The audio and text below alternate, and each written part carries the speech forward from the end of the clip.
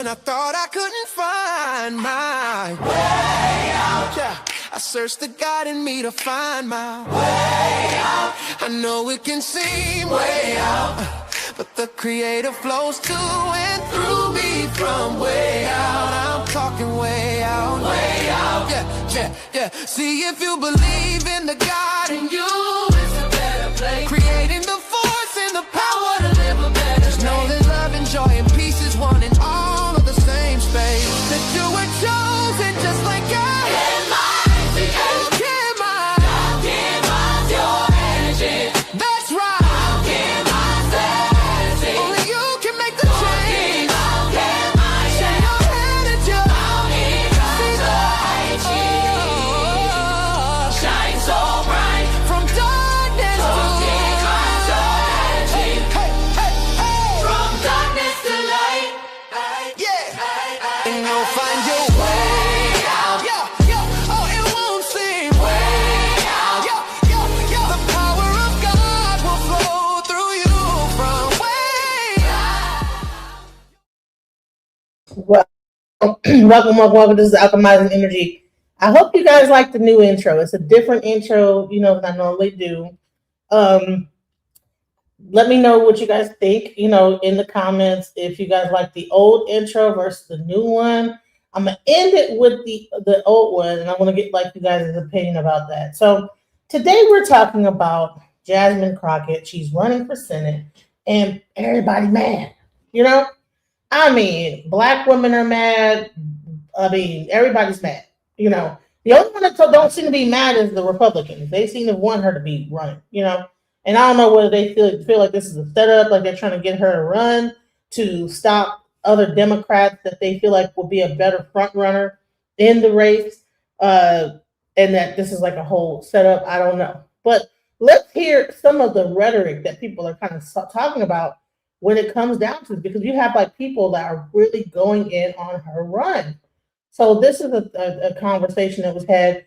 This guy is just completely against it. Let's go. Because it's everything I would want in a video. Jasmine Crocket is running for Senate in Texas, and the demographic you would imagine would support her no matter what, the black women, are the same people coming out saying, no, actually, we don't like Jasmine. We think her entire campaign is a fraud, and we don't trust her. Lest you forget, Jasmine Crockett's entire campaign strategy is axing black women for their votes. I'm asking y'all to vote for me. Ask.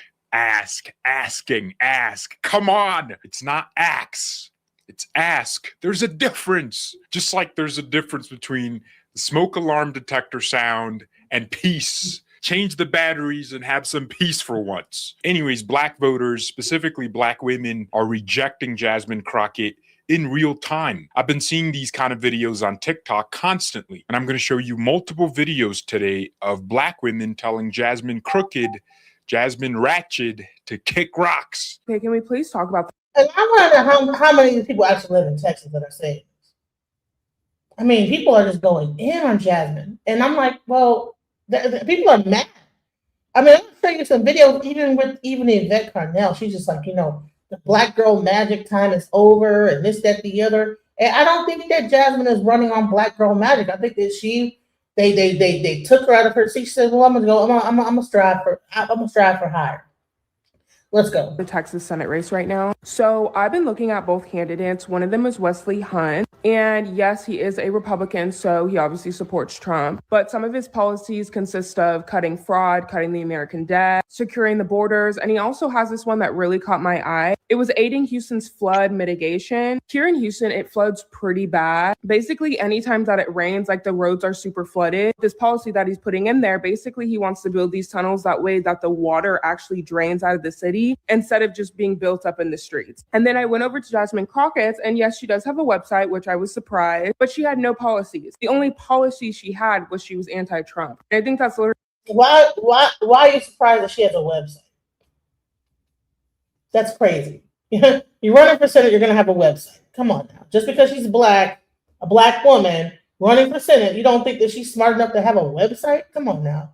This is the type of stuff that I think is ridiculous. Let's go. pretty crazy, because what does that have to do with Texas? What is that, being anti-Trump, what is that doing to help Texas? So whenever y'all go to vote, for your senator, think about the things that you want to be better in Texas. Don't just vote for someone because they're anti-Trump. And mind you, Jasmine isn't running against Donald Trump. She's running against Wesley Hunt. So again, Trump has nothing to do with that. This is so refreshing to hear. She's realizing Democrats don't run on policies. They run on Trump bad, we good. Does this girl sound like a black conservative? No, actually, she sounds like someone who would normally vote for Jasmine Crocket. Here's another one for you, and I really like this one. Speaking about black women like their cars.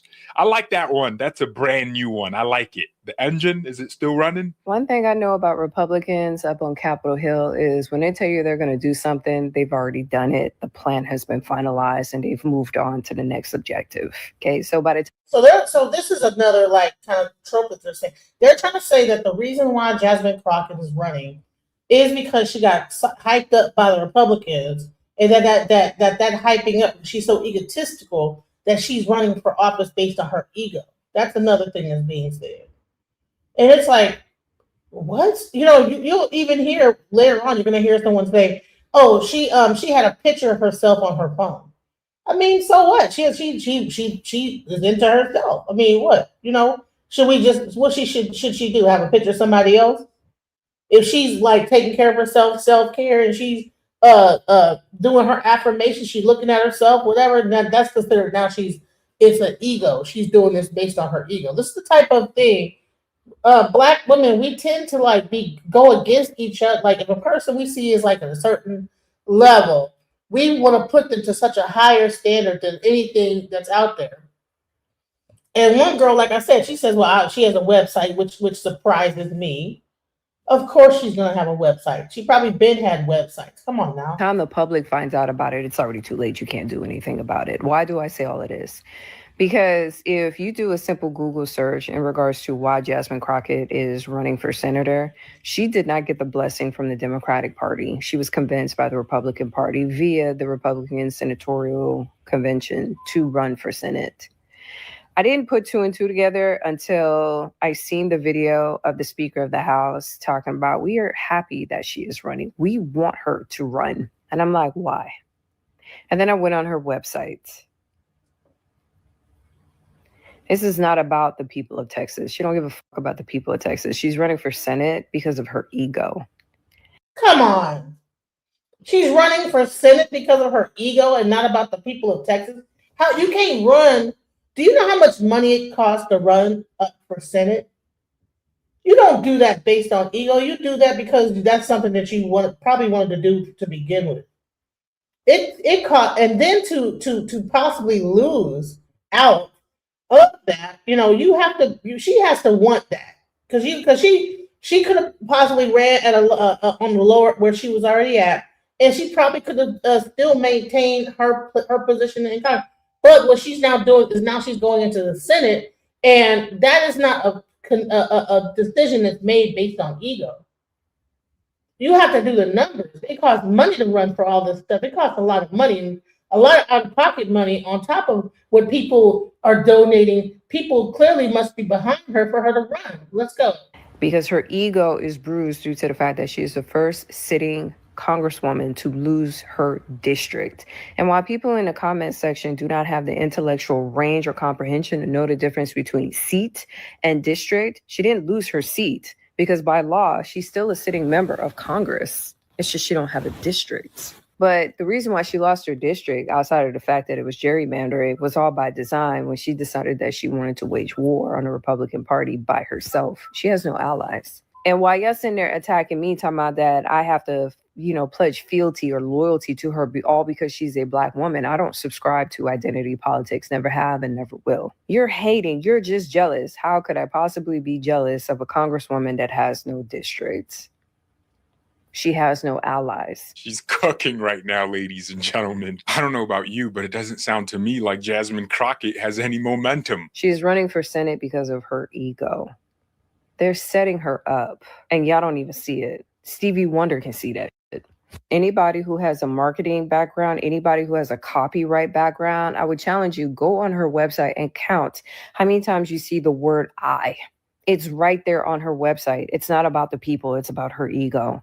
She is fueling and feeding her own ego. I, just because she has I on her thing? What are we talking about? Only us do this to each other. We're the only ones that do this, would say stuff like this. You understand what I'm talking about? We will say because she has too much on her website. Come on now. It's one thing to declare war or have a beef with one or two members of the Republican Party, but to declare war on the entire Republican Party at all levels of government, and you're alone and unafraid and by yourself and you have no allies to stand with you, child, sweet baby Jesus, you bit off more than what you can chew. And this is why I said in the original video, she did not read the room at all. You know, you do not hunt what you cannot kill. This lady has way too much common sense to be a liberal. You're so close. You already rejected identity politics. Just come over. We're a big tent. We have all kinds of people in here. I have more for you, but I want to prepare you because you're not going to believe this. The theme with those two ladies is that Jasmine Crocket is running for her ego. She doesn't care about Texas at all. But there's an even bigger block of anti-Crocket black voters who are coming after her for her stance on Israel. Apparently, Crocket has a pro-Israel voting record. And so the leftist pro-Palestine people, who the Democrats propped up all these years, who Crocket probably propped up as well, are now saying we can't vote for Crocket because he is pro-Israel. Exhibit A. Jasmine Crocket is pro-Israel for free. Pro-Israel for free. She doesn't get paid for it. She lobbies for the stay of Israel for free. Every single day you get on this app and show us how you really feel about Palestinians, because Israel is a limit test. I think she meant litmus test, not limit test. Any politician willing to vote or in favor of Israel needs to go. Why is it only like, oh, identity politics, we don't care about Palestine anymore? Like, what the This has nothing to do with purity politics and everything to do with the fact that you guys don't have fucking principles. You guys don't give a fuck. It's really voting the blue no matter who. But you will learn very quick that that's not going to fucking happen. She has a little mouth on her. We're going to have to do some censorship. Another one, baby. Let's talk about Jasmine Crocket, shall we? Y'all have very short memories. The memories that you pull from the past seem to erase every 15 days. And there's an inability to connect past actions, particularly voting actions, to your current state of being and the future self that you want to be at. Some of the same creators who are telling you, hey, don't be a single issue voter, relax your morals when it comes to who you're voting on. No politician is perfect. A lot of these same lines that you're hearing during the 2024 election, which didn't get you shit in the first place, are the same people not even 2 months ago who were complaining about how Chuck Schumer was a spineless, feckless individual who couldn't be trusted.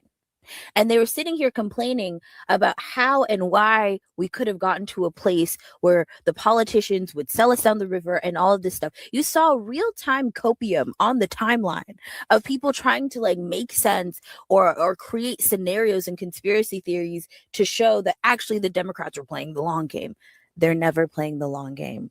Newsflash. If you haven't picked up on the context clues, newsflash. And these are the same people who are coming on here talking about the Jasmine Crocket potentially being, taking a Senate seat for the state of Texas, voting for her, even if she supports this, even if she supports that. You're a single issue voter. You're not caring about people. This is anti-Black. All the identity reductionism, the identity politics that are being blasted in our faces right now is something that, it shows that 1, y'all don't remember, 2, y'all don't learn, and 3, y'all can't piece very simple information together. So vote whoever you want to vote in. If they're Black, support them. If that's your political strategy, do it. I don't really give a fuck. But when we're in another situation, inevitably, which we will be, where you want these people to stand up for you and not be selfish, please don't come on the timeline complaining, because the North remembers. We see you, and y'all act a fool and make yourselves look like fools every time. And all we're telling you is to just use the hindsight that you've been given. Hindsight is 2020, but y'all insist on covering your eyes. So good luck with that. So she's saying good luck to any of you that are voting for Jasmine Crocket, because she's going to screw you over. So all the people that lack critical thinking skills that are saying that Jasmine Crocket is going to lose because y'all can't get over Israel, I want you to remember that she's running primaries right now. This is the primary. She's going up against another Democrat, James, who is calling for a ban on weapons to Israel. She's going to lose because she is against universal healthcare and is for sending money to a country that has universal healthcare while the people in this country are suffering. People's healthcare premiums are about to be on the rise in January. Everybody's about to experience such drastic increases in their premiums in 2026 that it's going to cause people not to be able to go to the hospital, and it's going to result in people's death. She is against universal healthcare. That is why she's going to lose. She's also going to lose because she is in the same state that made people sign declarations to Israel before Gaza saying that they're not going to boycott Israel in order to receive FEMA money after Hurricane Harvey. She's going to lose because this is anti-American and people are sick of it. She's not going to lose because we can't get over Gaza. She's going to lose because she doesn't stand for anything. And what makes this weird is she doesn't even accept money from AIPAC. So her stance on Israel is out of her own volition. She's doing this because she wants to, not because she is being paid like all the other politicians are. You should be wary of somebody who wants to support a country committing a genocide after 2 years and doesn't have a reason for it. She's going to lose, but guess what? She's going to lose against a Democrat who actually is for these things, and I'm okay with that. Y'all need to get over this. This is the primaries. If you don't understand what primaries are, look it up. And you should watch the video below and how she answers the line of questioning, especially surrounding Israel's invasion of Lebanon and Israel's brutal use of the pagers where they set it off on random citizens, resulting in a little girl's death. Look at how she's answering that. She thinks Israel has a right to invade all the countries around them, and Israel has a right to self-defense, even though nobody was attacking them. Y'all might not like to think it, but Gaza is a litmus test. It is a litmus test moving forward. Every politician has to figure out where they stand. We did not spend the last 2 years watching a genocide unfold in front of our eyes to now just back up and say, okay, they're never going to change. Let's just continue to elect them. That's not happening no more. I don't know if that's how you like to vote, but that's not how I like to vote. I want to make sure the politicians are actually doing their jobs because they have not been doing their jobs up until this point. There's a reason why every single Democrat, Republican are all taking money from AIPAC because we have not done anything. And now is the time to do it. It's really interesting watching this dynamic play out on the left. You know, I think that it's interesting how it's a black woman, you know, and you're going to hear Yvette Carnell say, well, I would prefer a white man in there. I'm like, what?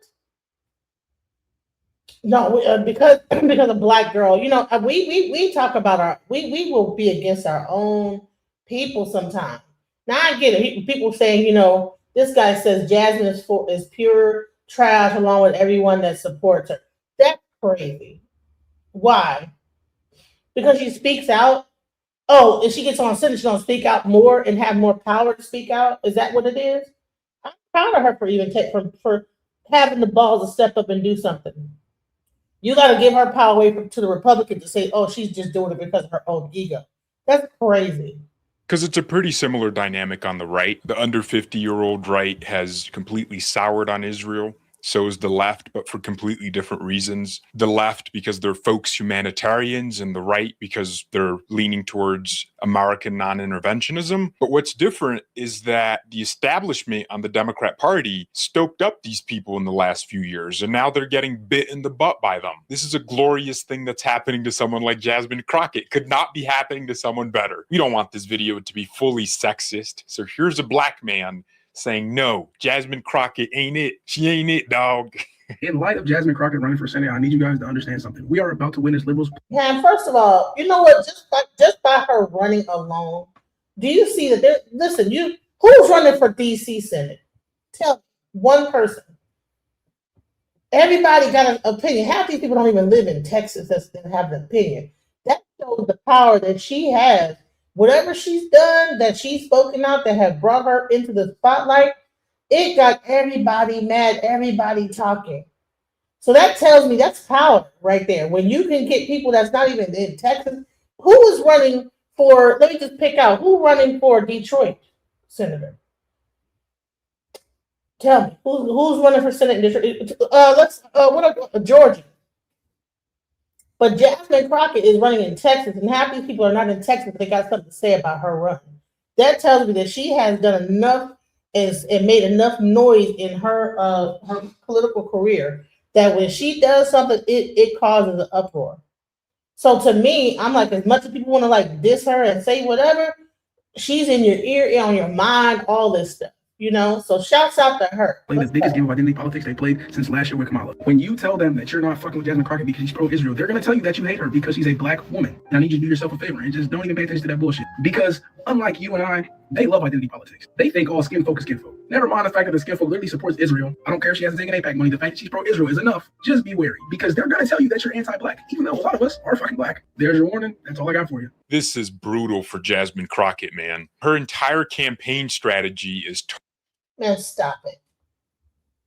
Being pro-Israel, like these people saying pro-Israel don't even know what the hell they're talking about. They're just repeating talking points from somebody else. Oh, she's pro-Israel. Okay, like how many other people are in the Senate or in the whatever that are pro-Israel? But she's getting all the flack. Like I said, name another candidate that's running for senator in any other state that you can name off the top of your head. You can't, but you know about her run. That tells me that's influence right there. And then they want to make it into, oh, that's because of her ego. They want to make it like that she's just an egotistical person when she's been speaking up about everything going on and been one of the main people talking about like the people and stuff like that. So let's go. Turnout, and it doesn't look like these people are going to be turning out for her. Before I go, I have one more treat for you. This is Wesley Hunt obliterating Jasmine Crocket. Baby, because these people, they are crazy, because they always talk about how Christian they is. Yeah, I don't know how many of them on that side are getting divorced because they getting caught up sleeping with their co-workers, staffers. And going after people and making ad hominem attacks that are basically unfounded and unsubstantiated because you think this is the Real Housewives or something like that is not serious. And what I really want people to understand is being United States Senator from the great state of. So are they saying, oh, well, because she's not talking like this, you know, like, well, yeah, talk like this. In order to run for senator, you have to be able to talk like this. You have to talk like blah, blah, blah, blah. Everybody code switches. So she can insert an audience, she code switch. Come on now, I code switch. I can't go into like a corporate job and talk like, I will code switch in a heartbeat. I'll be over here talking how I talk, but then I'll go into a corporate environment and I will be, well, you know, according to the such and such, you know, I will code switch. Okay, she could talk the AAVE and she could talk the English. She would not be able, or the American like proper conservative, whatever she has to talk. Nevertheless, we are demonizing her because she will code switch at times. And sometimes she'll do it on the House floor. She wants, if she listen, that's authentic. Look, at black people, we code switch. We don't always talk like this when we're around her at the barbecue. When we're at the barbecue, we're not like, you know, according to, you know, the rule, you know, can I have some barbecue? Could you put that chicken on my plate, please? No. We at the barbecue, we talk one way. We at the office, we talk a little bit different. We talk like this. Okay. So bottom line is that if she's code switching, and then we get mad. Oh, this is not a great representative of us. Jasmine Crocket is a lawyer. She went through. She used to be a lawyer. She did everything, worked her way up into the position that she's in. And like I said, name another person that's running. The state of Texas requires a certain level of understanding, requires a certain level of love for this country. It requires a fighter. And I want to talk about the things that are most germane to what Texans want. We want border security. We want low regulation. We want low taxes. And quite frankly, I really don't care about, I think what she said about what they is doing, and they really are. But I really want to talk about what things are most important to Texans, and it is not the personalized and ad hominem attacks about members. It is about what makes Texas, Texas, and why I believe we and Florida are the two greatest states in this great nation. Nice. And that kind of leadership. You don't think this guy, when he gets around black people, will switch it up? You think he talks like that all the time? You think he just talks like this? Well, of course, blah, blah, blah, blah, blah. Get out of here. When he gets around black people, he talks a different way. You can guarantee that.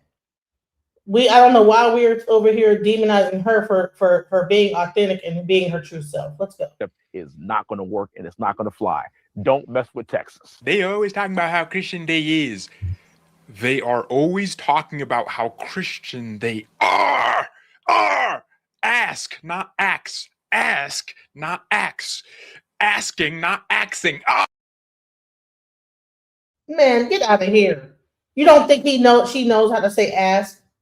She's a lawyer, for crying out loud. You know, You don't think she knows how to get in front of a judge and represent her client and speak proper?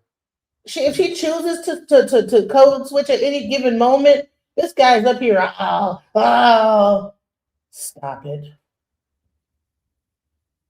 Florida and Texas are the top users of Obamacare. And you know what? Texas is, you're going to find out because I'm doing an interview with a guy, Detrick DeBurr, who's actually running for I think, the House or something. He's running for something, council in Texas for the city of Denton.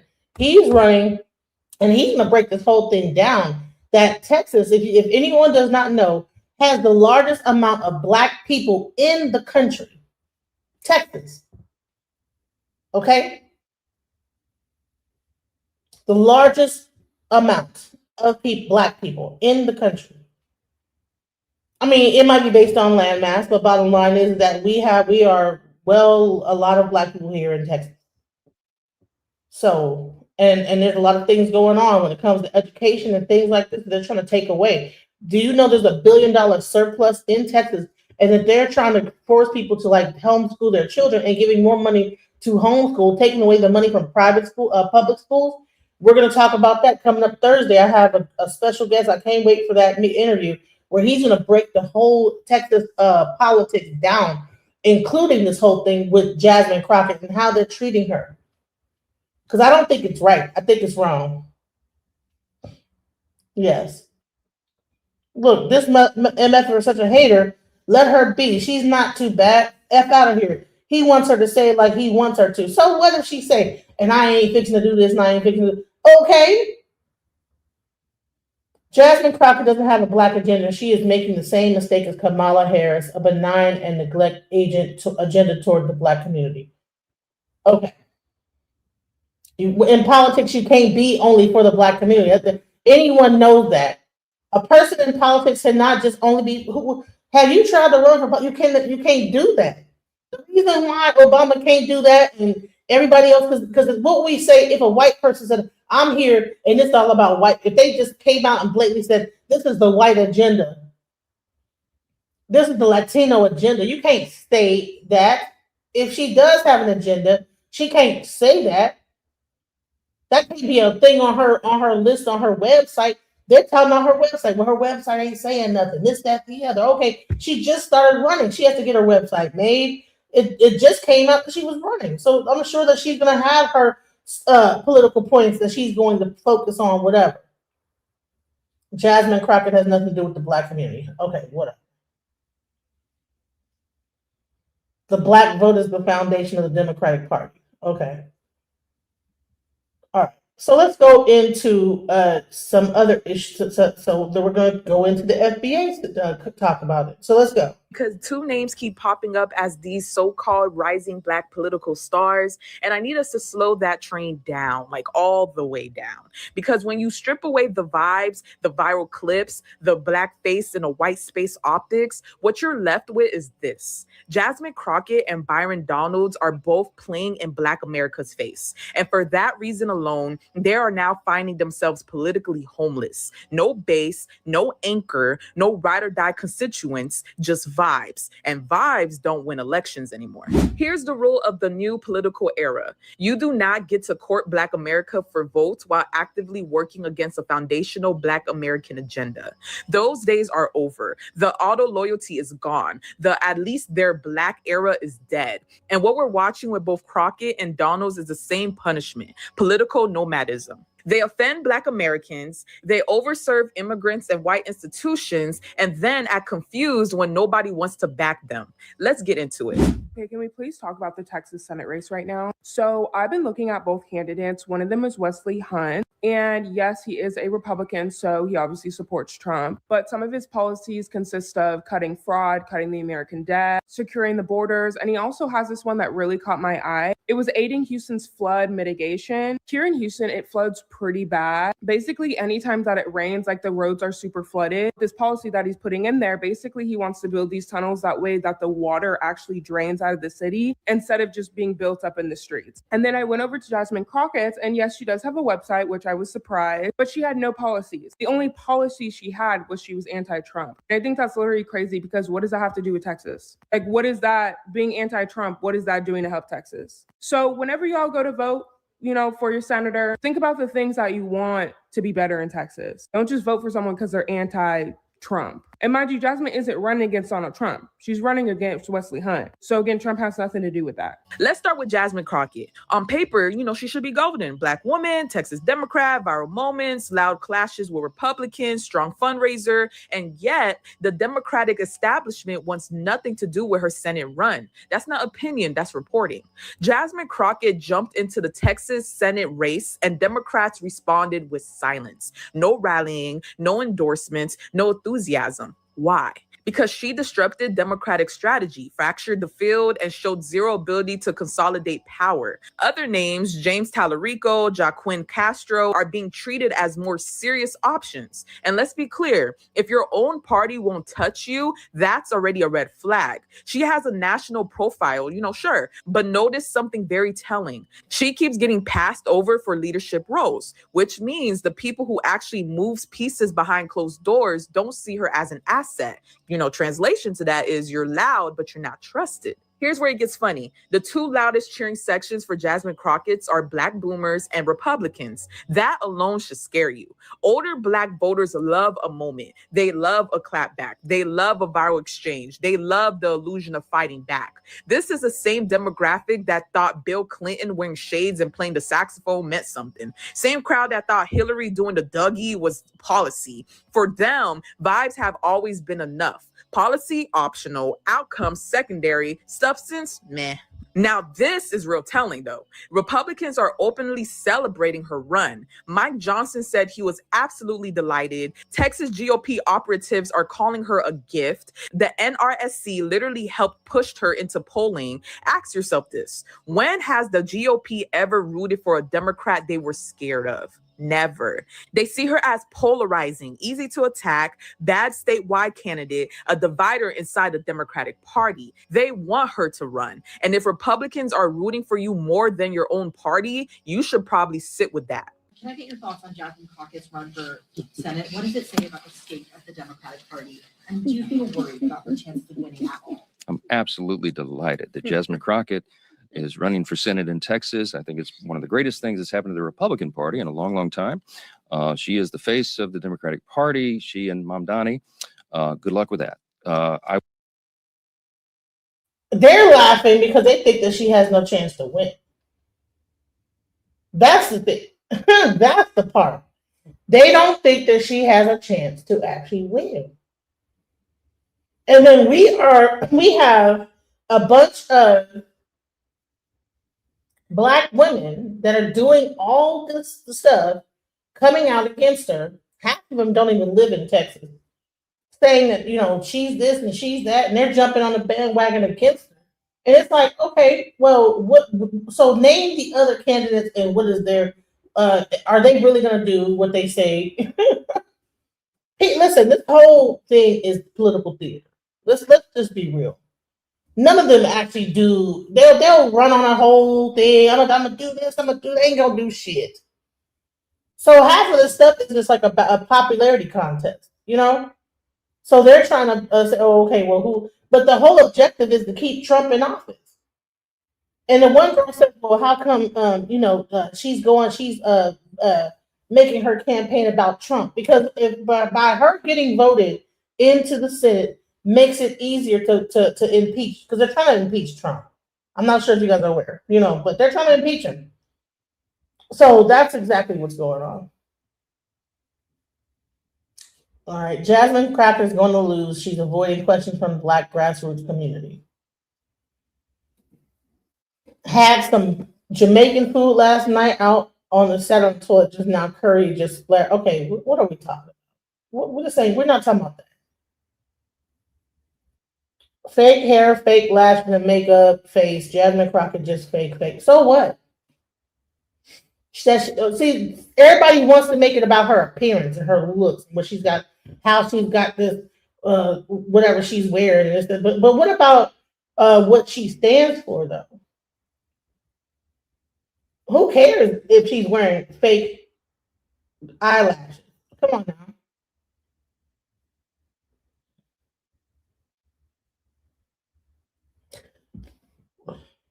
Whose side are you on? The first will be last and last will be first. Trump ain't going nowhere. But Trump, they're trying to impeach him though. That is definitely something that is happening. They are trying to impeach Trump.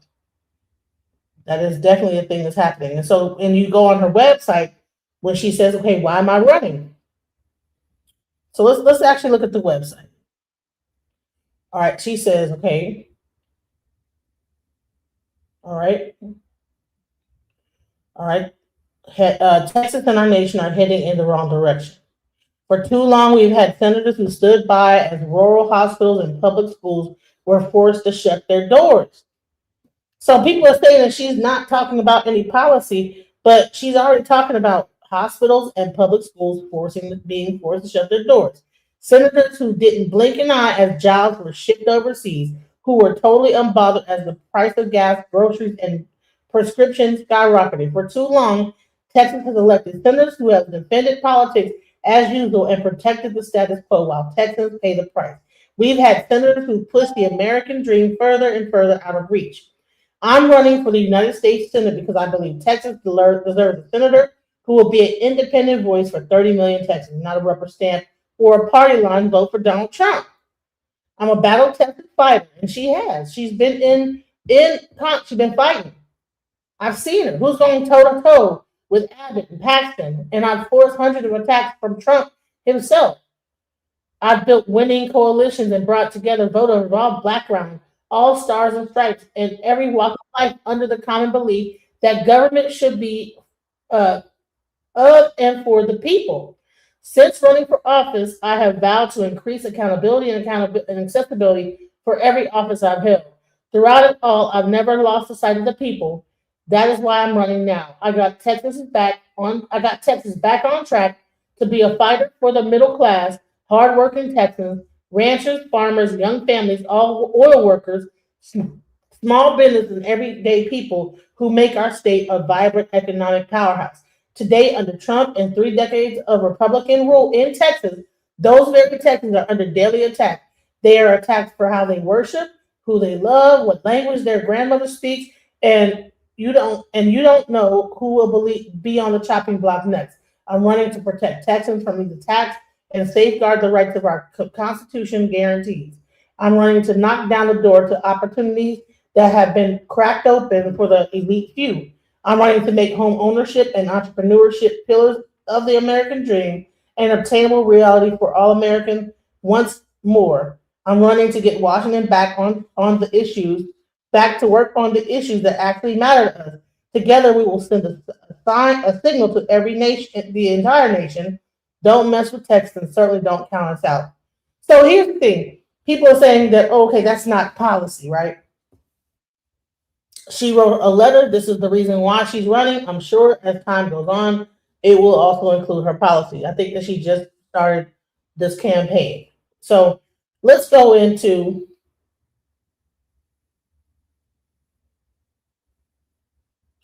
so Kamala Harris' website said the same thing, and she had $2 billion, and she still lost the election because of her benign neglect agenda toward the Black community. Well, that's questionable because some people say that she actually won and that the election was rigged. So I don't know. Well, that could be questionable. But let's go into this. Is the only thing. I don't necessarily agree with her with this initial commercial for her campaign. I'm like, okay, whoever is doing her whatever it needs, I think that this is not necessarily the best introduction commercial, because I'm like, okay, she put this out there, but then, okay, what is the answer? So let's go. How about this new one they have? Their new star, Crocket. How about her? She's the new star of the Democrat Party, Jasmine Crocket. They're in big trouble. But you have this woman, Crocket. She's a very low IQ person. I watched her speak the other day. She's definitely a low IQ person. Crocket. Oh, man. Oh, man. She's a very low IQ person. Somebody said the other day she's one of the leaders of the party. I said, you got to be kidding. Now they're going to rely on Crocket. Crocket's going to bring them back.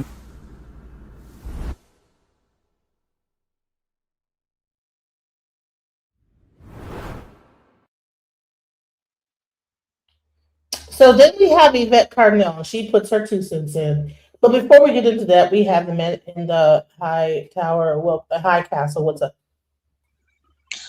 Rise and shine, everybody in America. It's great to be American. Yes, it is. A full-blood American, especially. Okay, so I am discussing Jasmine Crockett's 1%. So what are your thoughts on that? Let her run. If I'm speaking on the context of behavior, on why to let her run, if I was the opposition, I'm thinking in war. And the first thing in war you would need for your opposition to be unsuccessful, first of all, you want her to win. How come? She's unlikable towards her own party. She can never flip other people in my party to become one of her. Another thing, number 2, lack of resources. All her dark money that she was bragging about a few months ago, it's dried up. It's dried up. Who's her base? LGBTQ? And then look at her opponents. What do they offer? They have the ability to flip other Republicans into Democrats. She does not. Elevate her.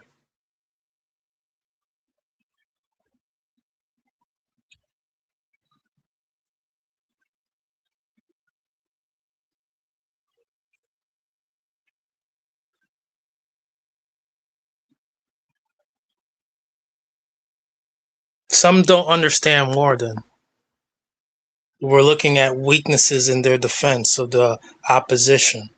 She has a whole bunch of cracks in her foundation that will be exploited. Let her run.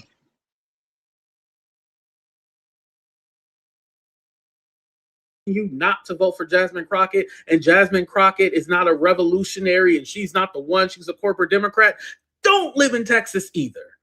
The Republicans are not even running ads on Jasmine Crocket. You know why? Because they got these crazy leftists that are doing all the work for them. Like, they don't have to. Full disclosure, I do not live in Texas. And a lot of these leftists who are telling you not to vote for Jasmine Crocket, and Jasmine Crocket is not a revolutionary and she's not the one, she's a corporate Democrat, don't live in Texas either. The Republicans are not even running ads on Jasmine Crocket. You know why? Because they got these crazy leftists that are doing all the work for them. Like, they don't have to do anything. I highly doubt they're spending millions on campaign ads against Jasmine Crocket because you leftists do it for them. First, you didn't want her to run. Okay, you didn't want her to run, but it's a primary. Everybody who wants to run should be able to run. Oh, James Tallarico is the best choice. Okay, well, if he's the best choice, he will win. He will beat her. So what's the problem? If Jasmine Crocket sucks and she's not the best choice, then she will not win. The issue is that you guys don't want her to win. That's really what it is. It's not that she can't. You don't want her to.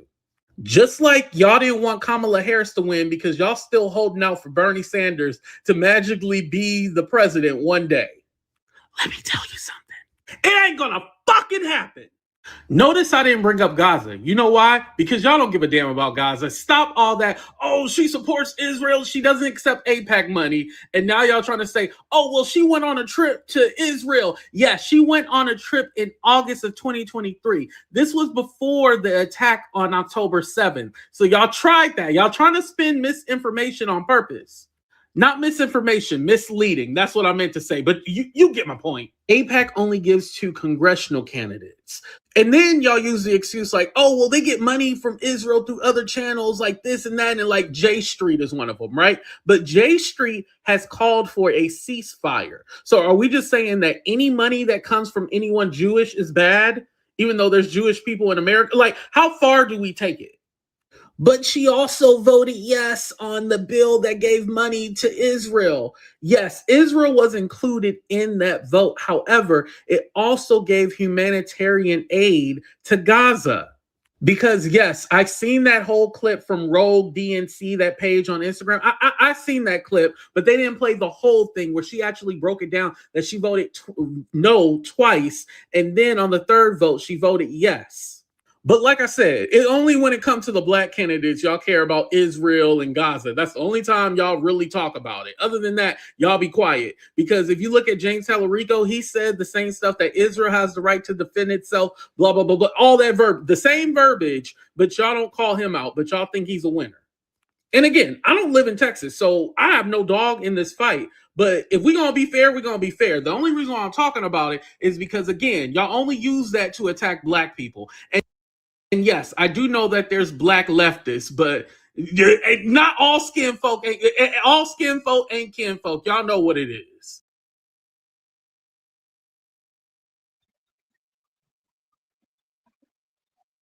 So, what's your reaction to that? I agree. I think that I think that people, especially black women, they feel like they don't like how she is representing herself. Just like, a person could be like at the Olympics and don't have their hair done, and you'll see a bunch of black women talking about how come her hair. Simone Biles, she's winning gold medals after gold medals, but then her hair ain't looking the best, and then you hear a bunch of black women getting on TikTok trying to say something. I don't know about that. Simone's a champion. Huh? I don't know about all that, but Simone's a certified champion. She's solidified.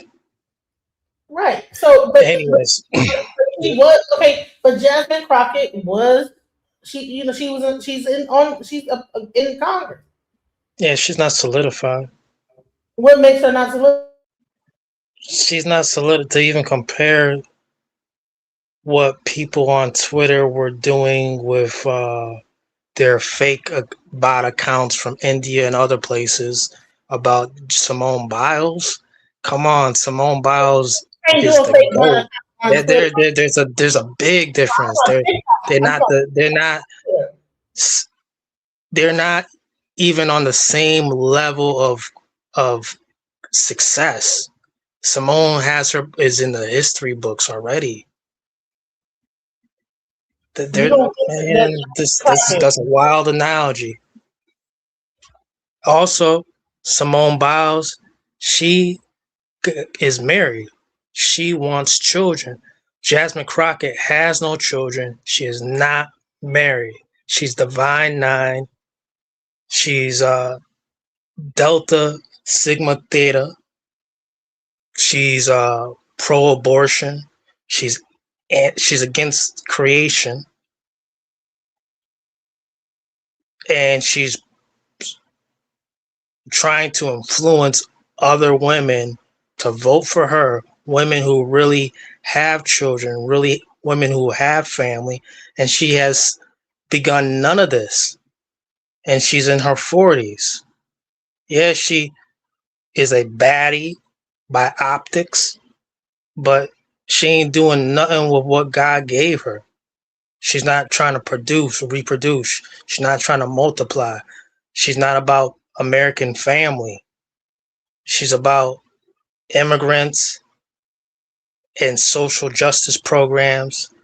She's a Marxist. She's a radical leftist. She's not married. She has no children. She's Divine Nine. She's pro-abortion. She's a eugenicist. She has nothing going on. Let her run. Let her run in the state of Texas. See how that works out. Just like Stacey Abrams. She's just another Stacey Abrams, but she's 1,000 times more attractive. Physically. That's it.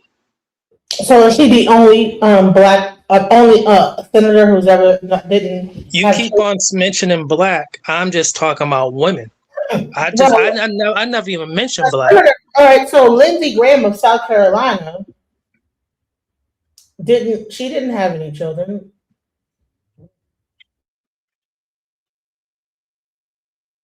What's that? Who is she? We talking about Jasmine Crockett. Because why are we talking about her? Because she actually has made her name known in when she's out there. She's speaking up. She's talking up. She's made her name known.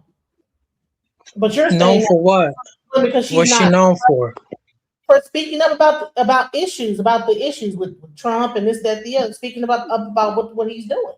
What is he doing that she's fighting against? Well, the one thing that she was doing was bringing it to light, all the different aspects of with the immigration and how like this whole. But I know you're pro that, and I would say I like with the way that she breaks it down. I don't disagree with what she's saying about how ICE is going around and doing things. And you're going to hear Yvette Carnell get into that. Let's go into it. Let me just bring her Thank up. you.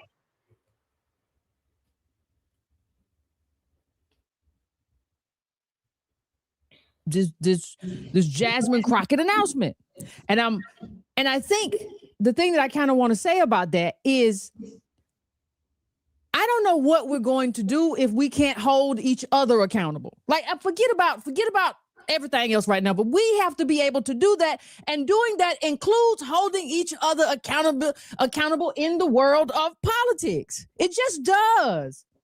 I don't, whoever don't like it, don't feel like, well, it shouldn't, and I don't know why it's that way. Whatever. That is.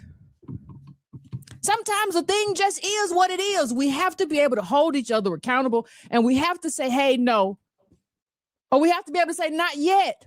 Or we have to be able to say, this is not the time. Or we have to be able to say, you need to learn a little bit more. Or we have to be able to say that, like, hey, you need to study policy papers more. You need to do, there's not going to be a campaign that's going to suffice without real politics and real policies. Now, let me see if I can bring this stupid thing. Y'all know I get mad at the technology. I'll never get mad at me. It's always user error, but I can't never get mad at me. Do y'all remember? Let me see if I can bring this up.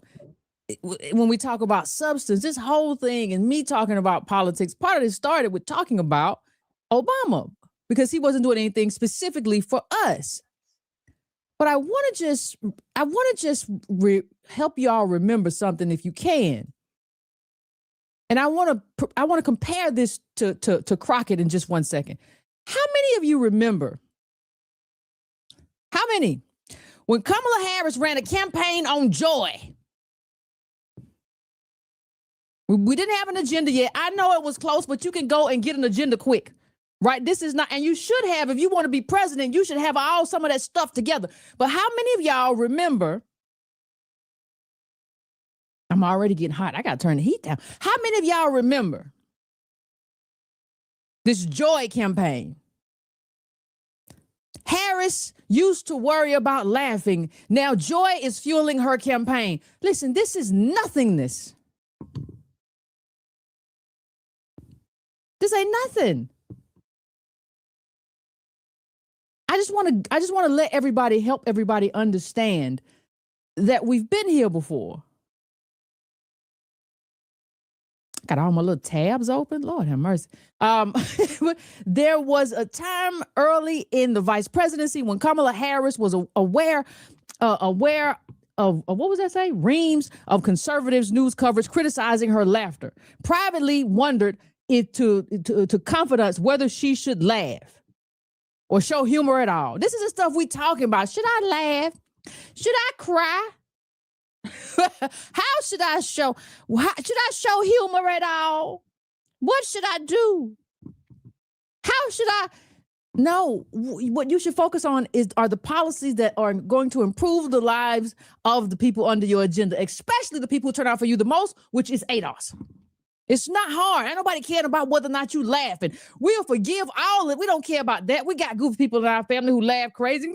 Good, but not like you. But it's a whole nother thing. We don't have nobody but we got goofy laughs. We don't have no problem with that. If you got the policy, we look over everything. They reassured her that she should, according to two people familiar with the discussion at the time, that she should still laugh. Still, imagine that being the campaign question you ask. Should I laugh? Now joy is fueling her campaign. Now I brought that up for a reason. Because I'm going to come out of here, but I did bring it up, not for just no reason at all. I brought it up because it looks like, when we talk about Crockett, it looks like she's headed in the same direction. Well, what do you mean? What are we talking about? Well, I'm just going to play you a little bit of Jasmine Crockett's announcement. Let me get it up here. So we're going to go more into Yvette Carnell's opinion about the whole Jasmine Crocket run, but I want to hear from Jasmine Crocket, okay, and her actual statements about her run, because a lot of time people are making their statements about things. Let's hear what she has to say. Let's go. Something of a down-to-the-wire decision for Texas Democratic Congresswoman Jasmine Crocket to run for re-election to her House seat or shoot for the U.S. Senate. Congresswoman announced her bid for Senate on Monday, joining an already somewhat crowded Democratic field. Joining us now is Congresswoman Jasmine Crocket. So congratulations on your announcement. Thanks. Your official announcement is just a video of you and an image of you while insults of President Trump of you play in the background. Why that decision? I mean, one of your opponents, Tallarico, he had a video, him with constituents, him with Texans. Why you solo? Yeah, so there's a couple of things. Number one, I wanted to do something different. Because number one, in order to flip the state of Texas, we're going to have to do something that we've never done.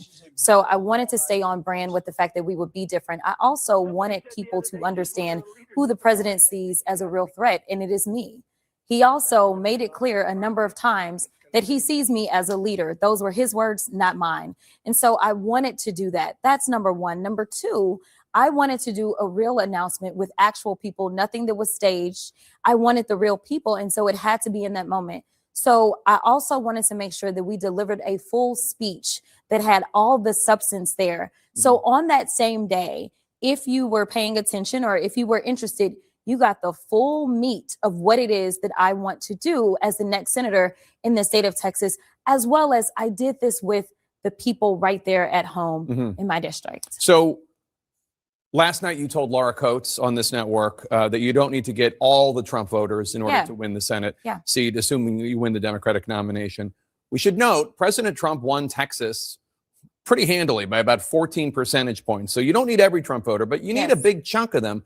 Explain the math to me. How does any Democrat, but especially one who is progressive and outspoken, how do you win over Trump voters? So this is what I want to tell you about. There's two things that we need to talk about that are separate things that I think both of them are necessary to win. Number one, we actually have to turn out more voters. If you do the research on the state of Texas, we typically rank the lowest in voter turnout period in the country. We've got to get that up. I want to say the most recent one that I remember, maybe a little over 50% of people turned out. When we looked at Georgia and we saw Georgia go blue, what they were able to do is they were able to get more people to participate. So that's number one. So for me, it was always about expanding the electorate. Number two, this is a great talking point that we've heard over and over and over, that maybe you need to sound like a Trumper so you can get Trumpers to be on board. But what we know is that there were Trump and Mondami voters. There were Obama and Trump voters. There were AOC and Trump voters. So a lot of people want to distill this down into something as simple as, oh, it's progressive or it's this. But the reality is that people vote for who they believe in. They vote for the people that they believe really care about bettering their lives. And what we know is apparent is that a lot of people have been turned off by Trump. When we look at Tennessee, I'm not asking you to look far north or over in California. When you look at the red state of Tennessee, he won that seat by over 20 points, yet it came within single digits. When you look at Mississippi, they flipped 2 Senate seats. When you look at Georgia on November 4th, they elected 2 Democrats statewide. So what I am saying is people are finally saying, you know what, even those that voted for Trump, because there's plenty that regret it. And I think that those people would be more willing to listen at this point. But I think you've got to expand the electorate and you got to talk to anybody who actually says, you know what, he played us. Let me tell you, let me ask you about a quote that you've made that has some Democrats worried about your ability to win statewide. In a December 2024 Vanity Fair profile, you talked about, quote, and I'm going to read a lot of the quote just to put it in the context, quote, all the complexities within the Latino community.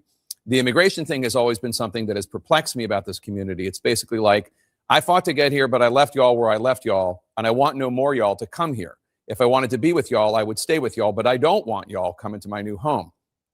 It almost reminds me of what people would talk about when they would talk about kind of like slave mentality and the hate that some slaves would have for themselves. It's almost like a slave mentality that they have. Now, about the time that that was published last year, around 1 million Latino voters in Texas were voting for Trump. Do they all have slave mentality? No, and that's not what that said at all, to be clear. It did not say that every Latino has that type of mentality. No, but the ones that vote for people who believe in strong or Trump's immigration policies. So I don't believe that the people that voted for Trump believe in what they're actually getting. That is number one. What Trump said is that he was going to kick out the bad guys. And that's what I was talking about. I've been down to the border. I've been down to South Texas. I've campaigned down there. And so I am talking about exactly what was going on when I was down there on behalf of the Beto campaign. In fact, when he was running for governor, I was sent as a surrogate. And I said, talk to me about what is going on. Why is it that they believe that they can win Latinos down here? Like, I don't understand what's happening. And there were people that were saying that they had fought and they had done everything the right way, and that there were bad people that were coming that were doing it the wrong way. And so they were saying, no, we left. And I mean, when you think about people that are leaving asylum, they are leaving areas and situations that they feel like are harmful to them. So yes, they're like, no, I don't want to be in this dangerous situation. And that's what I meant. But at the same time, I knew what Trump meant, because Trump had a record. Trump had a record of locking up kids and putting them in cages. So I knew what Trump meant. And so that's why it wasn't making sense to me. And ultimately right now, I just came from a joint hearing that we were having on the Senate side. It's the Senate as well as the House. The first time I've had a joint hearing ever since I have been in the House. Mm-hmm. And I was listening to Latino American citizens that have been arrested by this regime. Some of those people may have voted for Trump. I don't know. But they agree that what he's doing now is wrong. And it's about right versus wrong and not right versus left. And he sold them a bag of goods. And I knew that that's what he was selling because I knew his record. All right, Jasmine Crocket, we'll leave it there, but we know you'll come back and answer our questions as you always do. Yes. Congresswoman Jasmine Crocket, fresh Senate candidate. Thank you.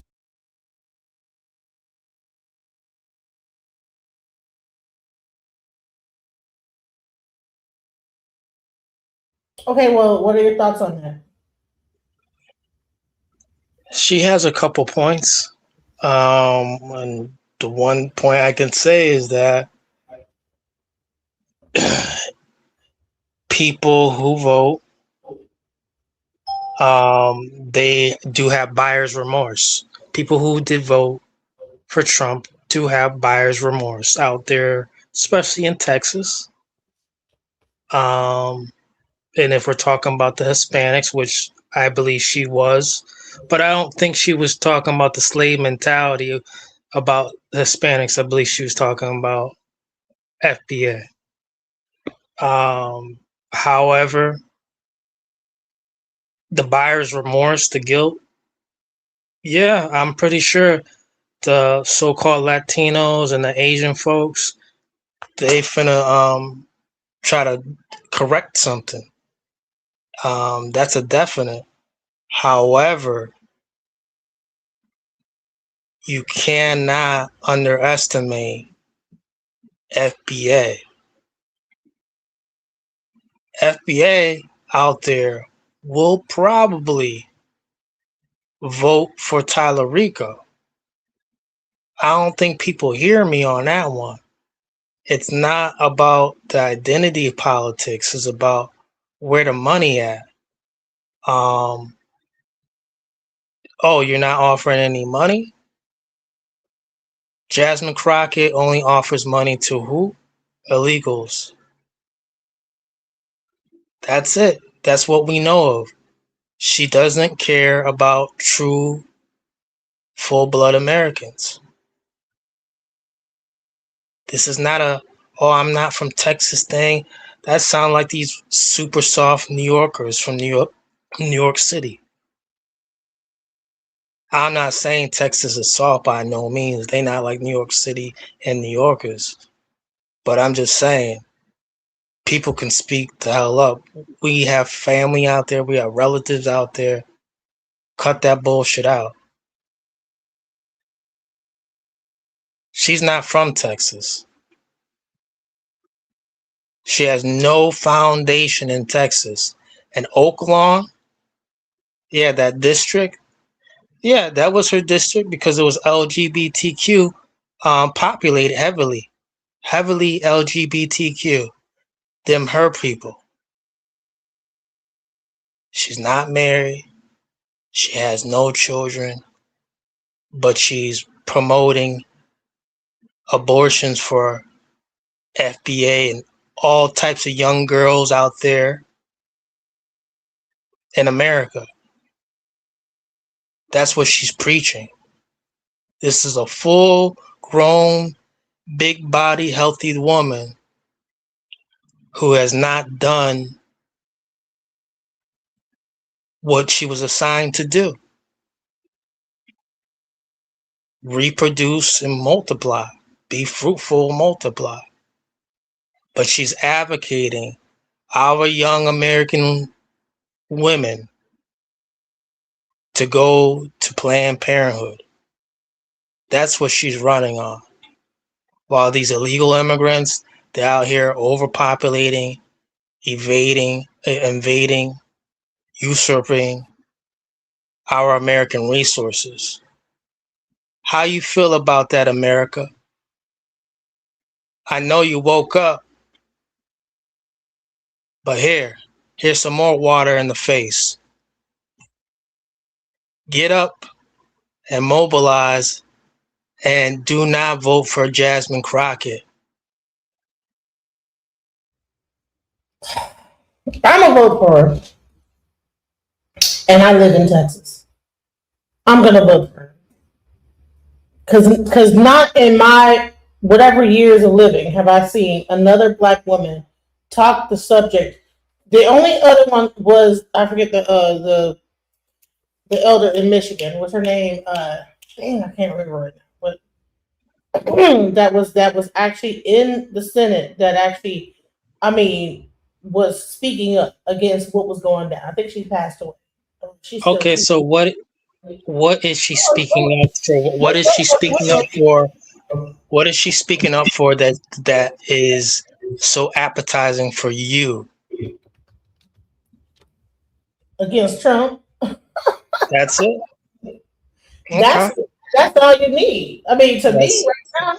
Why? Because all of the things that he is doing right now is so if she offers money for more assistance for illegal immigrants, you fine with that? Listen. I say this is that in Texas, illegal immigration actually helps the community because if anybody knows that once they started to attack illegal immigrants, listen, things began to change in Texas, even down to, I would say, like the people that were working and all this stuff in Texas, like farmers and this, that, the other, all those illegal immigrants that were working in Texas, people that were actually coming here and getting work and doing stuff. They're now the whole thing is switched over, and so everything has gotten more like expensive. So I would say, when you need to build and do these things, everybody's not going to do those. Nobody wants those jobs. So there's people that will take those jobs. So when it comes down to infrastructure and building up, and those building projects, those are the ones that are going to take those jobs. Building what for who out there in Texas?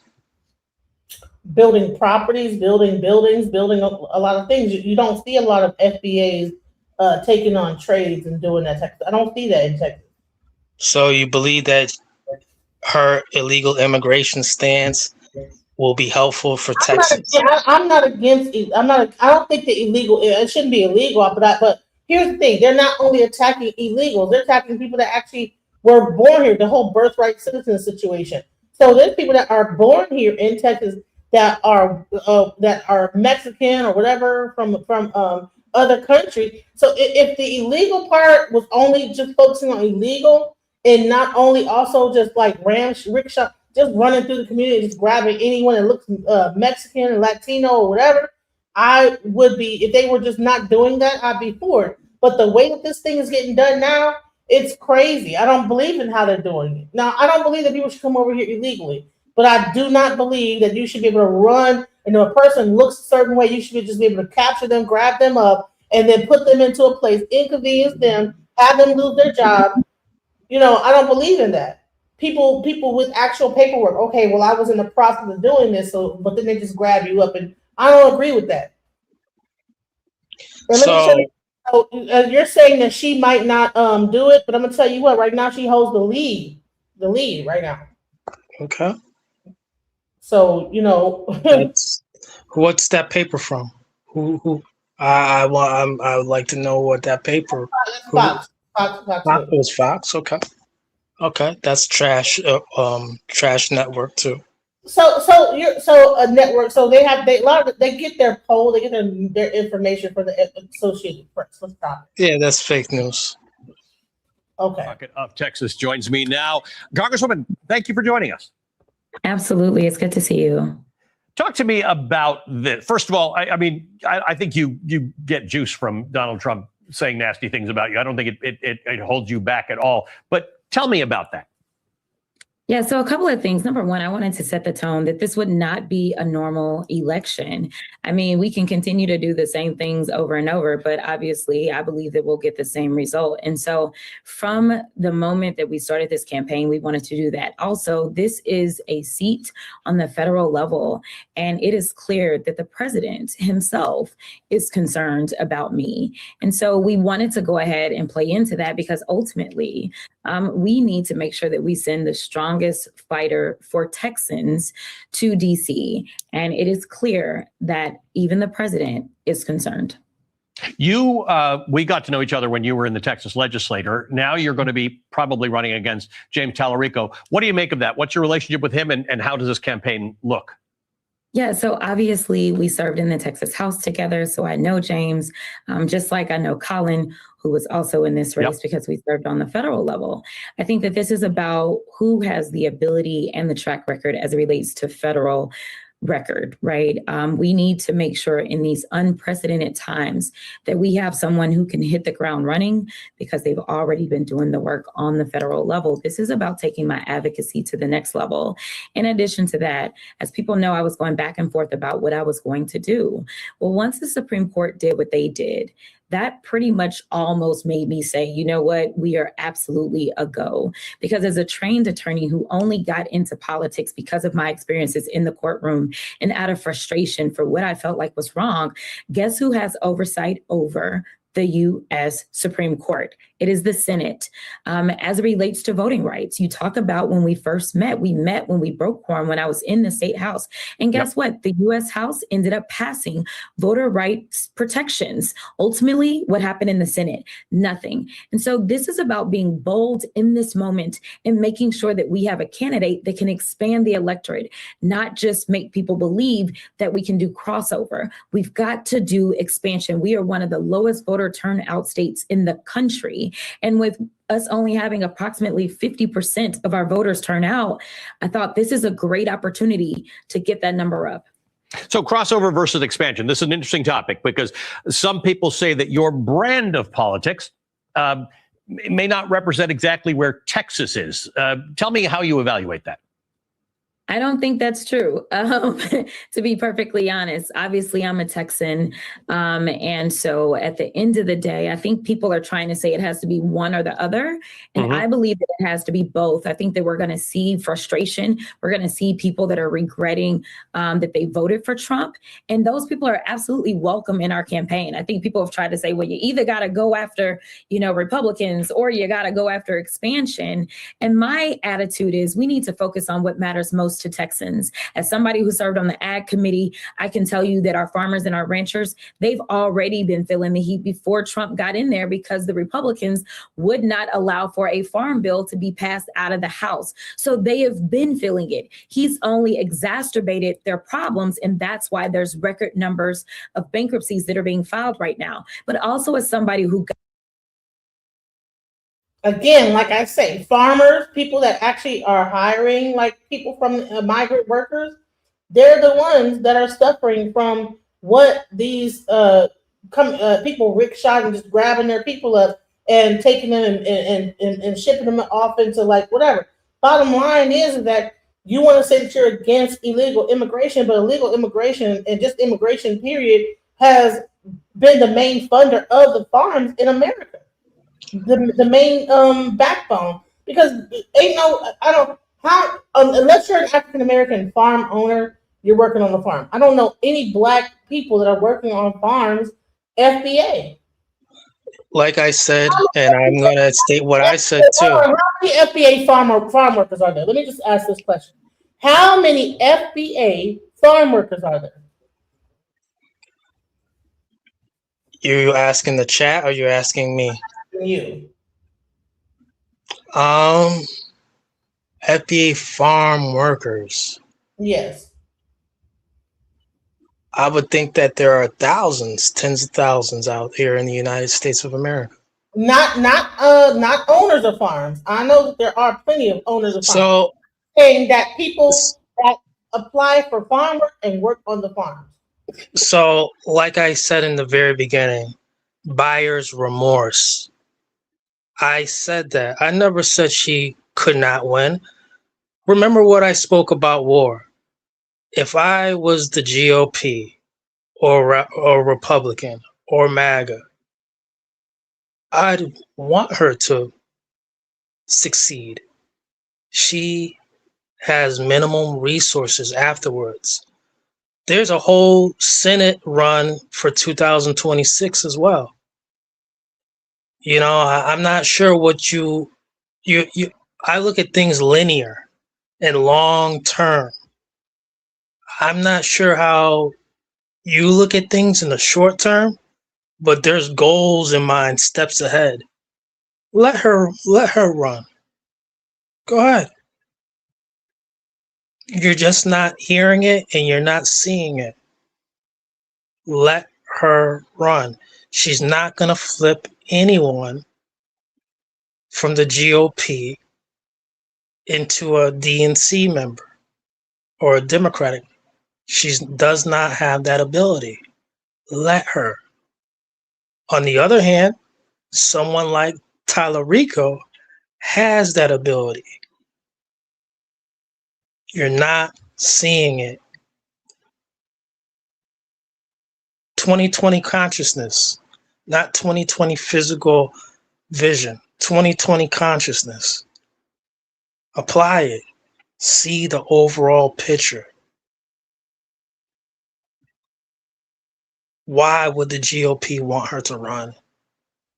So you're saying that, okay, that man, it's war. In Texas, right? If she wins, that she's not going to have any support as a senator and Texas will go down? Really? If she wins the Senate, are you saying that it just will guarantee a win for the Republican person? Mm-hmm. That later part right there. Okay. Right. Big bank take little bank. Okay, could be. That could be a thing. And I did say that earlier. I said that they're saying that the Republicans want her in office to make it easier to win against. Mm-hmm. Yes. But here's the thing. If we didn't have as many people, like as far as black people getting online and talking against her, black people also have the largest amount of black people in the whole country in Texas. So and there's plenty of black people who are under assumption, oh yeah, we don't have IDs to vote and all this other nonsense, you know?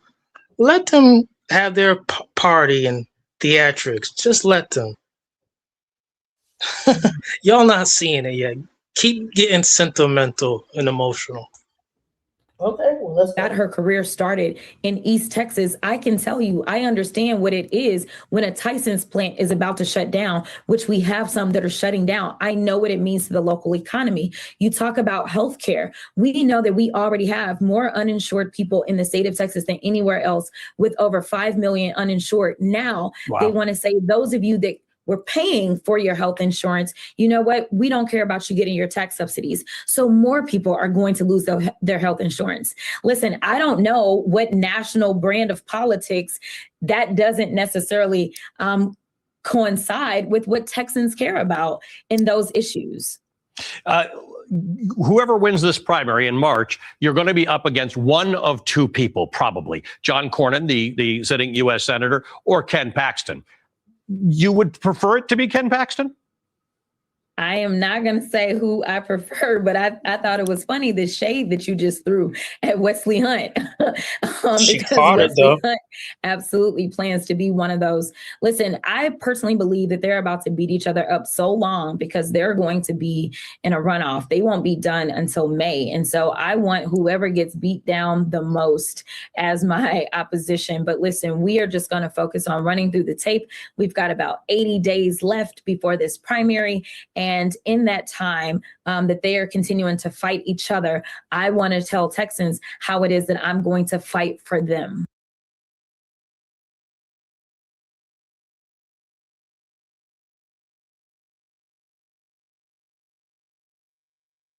Hit the like button, subscribe and share. Someone saying this will be hilarious. Kevin says Ohio farms are done. Well, Texas farms are not all the way done. There's still people that are still doing stuff. But here's the thing: what she's talking about is that, like I said, when you take away migrant workers, you take away that aspect. That is a big blow to the farms in Texas. You take away ranchers that have the experience. I mean, even down to me. I work in the airport. Like, it's very important to have the people that are working the airport. And a lot of those people are DEI. So all this stuff that Trump has been doing is causing like a stain on the whole aspect of his whole reign as a dictator. And I think at the end of the day that this whole thing, what the objective is they want to get him out of office. That's what they want. They want to impeach him. And that's pretty much where everything is kind of heading towards. They're trying to put things in place to impeach Trump. And like I said, I have a guest coming up that will be here on Thursday. That's going to break the whole thing politically down, the politics in Texas. For those of you all who may not have seen it, I'm going to play a little bit of it for you. And let me say this. So this whole conversation that we're having here is getting into, how us Black people are looking at this. Yvette Carnell, is she a Republican or a Democrat? Do you know?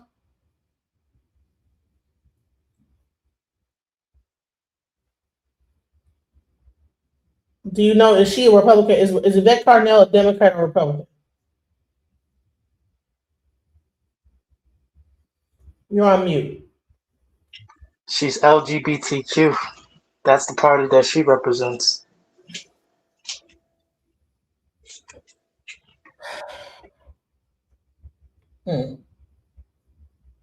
But she also started the ADOS movement. So is FBA against ADOS? Because she's LGBTQ? I'm not answering it on behalf of what you're speaking on, but I am a full-blood American. All right, so she's a Democrat. Okay. And I will say that, I will answer that for myself as a full-blood American. She doesn't, her policies and her alternative death style does not fit what I truly support and have been, was giving me life, which is creation. My folks, my family, they are for creation, and they're not against the creator. So I support those who are with creation and Yvette Carnell.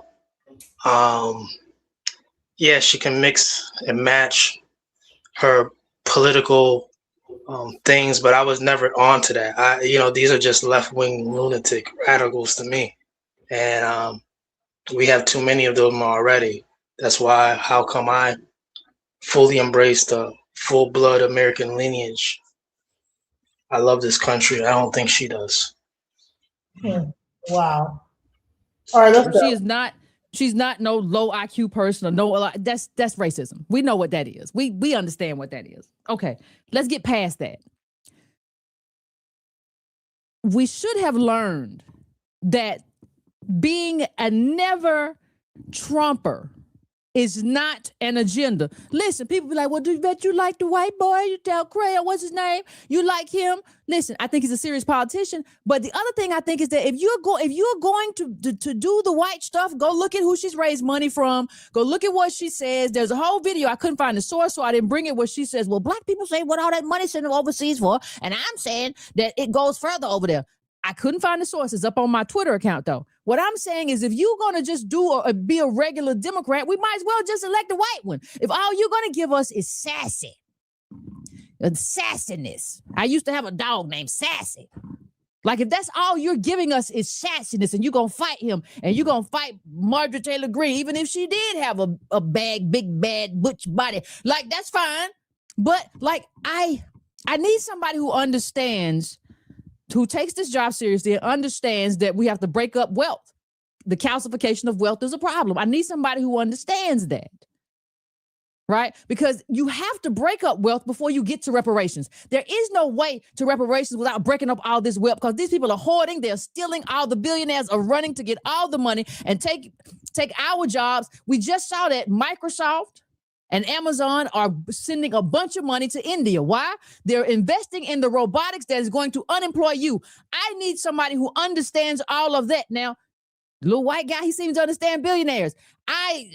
We got to break that up. I don't need somebody. We got to break that up first. I don't need somebody who is just going to go to Jamal Bryant's church and talk about Marjorie Taylor Greene wasn't going to talk about me.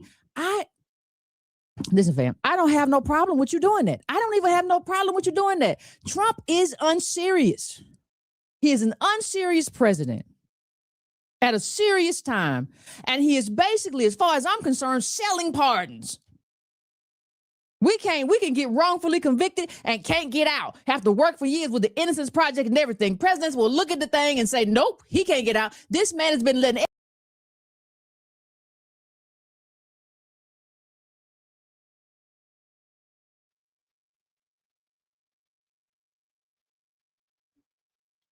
probably pronounced that wrong. And Thomas Massey kind of showed us, they worked together bipartisanly and with the Epstein files, and showed us the direction of how you beat Trump. You beat him with seriousness, not trying to meet him where he's at. And you cannot do this. You cannot run a campaign by, hey, Trump is talking about me. I am the resistance. You are not the resistance just because Trump is talking about you. He crazy. He might be talking about anybody at 4 o'clock in the morning. Go to bed. He might wake up talking about you and just calling you low IQ because he know his base eats it up. That doesn't mean that you necessarily need to run for the U.S. Senate. We have to be able to hold people, our own people especially, accountable when it comes to this kind of thing. You absolutely cannot say that, oh, I am the resistance. Based on what? Fam, I don't think that I am asking an unfair question. I don't. If I am, I am, but I don't believe I am. I don't believe I'm asking an unfair, because I believe, this is what I believe. Let me just slow this down a second. I believe with everything in my heart and the cackles of my heart that ADOS, we have a serious problem. And our serious problem is that our leaders have been captured for a very long time. And we have to figure out how to deal with that. See, when I look at Jasmine Crocket, I see James Clyburn 2.0. I see the same thing, the same captured group. And we have allowed people, listen, the white people, they get busy now. They used to be scared to talk about Negroes. Oh, I don't know. I'll be accused of racism. I don't want to say nothing. They get live now. You are in danger. If we don't change our politics, we are in danger of being taken over by the left, by the pro-immigrant left, because they are the ones who are saying some of the stuff like, hey, let's do the buses. Hey, let's do the rent control. They are saying stuff that we need and that poor people need, stuff that our politicians are afraid to say. Don't nobody care about your black girl magic. I hope that era is over. Okay, so you say that she's LGBTQ, and I mean, RS, yes, she's LGBTQ. She's speaking. You know, I see what she's saying. You know, black girl magic is over. Speaking on, like, I mean, do you agree or disagree with what she's saying? define black girl magic. So what they're saying is that, you know, black people running. You know, there's like this whole thing about, you know, the whole thing, like, okay, you know, Kamala Harris, black girl magic, whatever, you know what I'm saying? And that people were kind of running on that, like, whole thing of being a black woman and the empowerment and with all that stuff. And she's saying, like, bump all that. We need, like, you know, find the candidate.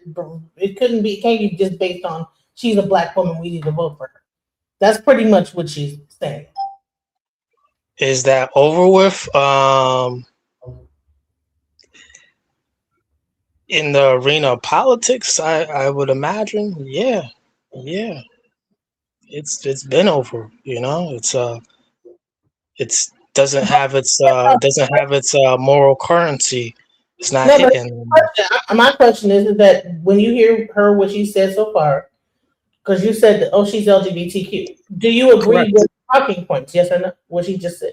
I don't agree with nothing. She could never babysit my children. She can, yeah. I mean, we can do monetary business with each other, things of that, you know. But yeah, there's nothing that I don't fear any man, nor woman, nor child. But I want to answer, be specific, because I'm just not with her program. I look at her eyes. I couldn't trust her around any children. I don't trust anything what she's saying. Oh my God. What? Yeah, nothing that she's saying is appealing to me. Nothing. So she did have the ADOS movement before the FBA movement, and that is the very thing that is actually getting reparations. So, but okay, let me go back and FBA is not a movement. I don't know what y'all on. Y'all it's not a movement, but it is. Come on now. When you look at the definition of a movement, you guys say it's a lineage, but it's the delineation. Delineation is the movement. Yeah. Delineation is the movement. So you guys have a delineation movement. That's what FBA. So the movement of FBA is delineation. FBA is my lineage. All right. So you could say foundational Black American. I also be saying full blood American. That's my lineage. Okay, so and proud. Does that look like a proud woman of her lineage? Yes, I see her talking. She don't look no proud to me. She look happy. What? She look prideful. She don't look proud. She look happy and prideful. What? She look happy and prideful. She doesn't look proud to be American. She look happy and prideful. She about pride, being happy. 'Cause I'm happy. Yeah, I don't get where you're going with that. But yeah, anyway. I think you do know. Anyways. No, I don't. I don't really get. You don't know how happy she look? She don't look happy to me right here. She's talking about Jasmine. She looked happy like Pharrell and Elton John. She looked happy. She about the pride. I'm just an ordinary brother from the United States. Hold on. Here we go again. Every time we have a prominent Black candidate, comes along, the main ones tearing them down is black people. We expect them to be perfect, but vote for corrupt white politics. Thank you. Someone finally said it. Because that's what she's about to say. She's about to say that, you know what? I prefer that we vote for a white man. Watch what she goes into it. Well, up. I don't care about none. I don't care about black girl magic. I don't care about black boy joy. None of that belongs to my politics. Now you can hashtag it and smile on your Instagram and I will like it and tell you that you're cute. But that doesn't belong anywhere in my politics. I blame Black Lives Matter. they was hopscotched in the street, electric slide. It's a problem. We cannot do this because people are going to more serious people are going to come in and take us over. And they're going to run politics because they are not beholden. They are not running behind somebody soft shoeing. They are not stepping and fetching it. I hear a lot of people talk about, oh my God, I can't believe that all we're talking about right now is Palestine. Well, I believe that's a serious issue. I've seen what's going on over there. But the other part of this is we had a whole lot of time to talk about racial justice, and we did a whole thing with reparation. And you dumb Negroes, not my chat, you dumb Negroes who are watching and hate watching, you stupid thing. All y'all did was block me and talk about me. You helped ruin that moment. Now we got to build a whole nother moment because you stupid. We had a stretch of years, and instead of going with ADOS, y'all were like, Black Lives Matter is the movement. Where are they now? I'm pro BLM. I'm with Patrice Cullors. Those ladies have worked. Where is Patrice Cullors? What the other one is? What's the other one's name? What's her name? Garza, and the other one who didn't even want. I want to write plays. I don't even want to do this. I don't know why I'm seen as a Black Lives Matter girl. Where are they now? Y'all was all running around. So there was a whole period where we really there was a moment, and y'all didn't do nothing. Y'all didn't do nothing but throw water on the fire that we created, even though the fire was built to warm you and your bow-legged grandmama. It was built for you. It wasn't built for them because you didn't understand enough. You didn't come and try to figure out nothing. You just assume, oh, this is MAGA, you stupid. You deserve everything bad that's coming to you. I hope you have the day you deserve tomorrow and next week and next month and next year, because we had a time. Now we have to build a new time. Now we have to do the thing that we could have done in 2019. We got to do it in 2026. And you got to stay out the way and shut up. That's why I don't want Jasmine Crocket in there. Just put the white boy in there. She ain't doing nothing different. There's nothing transformative. It's all just sassiness. I'm going to be sassy. I'm tired of sassy. I don't want to see sassy no more. I want to see it. I'm tired of it. Like, let me just play this for y'all real quick, too. So what are your thoughts on it? I mean, I'm reading the comment section, and all I have to say is this, and what Yvette Cornell said. Nothing what she's saying is touching my heart. So Democrats don't even like their own voters, their own people. She's supposed to be a Democrat, but she's talking against Jasmine Crocket. Yeah, anything that she's saying don't touch my heart. It don't even resonate with anything she's saying. Although, what I'm reading in the comment section is, I'm going to answer it like how I should. If Jasmine Crocket. Go ahead. See, the woman who ran in Virginia, her name was Sears, Winsome Sears, right? The sister girl from Jamaica, right? So Jasmine Crocket, if she was red, if she were to flip red, all her enthusiasm, all her charisma, I might be able to relate to if she had a different set of policies. You feel me?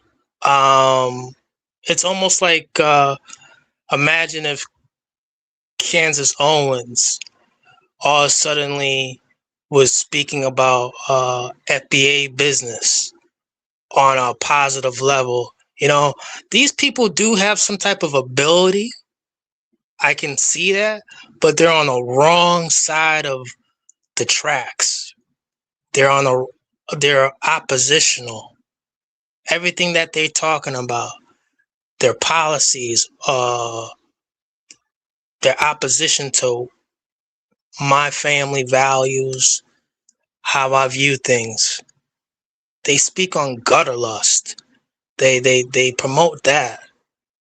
And I don't trust anybody who wear glasses and is talking about politics. It'd be hard. Yvette Cornell reminds me of Karen Bass. Glasses? Where? Because she wears glasses? What Yeah. I've been getting prejudiced now about people who wearing glasses or in politics. What? Yeah, them thick bifocals. I'm not even trolling. There's a behavior pattern with people who wear glasses in politics. Karen Bass, Tim Walz, Brandon Johnson, Chuck Schumer, Elizabeth Warren. There's a whole slew of those folks. I can't trust them. It's difficult to even take them serious. They look nutty and radical. Yeah, for real. There's a whole thing about it, like,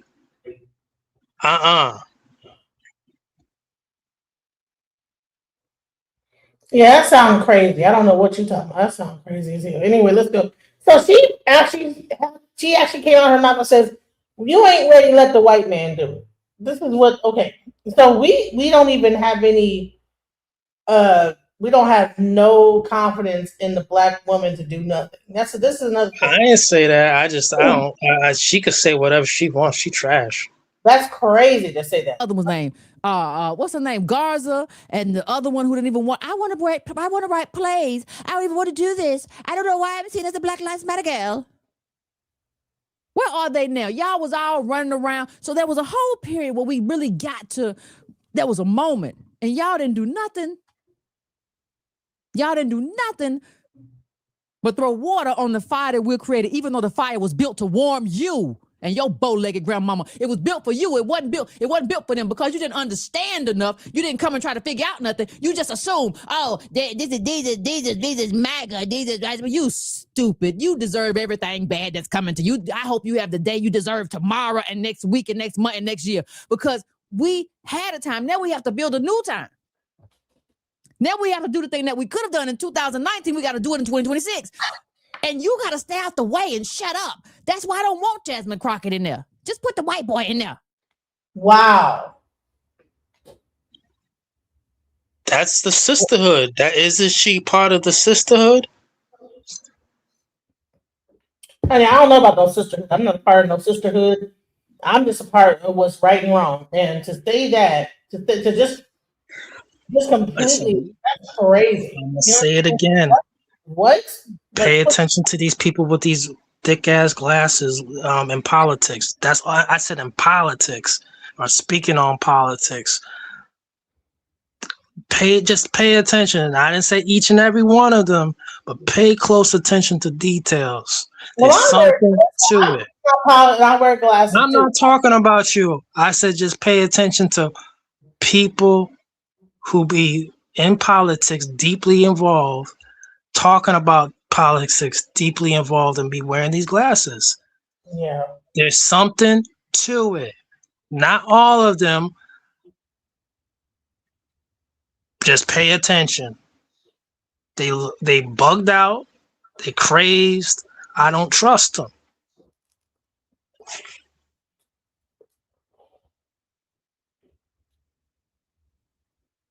Amen, Mr. Stretch.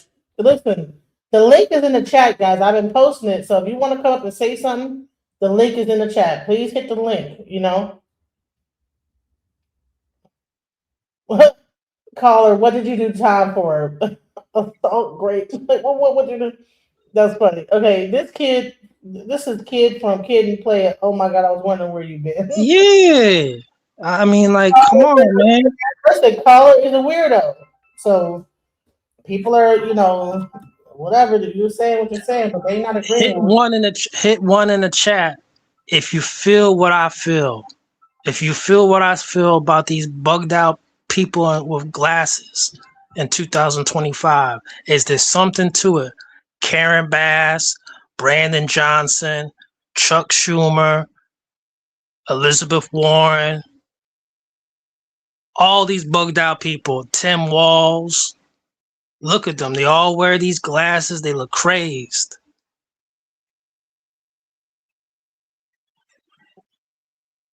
She looked crazed. She got that look.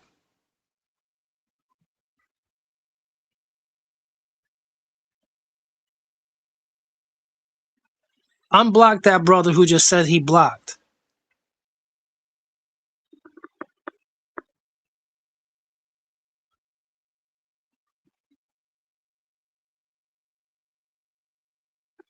She ain't doing nothing different. There's nothing transformative. It's all just sassiness. I'm going to be sassy. I'm tired of sassy. I don't want to see sassy no more. I want to see it. I'm tired of it. Like, let me just play this for y'all real quick, too. I'm going to play this for y'all real quick. So she was on Chris Hayes, and she was talking about how people need a fighter or whatever. But let me just play it, and you can hear it for yourself. Don't get me the line. That Mandami has not backed down whatsoever from his rhetoric against the president. In the Oval Office, he stood there and he said what he said about him being a fascist, yet he was able to win those voters. So Democrats that believe the only way that you can win is by being soft and sounding like a Republican, that is not true. What people are looking for are people that are tough and are fighters and are going to fight for them. Listen, let me say something. Mandami was wrong.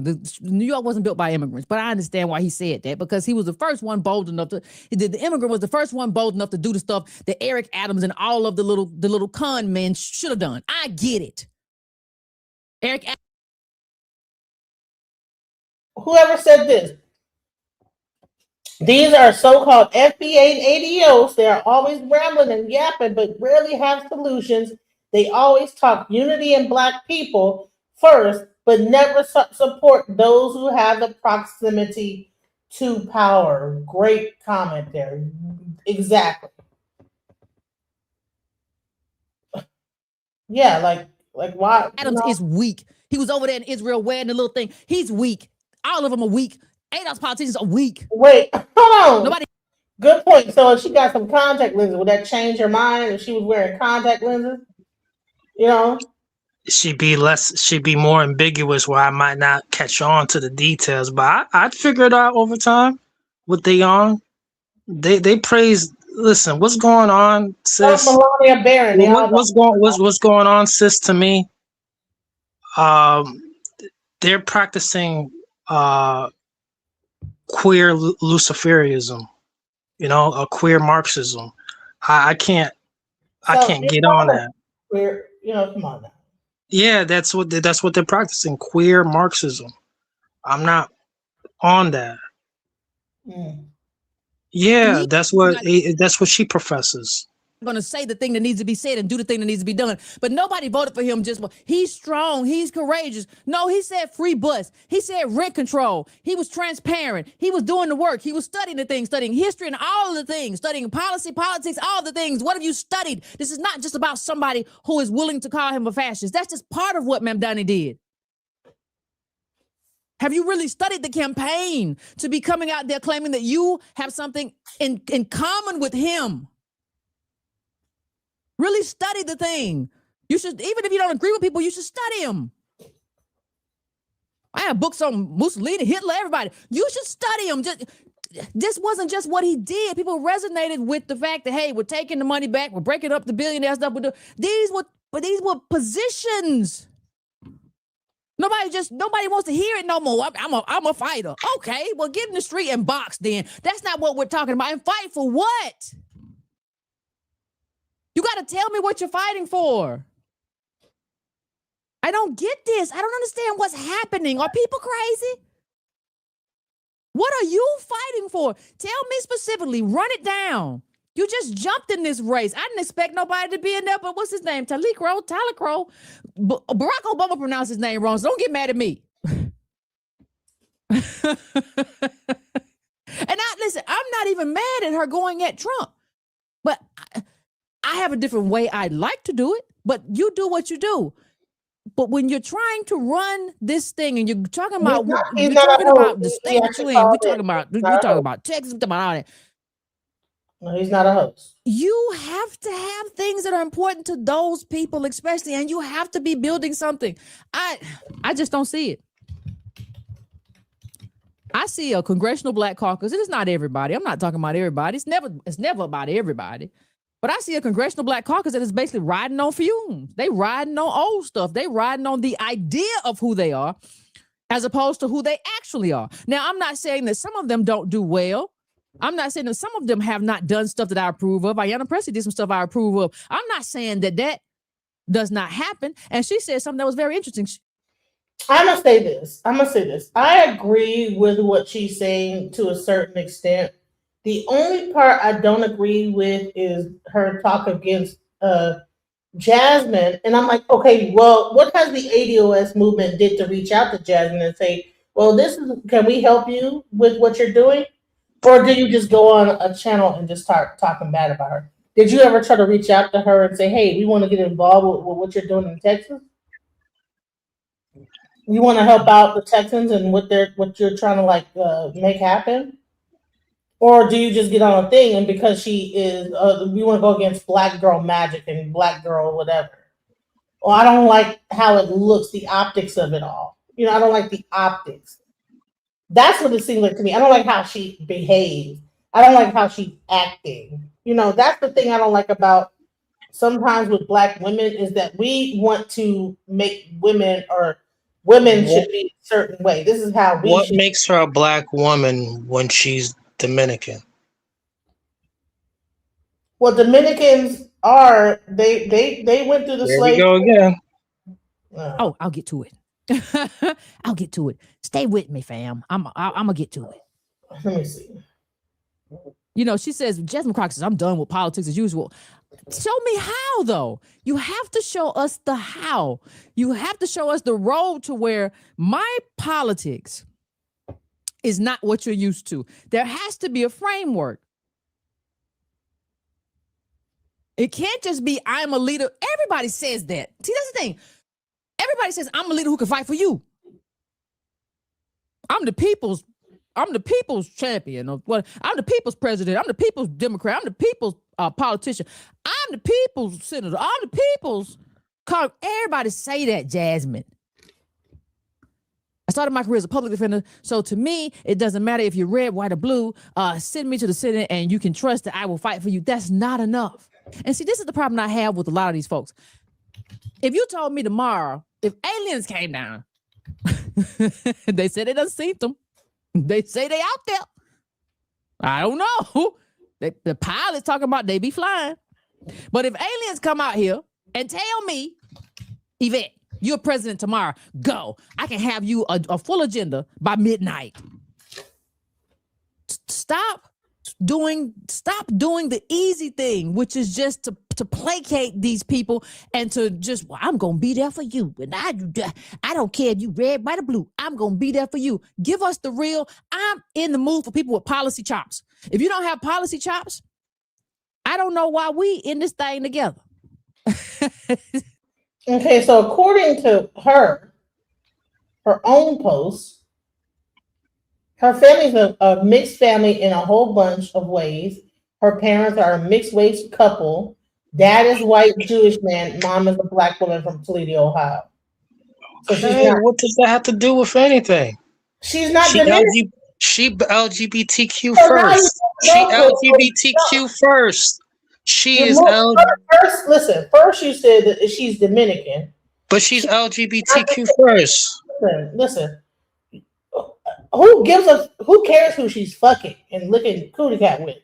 Or scissor. This is identity politics. No, listen. That has nothing to do with the borders of Mexico opening up, immigration, and the politics that she is talking about. I don't care if these politicians are blue. Who she is screwing has nothing to do with it. I don't care if these politicians. It has nothing to do with it. You're trying. Listen. There are people that are attracted to different things. I'm not LGBT, But I would say this, and I don't have anything against people that are LGBT. I could have a child that end up LGBT. I can't talk against. I'm a mother. You have kids. At any point, your kid can come to you and come out of the closet and say, I'm attracted to other same sex or whatever. So whether or not she's LGBT has nothing to do with anything. You're trying to say that her being LGBT makes her against birthing and having children. Well, okay, well, there's some kids that get birth, have children, end up in foster care. A lot of those couples end up adopting those people. So I would say this: we're not going to go into what is her value? What is Jasmine Crockett's value when she does not have children? When she's she's the same. Jasmine Crockett. Jasmine Crockett never came out the closet as an LGBT. She shows all the symptoms that she is.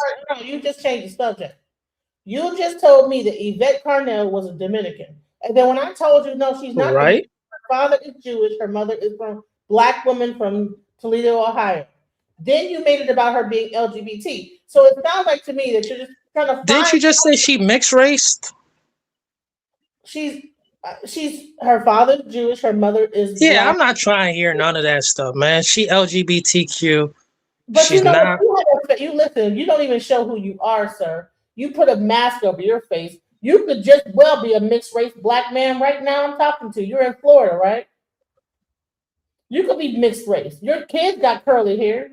So you bringing this stuff up? I didn't want to speak on the identity politics. You keep on bringing up.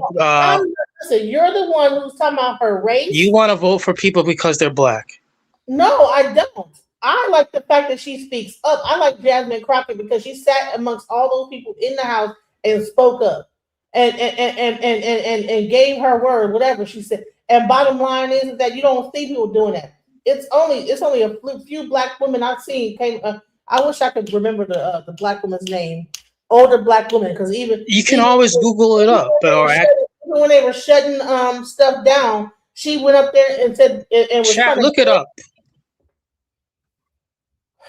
Command your. Why do you keep interrupting me, sir? You're about to. I don't want to take you down. I'm trying to give you whatever, but I'm gonna say because we want to know who this person is. What is her name? Damn. What is the Black senator? The Black. I think she's from Michigan. Black older woman that even when they were, I think when they were having. What were they doing? They were shutting down things and everything, and she was trying to get into the door. What was her name?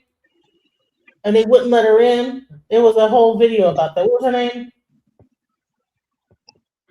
Was she sleeping in the Texas thing not too long ago? She slept overnight.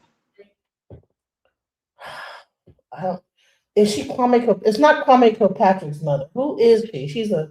I think she's from Michigan, Black, or maybe she might not be. But she's like legendary Black woman that speaks out right now in Congress. What's her name?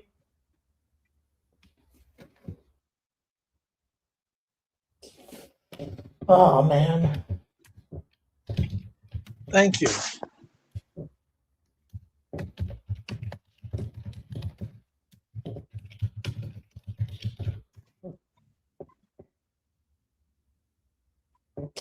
It's not coming up. Oh man, hold on.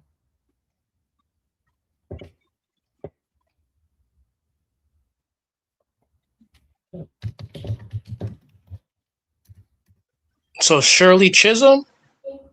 No, it's not. No, it's not Shirley. No, it's not. Carolyn Kilpatrick? No, that's not the one. Let me see her picture. Yes, right here. Carolyn Kilpatrick. No, sorry. Maxine Waters. Oh, hell no. Oh, hell no. Gargamel. Oh, hell no. Wow. Mm-mm. She's a left-wing lunatic. Mm-mm. So that's okay. So any Black woman is a lunatic, is a this, is a that, whatever. No, it doesn't matter. She's a left-wing lunatic. Wow. And you're not a lunatic? Honey, you just made. I'm not left-wing. Well, you're right-wing. I'm not right-wing. Well, you're a lunatic, whether I'm white, American. black, or in American, whatever. You are a lunatic. I'm American, you know. You're up here talking Proud to about be American. people who are screwing and I just whatever. can't get with these people. Like, man, this is not how we should start voting. This is not how we should start following people who. What about Candace Owens? What do you think about Candace Owens? I just spoke on her not too long ago on this program. I said, just imagine if she was on a different set of politics. FBA. Candace Owens is Republican. I said that. Imagine she was just on a different set of politics. She's a radical, lunatic, hate monger, and she is a tether. Imagine if she just wasn't a hate monger, a lunatic, and a tether. She has so much charismatic oratorical skills. She's on the wrong side of the aisle for me. Yeah, that's how I. It don't matter who it is. You're gonna find something, whether they're tethered, got glasses on, gay, whatever. Every black woman I meet, they're a lunatic. And it's just like Jasmine Crocket. A red pillar. That's what it sounds like to me. Red pill argument. I'm on no pills, meaning KNOW, no pills. That's what I'm on. Okay. Right. Wake up, everybody. Right. He's a right wing. He supports pedophiles. Right. He supports Trump. He loves Trump, and he loves the Trump administration and what they're doing. He agrees with them. He voted better than the last administration. So bottom line is that every black woman that's doing something, whatever, they're all lunatics. Trump is the best. No, she's just a lunatic. You saw Maxine Waters out there fighting for those illegal immigrants. She was crazy. She was out there in California. You know, these people are wild. It's over. Okay, well, I want to finish my show. Thank you. I don't know why what we're doing, why we here, how we got here. And they said you got played. I'm not sure if that's true, but if you got played, this is embarrassing. An AstroTurf recruitment process, national Republicans propped up Jasmine Crocket to push her into the Senate run. This is what they say. I don't know if the reporting is right. How would I know? But I'm just telling you what they said. Republican Senate campaign arm has actively worked behind the scenes to encourage Representative Jasmine Crocket to jump into the Senate Democratic primary in Texas, believing she will be the easiest opponent to beat. Just a moment ago, there was a grave concern among Republicans about the Senate race where incumbent Senator John Cornyn is running for re-election. Democrats were running two formidable candidates, and Cornyn was caught in the middle of a bruising three-way primary that Republicans were concerned would weaken the eventual nominee. If this is true, this is sad. The National Republican Senatorial Committee put out a poll in July with Crockett's name included, which showed her as the leading Democrat in a hypothetical matchup.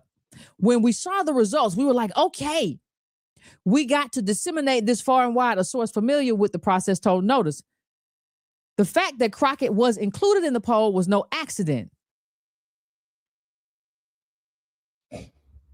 In June, news broke that that Texas Democrats Colin Allred, James Tallarico, former Representative Beto O'Rourke, and Representative Joaquin Castro met to discuss the 2026 election. Operatives at the NRSC realized that Crocket, whose political stock had been rising, wasn't included in the meeting and also hadn't been included in any credible poll. So they decided to change that. Following the NRSC's polls, other surveys began to include Crocket and showed similar results. She was surging in the primary. The NRSC then worked to amplify those polls and is taking credit for helping to orchestrate the pile-on of those polling numbers to really drive that news cycle and that narrative that Jasmine Crocket was surging in Texas. They're saying, it's not me, that she was set up. And if you got played to get into this race, you ought to be ashamed of yourself. You ought to be ashamed of yourself. Let me play this. Let me read this. Now I said play it like I'm gonna play a song. Let me play this next thing for you. What's going to happen is now Now she's going to say that she got played. Now she's going to run the narrative that it was her ego, that her ego alone is the reason why she actually ran for Senate. So here's the thing: you have a person, Yvette Carnell, with a huge following, and here's the thing: you have a lot of Black people going against Jasmine Crocket for her run. But I don't really see it's like, okay, all right, just vote for the white boy. For what reason? Show me what's the okay? What makes them the one to vote for? What makes her not the one? Oh, because her only running thing is against Trump. Well, if they're trying to impeach Trump in the next soon, wouldn't that make a sense to like actually like bringing someone that is about like impeaching Trump? That's what I'm thinking. Like as far as the Democrats, they are trying to impeach him, and so therefore they would hire a candidate that's going to be focused on impeaching him. That's what's going on. What I believe is happening in this race right here. Herself even admitted she was encouraged to jump into the race by all the positive polling she was seeing ahead of her announcement. The more I saw the polls, I couldn't ignore the trends that were clear, Crockett said during an announcement. Oh, if this is true, people are getting all kinds. Honey, first of all, the only reason why my fire alarm would chirp is because it's too high up in the sky because I have very high ceilings to grab. So I have to get the fire department to actually change my fire alarms out because I don't have a high enough. What do you think that comment means, DJ Genesis? That I'm ghetto or whatever. It doesn't matter what it means. But bottom line is, yeah, ain't no church. Interesting. If there is a chirp, it's because of whatever fire alarm is going on is too high up for me to get. And I have to get the whole fire department to come actually change out the fire alarm. Can I ask the chat a question, like rhetorically? May I? Go ahead. Briefly. I've been a lifelong in this country, born and raised in this country. My peoples, my father, my mother, my great-grandparents. I have children as well. And when I see these policies that are not conducive with adding on another generation of family where I could become a grandparent or just minimize and reduce these things where my children have healthy offspring too. Should I vote for policies that are oppositional to my desires?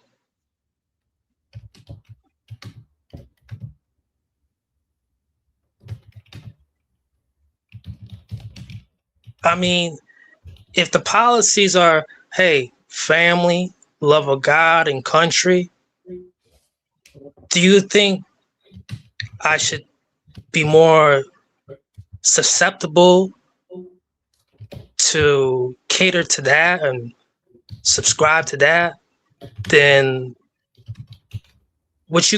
how you gonna afford them babies? You pregnant again? Oh, here's another Plan B pill. Girl, it doesn't matter who you love. Age ain't nothing but a number. Pedal. What the fuck are you talking about, sir? You know, like, so if who do you think, what type of policies are geared towards building a family? Love of God, love of country, love of family, or the opposite, where they put illegal immigrants? Are you married? Are you married? You're not hearing what I just said. No, I'm not hearing what you. I asked the chat this. I know you're asking the chat, but here's I know, and I asked the chat this. And first and foremost, when I answer your question, I'm gonna answer your question. You're trying to. I'm gonna answer your question, right? You're pushing these talking points. I'm gonna answer your question, correct? Okay, listen, but you're on my listen. This is I'm gonna answer your question, right? No, you're not. The answer. So how in the hell could you say all this about black women and this, that, the other? I never said any of that about black women. I never even mentioned that. Or just women, just unmarried, whatever. I never said anything about unmarried women. You're saying this. The whole entire time, You talked about Jasmine Crocket not being married. Listen, if I can't listen, I'm not going to argue with you. If I can't say Yeah, what but I say, listen. You talked about Jasmine Crocket not being married. You talked about her stance about abortion. You talked about Miss Yvette Carnell and her being LGBTQ, and you're saying that all these people are against giving birth and this, that, the other, against the Black family. You talked a lot. You said a lot of things. Now, just because you didn't say it right now in this sentence did not mean that throughout this entire conversation, you have not been saying a lot of wild stuff about women, Black women, about women's politics. So just because a woman is for the right to choose, then she's against giving birth and this, that, the other. And the bottom, oh, she's not married, so she should not become a senator because she's not married. She hasn't done what she's supposed to do as a woman by giving birth. How do you know she's even capable? You know, there's people on this earth, women that can't give birth. Do you know there's people that actually, are really like barren and cannot give birth? So all these things that you're talking about has nothing to do with with the politics of it all. I want to know about, okay, let's talk politics, not people's personal ad hominem attacks about who they are as an individual. Oh, she has glasses on. Oh, her eyes cock out. Whatever the hell you want to say. Oh, she has her hair in a male looking hairdo or whatever. All these talking points have nothing to do with politics of the whole matter. But what happens is that people will garner these so-called conservative talking points and try to latch them on to people. And the bottom line is that Yvette Carnell is sounding a lot more conservative than far left right now. And you're saying, well, you don't agree with her because she has glasses on, or she's light skinned, oh, she's mixed, oh, she first she was Dominican. When I found out she wasn't, oh, well, she's a half breed. The bottom line is, whatever it is, you're gonna find a reason. Oh well, Candace Owens. Oh well, she's a tether. So any woman in politics, it sounds like to me, is that's it. Women should not be in politics. That's what it sounds like to me. All this talking around the whole point to get to the real main point is that you don't believe that women should be in politics. You don't have to point out their eyeball and their glasses and their light skinness and Candace Owens, whether she's married or whatever, like a little ad hominem thing that you come up with is the reason why you don't agree with their politics, but you're not talking about what they're saying. And that's the part. Oh, it's Fox News. They're garbage. They're this, they're that. It's like, man, this shit is crazy to me.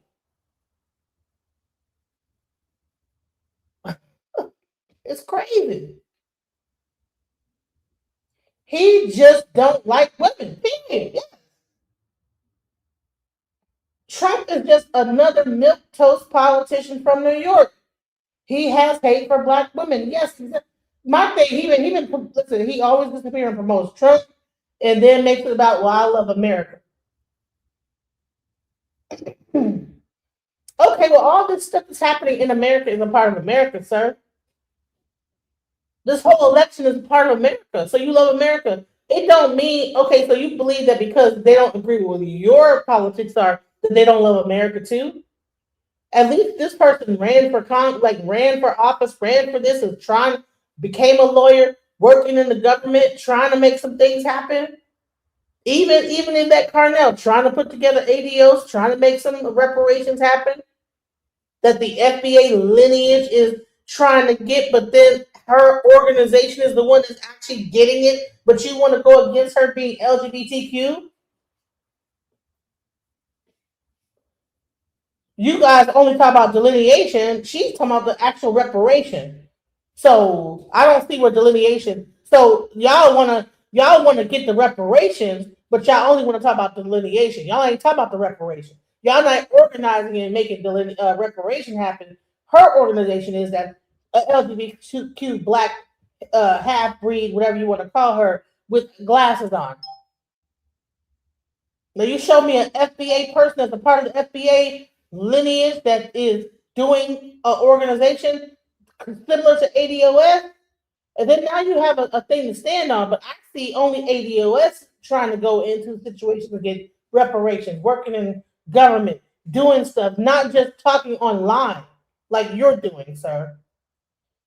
I don't go against people that actually are doing something, whether I don't agree with what they're doing or not. I don't say, well, I'm gonna go again. I don't like that people are fighting against each other. I'm like, why don't ADOS contact Jasmine and say, hey, what could we do to help you?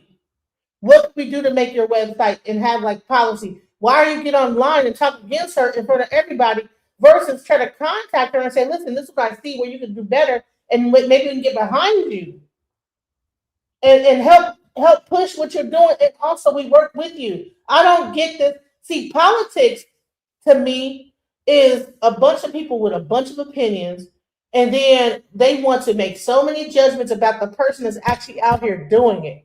They get online. This is the new politics. Get online, talk shit, but this person's actually doing it. She's actually becoming demonized. Everything. People are going against her. Do you know how probably much pressure that is?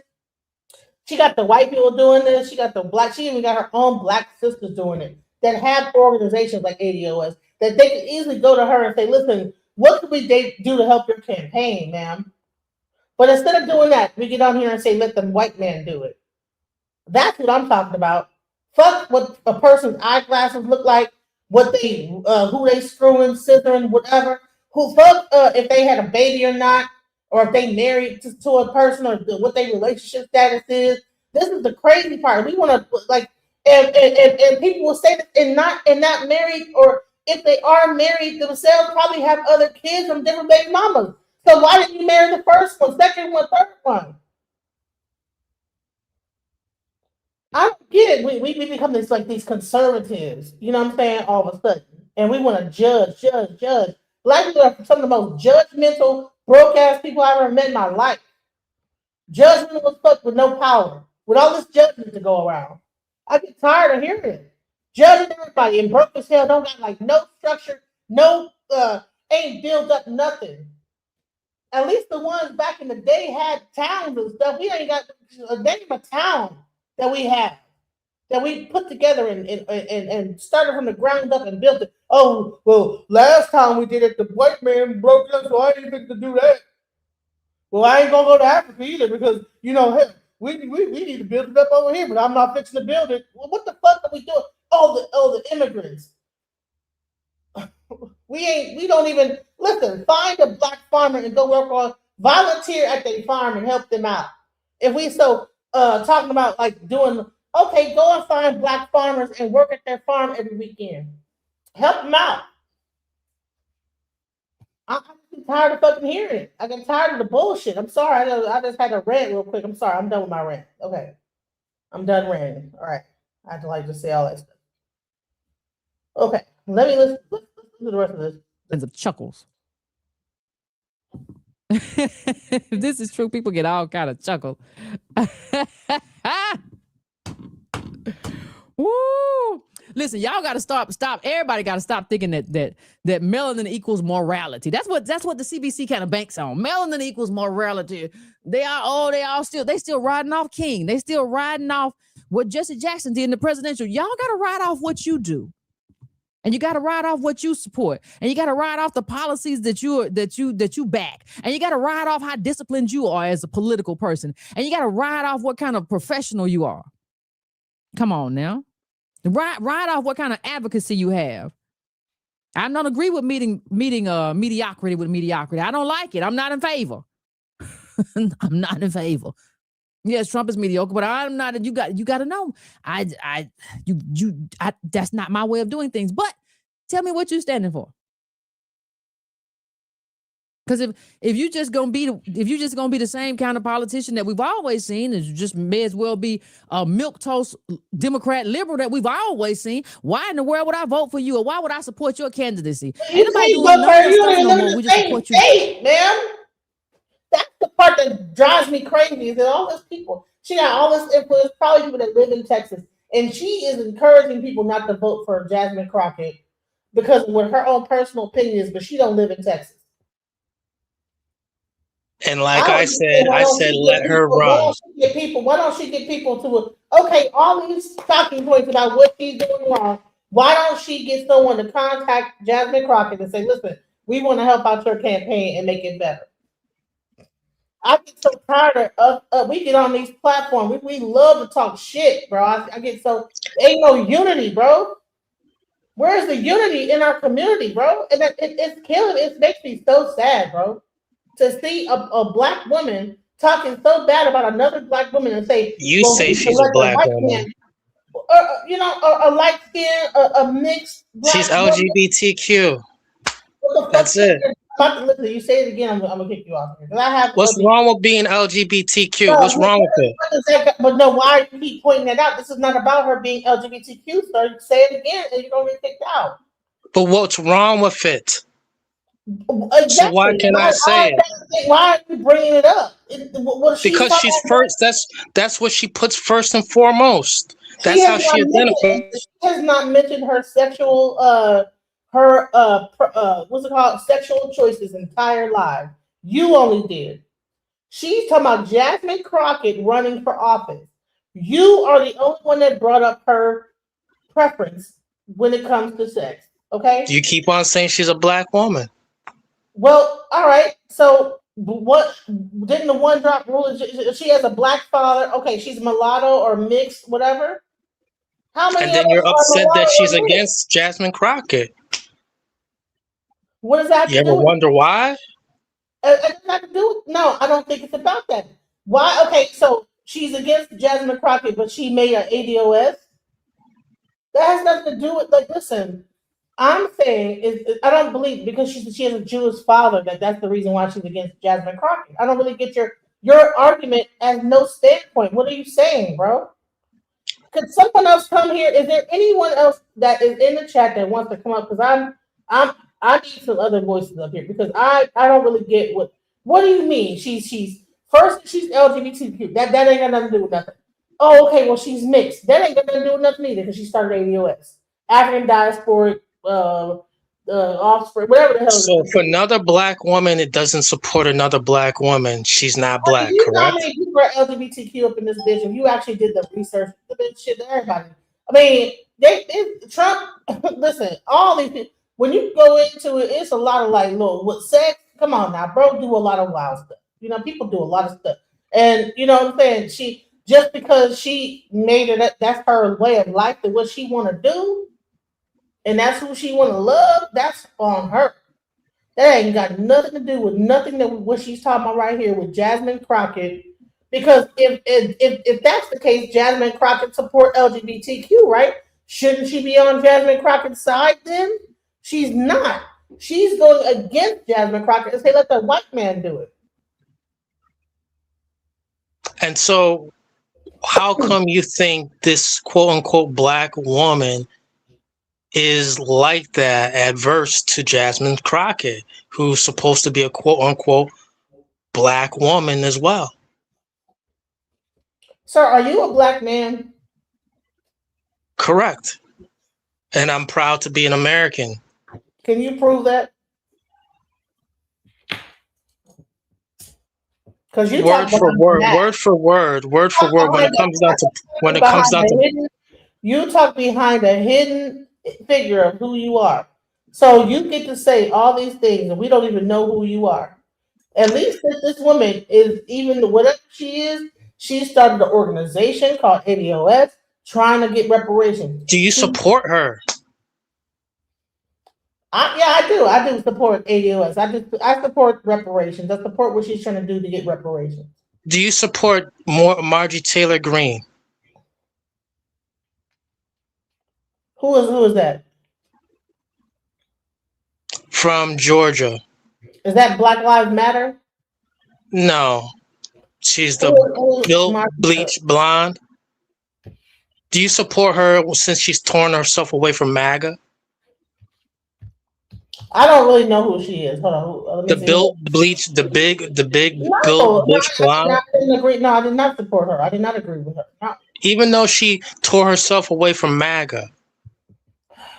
No, I don't, because she's caused a lot of bullshit before she did that. Do you think No. the MAGA party is going to support her from now on when she runs for senator Honey, I in don't give a Georgia? fuck about. Listen, I don't care about her. I'm talking about what our black people are doing. I don't care about the white. They already got enough support over there. White people, what they doing? White people running, whatever. This is about black people and what we doing over here. Yeah, and I'm talking about Jasmine Jasmine Crockett's Crocket. policies If aren't Margie fitting was for running, America. They're not fitting for America. not. Can someone else come up on the panel? I don't believe in Black Lives Matter. I think that was I a don't whole either. grab. It's a money grab. I never have. So, I just don't does get FBA into. let me understand about that FBA and where this all comes in because you said Candace Owens she's Jamaican, so therefore She's not Jamaican. I never said she was. you said she's a tether or whatever the fuck. Yes, that's what I said. A tether, so she's mixed with Caribbean in some way. I believe she's a Caribbean tether who was born here. That's it. Her behavior. You believe or do you know? She was born here. She had a lawsuit early on in her life because she quote unquote was being had a hate crime on her when she was in college, and she got a bunch of money from that, and then something hit the light, and she was like, you know what? All right, so I'm gonna she's flip the switch. okay. So That's an origin story. I'm trying to understand because I want to understand like this whole like tether thing that we want to call people tethers, right? So if Candace Owens was, she's a Caribbean, and her father, so she's black, but her father is Caribbean, based on what I just read, right from the Virgin Islands. I'm not sure what part. And she's proud of not being. But she grew up. She grew up in a black in America. She is proud of her Caribbean roots more than her American roots.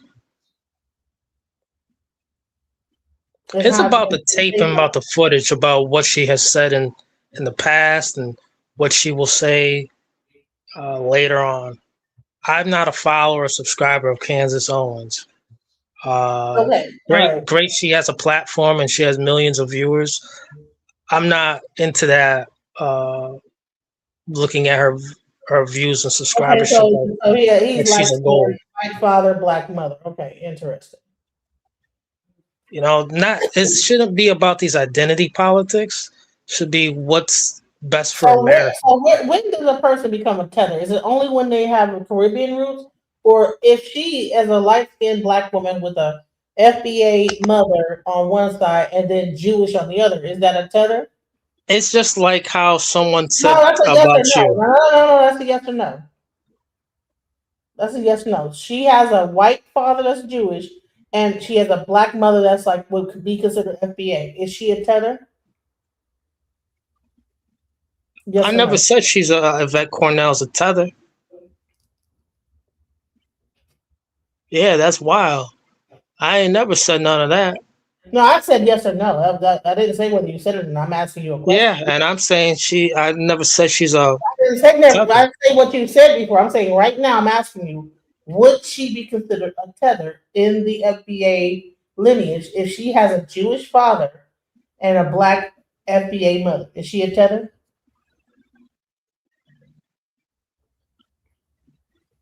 Yes or no? It's not about her having a Jewish father and what type of mother?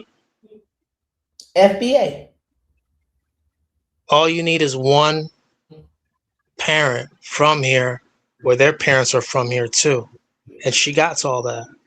Okay, so if Candace Owens has an FBA mother and a Caribbean father. She's on the wrong side of things. Remember I said that in the very beginning? That's not the point. No, that's the point. No, this is about Remember lineage. what I said. It's about lineage. This is about lineage. See, this is the thing. This is where the FBA argument gets muddy. Is that, if you agree with a certain thing, I said she's on the wrong side. It doesn't matter what side she's on. Is she a tether? she's on the wrong side of things. Do you Listen, I'm trying to tell you is that anybody could be on the wrong, niggas could be on the wrong side. A whole full FBA could be on the wrong side of shit.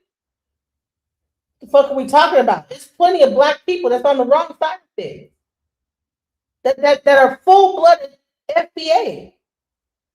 But when you were able to point out their lineage and say, oh, okay, well, oh, that she has Jamaican in her lineage, well, then that becomes a tether. But there's also FBAs that would be equal. Well, those are coons, though. See, it's a bunch of name calling, a bunch of bullshit, and I don't agree with that. I don't think. See, this is the thing.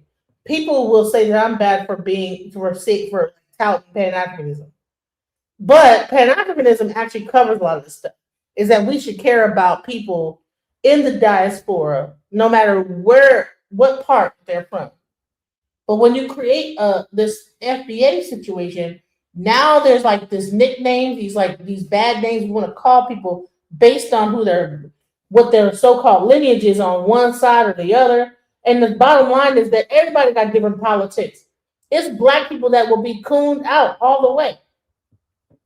That would put Candace Owens to shame. What about that officer, the officer, whatever his name, Tatum? Isn't he FBA person? But he cooned all the way down to it. So okay. So we got to get away from all this whole thing and these ad hominem attacks. And in fact, let's focus on what the person is saying and what their politics are and what that is. And let's put a name to that. Not a person's lineage and what their background. Because the first thing a person say, well, what's your background? What's your upbringing? Are you part this and that? Then that becomes almost like the brown paper bag test. Oh, okay. Are you light skinned? You dark skinned? Oh, okay. Well, you ain't a part of us. But the bottom line is that if a person is a half Jamaican or if they're full Jamaican and they still are aligning with our thing here as Black Americans and they got our back, what the fuck is the big deal? If she is part Jewish and part Black American and she starts an entire ADOS organization that's trying to get reparations for Black people, what's the fucking problem? Now, I don't agree with what she's saying about Jasmine Crocket saying it should be a white man. Let the white man do it. You need to wait. No, what you do is you get behind her and you fill in the blanks. You help her. You don't just tell her, no, let the white man do it. What the hell is that? And then you get on a national platform where everybody can hear you saying this. I don't agree with that. I think we need to stop all this hating amongst each other, and we need to come together. If anything, her organization should have reached out to Jasmine Crocket and say, let's do something. Let's work. Let's help your campaign. Let's fill in where all right. This is where I see. Let's have a meeting. Let's do this. You don't see white people doing that like this. You don't see other cultures if a Hispanic or a Japanese, whatever the fuck. You don't see them getting online and her hair and her out. It's all and trying to just crush her down. I mean, you should hear the rest of it. It's really even down to it's about her ego. It's about that Jasmine Crockett's narcissistic ego is the reason why she ran for Senate. This is how bad this whole thing gets. And I'm going to play some more of it, but I'm just letting you know it's going to get into, well, someone said that it was because of her. They did an interview with her, and then they said, well, when I asked about this, she raised her eyebrow and said, I don't give a fuck about that, whatever the hell it was. And then when they looked at her on her phone, she was going through her phone, and she had a picture of herself. And then that becomes a whole conversation piece. What the fuck? So why don't we just say, bring her to the side. Listen, just do this for optics, whatever. Maybe she don't have the right PR team. Whatever it is, we need to find ways instead of attacking each other and attacking our people that are close proximity to making change in these things. Get behind them and help them to be better fill in the blanks. We don't just diss them on a platform with everybody watching. I don't agree with that.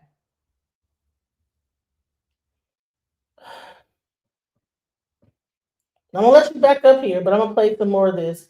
I don't want to argue with you. You know what I'm saying? That's just what my standpoint. Listen, You're the one who's tripping, not me. Okay. And if she need a light bill money, I help her. But that doesn't mean I'm going to promote her. This is a promotion. You got to tell me what you did to deserve a promotion. And I think that the voters are not going to promote her. She's going to lose, and they're going to say, oh, nobody likes black women. Or nobody likes ADOS women either. Shocker. Racism exists in America. I am shocked. I am through. I am too through. You got to be kidding me. Now, I will say another thing. I will say a few things, but let me just say this. So someone says Soros pays Jasmine Crocket to keep FBA out of the talk of research. Yes. Can you show me give me the Open Society. No, give me The Open Society Foundation pays Jasmine. And stop it. Because you will talk over That's me. the dark money she's talking about. Listen, don't just say it. Show me one thing about you is that you'll say stuff, but you ain't go show me the Sam link. Bankman-Fried. Show me the link, bro. Don't just say it. Sam Bankman-Fried.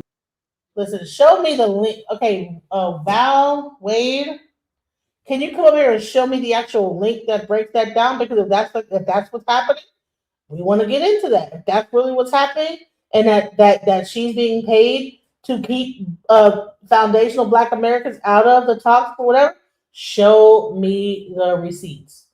This is not going to be a panel where we just ramble and say stuff and don't show the actual receipts of it. I don't speak on, if I don't know about it, I'm going to say, hey, look, this is what I think and whatever, and I'm not going to get into it because I don't know what all the details are. I'm not going to just make a statement and just if I don't know all the details, I'm going to let you know. I don't know all the details. All right. ADOS is not a thing anymore. Okay. All right. So can whoever said that, could you come up here? Here's the link. Anyone that has the information, like the actual link to that, please show me that so I can go. That's crazy. Jasmine Crocket was talking about dark money, and if you look, she was you can find out who. I'm not gonna find out. You can look. Say this. You need to show. Southwest Airlines has donated to her campaign. Sam Bankman-Fried of FTX, who's jailed, donated $2 million to her campaign, and the Open Society Foundation, which is George Soros, that's that dark money. All you have to do is Google. Can you? No. You're saying it. I'm not saying it. So here's the thing. We remember her talking about dark money, correct? On this channel. You remember her talking? I never heard Jasmine Crocket say anything about no dark money. I haven't heard that. So what I'm trying to say is that if that is what you know, then could you post it in the back chat so I could bring it up? What you're doing, you're just talking about it. You see how I'm showing? Like you said, okay, well, Candace Owens is losing the thing. I showed you. Okay, well, according to the polls, you said, well, Fox News is fake news. Okay, well, show me don't just say it. Show it to the audience. No, I'm not going to go find it. He's the one saying it. You go find it. We don't care. Okay, well, you don't care then. Well, why are you here? What are you here for? I don't mind Jasmine Crocket running. You're fussing and fighting about it. I'm not fussing and fighting about nothing. I'm saying that if you're going to say that. If I just said I don't mind her running, and I've said it from the very beginning, let her run. Dark money. What's your issue? Soros. That's what this lady's saying. Anyone who has that's what the guy said in the chat. Where is that from? Show me the proof. Y'all know this. Y'all know I've never liked people who misuse our capital, our political capital. My belief has always been that our political capital should be used for us. Meaning what we did in the past, the things that happened to us, slavery, Reconstruction, I don't want nobody to say Mexican is the new black. This is the same thing that happened to the blacks with Reconstruction. I don't know. If you have to build, listen, everybody else out there, I ain't got nothing against you, but you got to build your own movement. You can't keep saying, see, this is just like what happened to the Negroes. You remember? No, I don't remember. I'm not that old, but I don't remember 1865. I don't remember, but I know the history of it. I know that you're not included in the history. So I always have a problem, serious problem, with people who take our history and our wounds and use it on behalf of other people. Now, Jasmine Crocket ain't been here long. She got a lot to learn, and that's fine. Stay over there and learn it. Oh, you can't do that now that people done jump to your race. Well, I don't know. Find a job. You an attorney. And I believe you're a bright one. You can do it. You can do it. We believe in you. We believe in you. You can do it. But this is the problem that I have. I'm going to show you in 1 second. Let me find my video. This is the problem that I have. Play it. Be right back. To the ranking member and again to the mayor for calling this. But let me be clear. Donald Trump is running the most openly racist immigration regime in modern American history. I've said it once and I'll say it again. Donald Trump's mass deportation system makes me think of what a modern day slave patrol would look like. Slave patrols were armed groups empowered by the government to control, intimidate, and terrorize people solely based on color. That's what's happening now. Donald Trump is sending mass agents without warrants into communities of color to terrorize the people who live there. And the reason that I want to make sure that I draw out this link, because we heard Maxine say that Black and brown is coming together. I want to be clear about this. This should not just be the immigrant community. This should be all of us united, because we know united we stand, divided we fall. And unfortunately, this last is happening with ICE. It's just like the slave catcher. It's not. It's not. They are enforcing laws that exist. Now, I don't like how they are enforcing laws. I don't believe you should get to wear a mask. I don't think you should be cruel. I don't think that, but they are enforcing existing law. And existing law about who? Okay, I agree with her right there. Now, they are enforcing existing law. How they're doing it, not the best way, okay? Not the right, now that's not cool how they're doing it. So I agree with her right there. Can you reach out to Jasmine Crocket and get her on the show? Illegally. That is not. You live in Texas, correct? Honey, listen.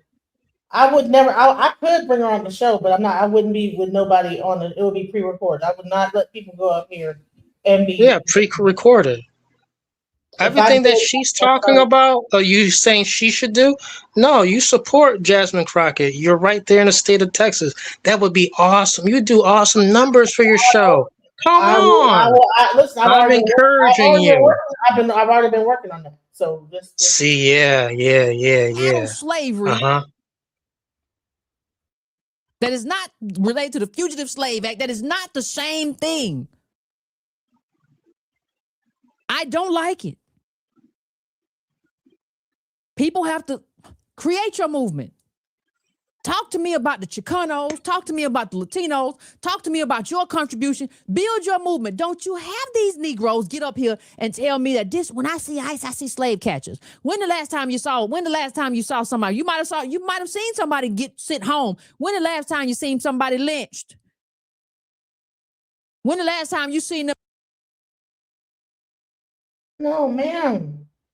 Have you heard of what happens when they go to these ICE facilities? Listen, I don't trust that demon. She's a demon. But they're getting treated in very subhumane situations. So I don't listen. If I had to pick Jasmine Crocket over her, I'd pick Jasmine Crocket 20 times out of 20 because I can't stand Yvette. Look at her damn eyes. Child. She looks sick. Out of a courthouse and set on fire. When the last time you seen any of that? When the last time you seen their farms burnt down? Don't you do that. Don't do that lazy thing. And see, if you can't use my political capital for me, what makes me think when you get in the Senate, you're going to do something specifically for me? I don't see it. I see a milquetoast, ordinary, regular, run-of-the-mill Democrat. And if you're going to do that, give me a white man. If you're going to be white and you're going to be regular, give me white and regular. I don't need sassy. Come on, bro. Or do you hear this? What? Come on now. If you're going to do that, give me a white man. What the freak? Jasmine Crocket is on the wrong Why side not of get things. behind? Why not get behind her? But no, but this is the idiot. Oh my God. This is making me look very bad about ADO. At first, I was for ADOS. Now I'm like, I don't know if I'm for it because if you're going to say that and you're the leader of the ADOS, this is crazy to me. I'm like, what? She bugged out. I don't know how you didn't see that. What? She been bugged out. When the last time you seen them dragged out of a courthouse and set on fire? When the last time you seen any? When the last time you seen their phones They burnt might down? not be Don't set you on do that? Don't do that, lazy. No, stop. They might not be set on fire, but they dragged out of a courthouse and thrown into a fucking van, not knowing where the hell they're going, by masked men with military garb on. And this been happening, and there are some people that are not even immigrants. They try to show their ID and say, "Listen, I'm an American citizen." That they don't even look at their citizenship. They don't look at their passport. None of that. So it is kind of wilding right now. I've been wild. So we're not gonna pretend like that. Come on, what are we doing here? That ICE is not doing wild stuff. They just not like just kind of just yoking people up and just like on some old, just like on like they own police force type of stuff. What are we doing? So you're only focused on the fact that it's immigrants getting yoked up and treated like this, but it's not. It's also there are some people that are getting like fucking like through the cracks of the whole situation that are not immigrants that are getting like taken up through this whole thing. That are not, I'm saying like, they are American citizens getting like just captured and treated real terrible. And now that we have Somalians and now they're going into the African community or whatever, it could end up being one of us.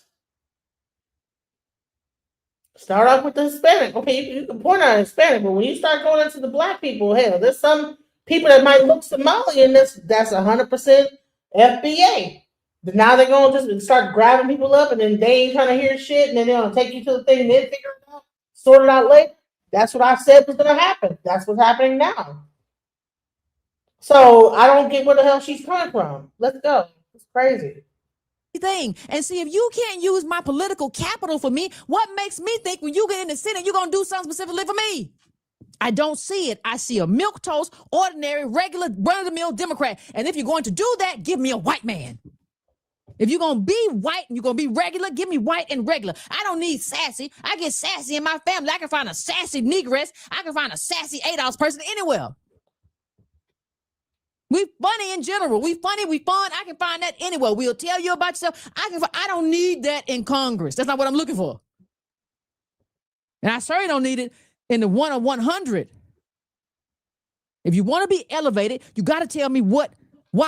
Why do you deserve to be elevated? I don't see it. I don't see what. Have you asked her, Yvette? Have you actually reached out to her and tried to sit down and have a one-on-one conversation and ask her? This is man. What y'all are talking about? This is not the resistance that I need. It's disrespectful. No Jewish person will ever look at somebody and say, you know what y'all are going through is just like Auschwitz. They have enough respect for themselves not to misuse their people's history. It's disrespectful for you to misuse your people's history like that. And if you don't respect your people, I don't respect. For anyone calling me a Democrat, I don't practice politics. I don't agree with either party. Right, so I'm not a Democrat or a Republican. I'm not a shill. I'm not a nothing. That's why I can jump from one side to the other and be like, oh, okay, well, this sounds right. That sounds good. I'm like, okay, well, if one party sounds like they got like the right, okay, well, that sounds good. I'm not over here. I don't cheat. Like, this is like Bloods versus Crips bullshit. Because all this shit is a bunch of bull. If you were to really want my opinion on this shit, it's all political theory. It's all fake. It's bullshit. Trump is a mascot for whatever the fuck people that are in charge. He's a mascot. Everybody that's like, they think that he's in charge of doing, he ain't doing a goddamn thing, but he's just like, just like you have the Lions. The Lions is the mascot for the actual football players. The football players are out there doing something, winning the game, whatever. But the mascot is the Lion or the fucking Cowboys, right? You have the Cowboys, you have like the You know what I'm saying? Or Detroit Lions. Okay, you got the mascot for the team that stand out there and dance around and whatever. Okay, Detroit Lions or the Dallas Cowboys. Oh, okay. But the football players are the ones that's actually making it happen. And those are the people that's in Congress, right? And then there's also people that's even in the office, like when he's the president, the people that's running the whole thing, that's like kind of like trying to keep it all together, you know what I'm saying? You know, while whatever he's doing, you know, playing golf or whatever, that's the one that's really running stuff. He's just a face. So I believe it's all political theater. It's a bunch of bullshit. I'm just covering it because hell, it's just interesting to like just see these people like just really like just see that how we as people will get online and be taken aside and how we will just speak out against our own people. This is crazy to me. Like really. Then have an organization called ADOS, but why haven't you reached out to Jasmine and had this conversation with her in private? I remember there was a time where we said, "Listen, we don't tell the white man our business. We keep our stuff in house. We don't broadcast how we feel about. Okay, I might have a feeling about you, but I'm not gonna put you out on blast in front of everybody and how I feel." What is the benefit of doing it? Are you getting funded for doing it? Like, what is the reason? Like, why would you do this? And then you have people on TikTok, all these black women on TikTok saying, what's the purpose of doing? Because you have an opinion. Okay, now you can just like say this. And the bottom line is that she's the only one that's out here trying to do something. She's in a place trying to make something, whatever it is. And you have an organization that could easily walk up or contact her and say, "Hey, can you like bring this into the fold?" But I think that Yvette might be not from Texas. She might be from California. I don't know where she's from. I'm gonna look it up.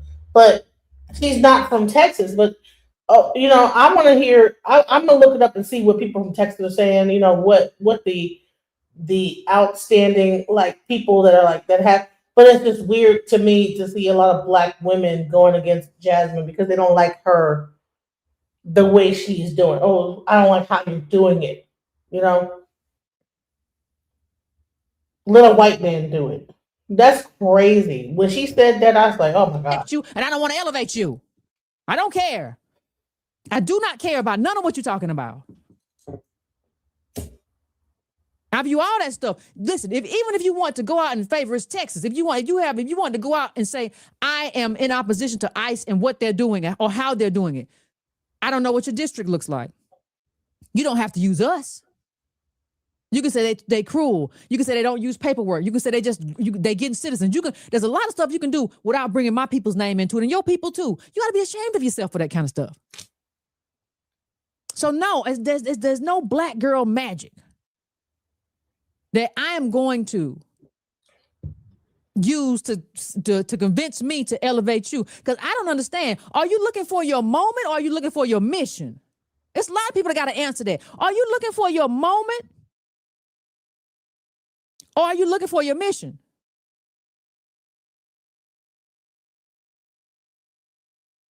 Like, which one are you looking for? Moment or mission? Are you looking for your moment or are you looking for your movement? Which one are you looking for? If you're looking for a moment to shine, moments are easy. Anybody can have a good sound bite. Anybody can have a good minute. I would say one thing that she's doing that I do know that I did see in what she was saying is the educational system, right? So in Texas, all right, I'm gonna have someone come up on here again. I'm gonna reiterate this. Coming up on Thursday, I have a person, Dedrick DeBurr, he is actually running, I think for councilman of Denton, right? What's happening is that the public school system in Texas right now, they have $1 billion surplus, right? They are taking, so they are giving people $10,000 and they're giving it to private schools. What school do most black people go to? Public school. So they have this surplus, and instead of like giving it to the public schools, which are underfunded, They are giving the money to private schools and people that are like homeschooling. Majority of Texans work jobs. They came homeschooled. So what's happening is that you have all this funding being siphoned out of the public schools into the private sector in schooling, and the public schools are closing down as we speak. Elementary schools, middle schools. I just talked about the other day, Frisco Middle School just closed down. And now they're shipping their kids off to, I think, Plano. Now, when you start taking away funding from school, what happens, right? And these are the things that Jasmine's talking about. She talked about, like, so this woman has this Yvette Carnell has no idea what's happening in Texas when it comes to that.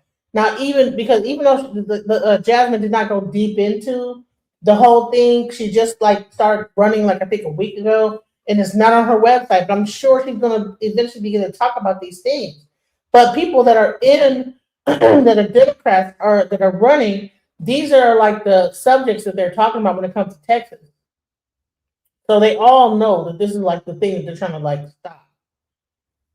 But only I would know it because I'm talking to people that are running for office, and we're gonna hear it. You're gonna hear about how how Texas, it's a lot going on here. Texas has the largest Black American population. California has a very majority white population, but it's not the largest population in America. Texas has the largest Black population in America. That means that if you go to Atlanta, Texas has more Black people than Atlanta or Georgia or Michigan. Texas has the largest concentration of Black people. So the bottom line is that who is it going to affect growing up? Majority Black that go to public schools. So I know that it doesn't seem like I can guarantee you that Jasmine is very aware of like that situation. That's why she brought up education in her letter of why she's running. But people not giving her a chance to even really put her stake in the ground about what she wants to do. They just want to go right after her, and you're not even from Texas, Yvette. Like, what are you doing? Like, man, what are we doing? Anybody can have a good conversation. What's the mission? What's the movement? What are we building toward? If you cannot tell me that, then I cannot help you. And I'm not, listen, we're done with all this stuff. I'm done with all this melanin stuff. And let me just, let me go on to something else before I get tired, y'all. Because this is just too much. Ain't y'all tired of this? Ain't y'all tired of this? Listen. She does not It's have just to too bring. much. Listen, it doesn't have to be directly for Black people. If she has anything that's going towards public schools, that's going to be for Black people. They don't have to say exactly Black people. No politician in their right mind is going to say, "I'm going to do this for Black people." Shut the fuck up about Black people, bro. No politician is going to say, "I'm going to make a law for Black people." What they will say is that we need more funding for public education. And guess who that helps? Black people, because most of our Black people are getting schooled through public education. And if you actually do the research, you will find that even public education really started with Black people. And listen, on Thursday, we're going to go deep into this whole thing about education and how it started and the whole thing. Like the whole private school sector, the home school sector versus public school sector.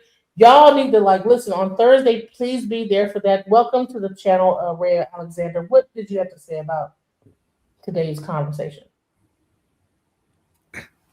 I found this conversation to be very eye-opening, to be honest, especially a year out from the past election. And I think there's some nuances to this discussion, to be honest. And one of the things that I kind of noticed is that there's this, everyone's digging deep in this tribalism, which has never existed to this degree in the past. Now, are there things that I agree with this person with Jasmine Crocket on? Yes. Are there things I disagree with her on? Yes. But I have no problem with there being a primary, and whoever has the ability to raise the most amount of votes in a democratically elect democracy to, like, you know what I mean, to like pass that threshold. For me, it's all about who can generate the most votes, period. I felt this way, and I'm pretty consistent about this. I felt this way with Kamala too. I never thought they should have just passed it to her. I always thought there should have been a primary, and that battle, that test of who can garner the most votes would have made her a stronger candidate, and it probably would have allowed whoever should have been elected to have that seat, and probably would have had a better chance. It would have been more organic. So if Jasmine believes that she has the ability to go up against with Tarico, and if she believes, because they have two starkly different approaches to how to counter what's happening in Texas and to be elected, I say may the odds be in their best favor. I don't think we should put our thumbs on the scale. I think we should support both people and see, you know, what they're able to do. Now, I try to preface that with, like, I try to be like a realist, and she's got some things against her that's going to be hard for her to overcome. But at the end of the day, if I was to say who I would prefer to win that based on what I know about them in their prior votes and politically, I would say she's the more she's the more gifted candidate, but he's the safer bet. And that's kind of like where I see with the two selections. That make sense? So, and listen, I want to ask a question, because every time we talk about Jasmine, I hear Kamala. Do you think that somehow, like, that Kamala's situation is being, like, she's also being cloaked under, like, the Kamala, like, thing? What do you think about that? Of course. Now, like, I would be honest about it. After what happened with, I'm a little apprehensive myself right now, to be honest. I'm looking at this isn't like a merit contest. This is sheer votes. So what, Black people were about 14 to 17% of the population, and then you have to like skew what some of the men. I mean, even though like Black women voted 90% for Kamala, but some of the men, you know, was shaved off. So what, about 10% of that 14%?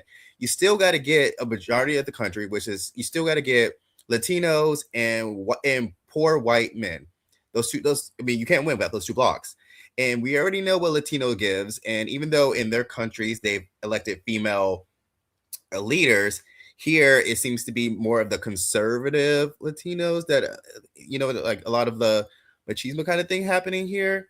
And then poor white men. And some of her past comments, even though they hit hard and she throws some bars, will be weaponized against her. And she's in Texas. It would be one thing if it was like New York, like, or Maine or California or something like that. But she's in like the heart of the red.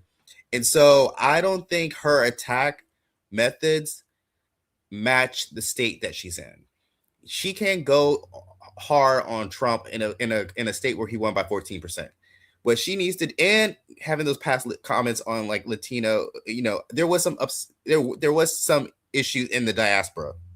We had some issues, all right now, about what went down a year ago, and that has caused a schism, and we're trying to patch those things up now. But her comments will be elevated, and that will be weaponized. And for me, there's a lot of vulnerable communities at stake, and so for me, it's like, okay, I in a perfect world, I would want to give her like the best chance possible. But this isn't like Romney or like McCain Republicans. This is like alligator Alcatraz, send you to like human camps in Sudan where you're not even from type of like situation. And so like this is a stark, you know, risk, you know, for many people right now. There's people like right now who's about to lose their health care. There's people right now who like, you know, the police are emboldened way more than before. I feel like the stakes are so high. I think it's fair to just acknowledge the risk. for a For plurality. so do you think that the other candidate would be better at handling the risk, or do you think that I don't know. I would feel like that she probably would be way more harsher on that risk than the other candidate because I think that a lot of times, like people that now he is an ex school teacher, so he might be about public school. I don't know because he I used to mean, be. okay. So I hate to say this, but I feel like everybody in here is of color. Okay, so do you think that she has a chance in Texas with that population and with how diehard they are to the current president and the people that they put into election? If I just need to see I need to see an actual primary. I think we're getting so far ahead. I need to see if she's able to turn out those people that normally sit home. If she's able to turn out the urban areas, if she's able to get Houston out, and if she's able to counter the voter suppression that's been going on, because there's far more people in the urban areas than in the rural, right? Even though the rural is like the biggest blotches of land. And if she's still able to maintain suburban America, she has a chance. But I think it's too soon to kind of like shoot her in the foot now. I agree. I think that we have to like kind of wait and see. But I think it doesn't help that we have our own black people with these huge like followings that are like not even from Texas that are talking out against her. What do you think about what Yvette Carnell is saying? That what we don't need the sassy. That I think that what's happening is that black people are attacking her personality and not what she's actually done or tried to do in while she's been in office. I think this is exposing some internal schisms that we have in our community. This has happened. There's always been a schism between like the let me give you a good example, right? Between like the Joe Budden podcast side of the community and the Native Land podcast side of the community. You know what I mean? Does that make sense? Like between like Right, yeah, like the FBA guys, and then you have like the ADOS, like that are like, yeah, go ahead. So like we have like the more like gritty urban side, and then we have like some of the academics that are like smacking against each other. And this is coming after what happened a year ago, and so like we're still healing some of these wounds, right? Like we can't go back in time. We can't fix what happened, what went down between what happened with the past president and with the vice president, stuff like that. But it's only been a year since that happened. And so those wounds are resurfacing. It's kind of like post-traumatic stress.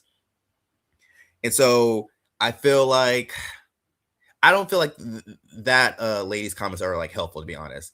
I stand kind of like, I don't mind descendants of chattel slavery, African-American freedmen, whatever you want to call it, because I know FBA has a bad connotation only because of Tariq. But I also think that we can be part of the diaspora and be Pan-African, but still acknowledge our cultural uniqueness and heritage and like our side of the diaspora. I don't see why the Black American side of the diaspora can't have, why we have to be like just a generalization, why we can have an identity versus the rest of the diaspora. Does that make sense? I agree. Yeah. So like I don't feel like it has to be either or, because we already exist in this world, right? You know what I mean? Like people all over the diaspora, people come here. I think it's just acknowledging it and like the bad connotation from that the ADOS side has and the bad connotation that FBA side has from like Tariq or whatever. But I still champion the entire diaspora, and I still champion Pan-Africanism. I still champion, there's a reason why Malcolm X later in life pivoted, because it's in our best interest to be a united bloc. There's Black people all across the world. Black is a construct, right? And so even in Africa, they don't consider themselves African. They consider themselves Nigerian. They consider themselves Ethiopian. They consider their nationality. And that's the same thing in Asia. And we saw that in this past election with the Latino community. There is no united Latino bloc. The Cubans feel one way. The Mexicans feel one way. The Colombians feel one way. We saw that real time. And I think that's harder for Americans to understand, because we are so ingrained in this white-black construct that we built here. that we can't fathom that outside of our country that there's like that people go by ethnicity and nationality versus the social construct we created here.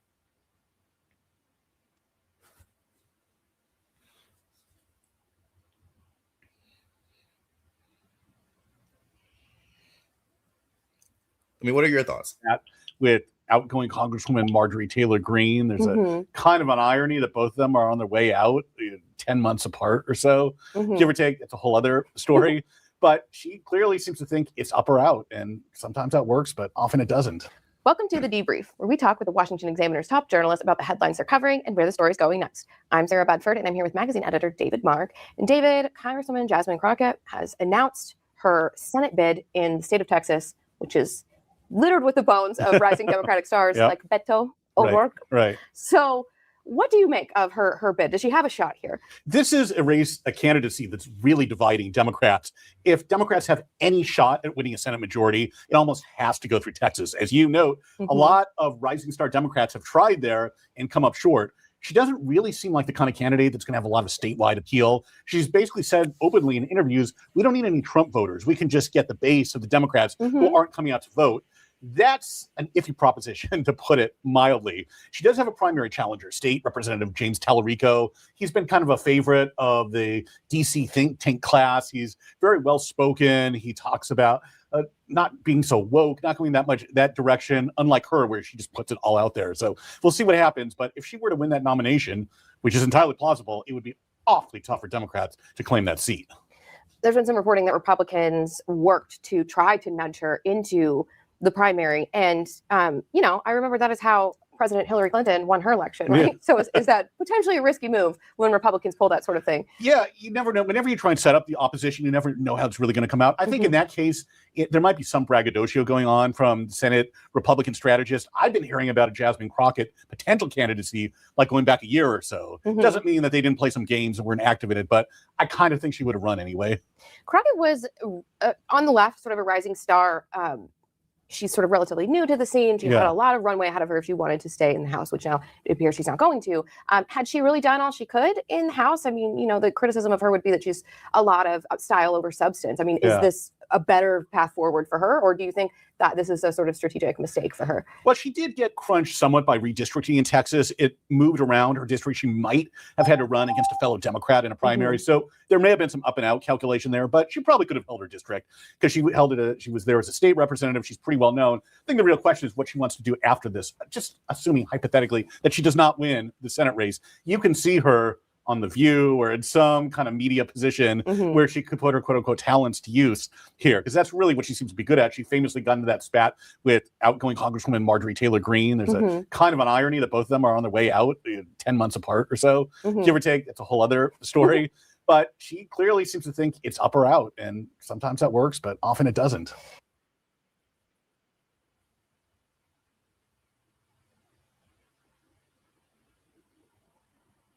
All right. What are your thoughts? I'm sorry. I see you took your thing off mute. Did you want to say something about that? Ray? Oh, about what he said so far?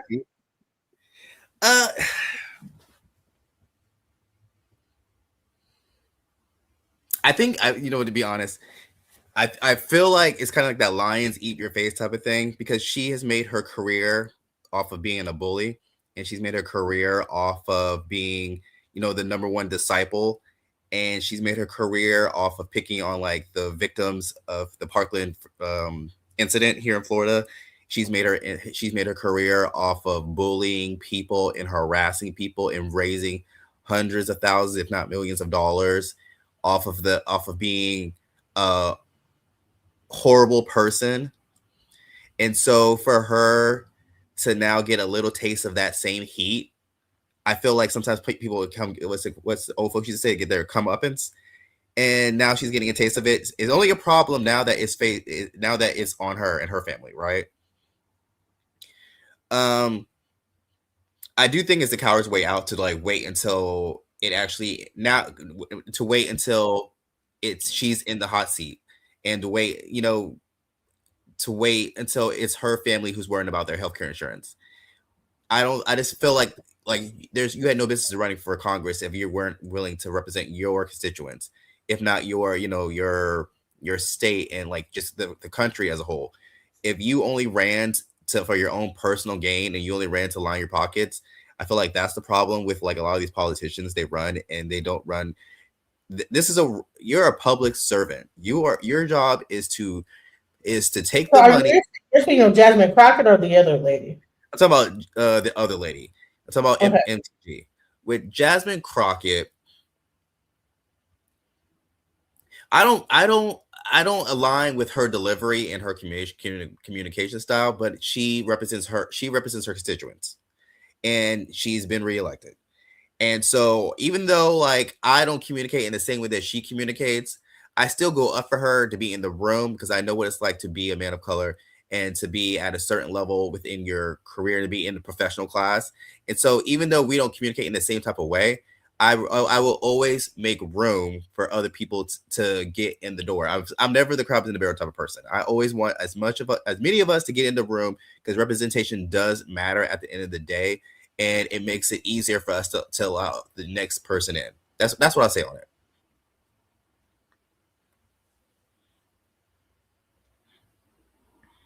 Let's hear the rest of what he has to say about this. If Texas is not so far shaping up to be Democrats a serious pickup opportunity for them, where do they have one in 2026? Yeah, their best shot is North Carolina. Mhm. Former Governor Roy Cooper, Democrat, is pretty popular. He's going to be the nominee.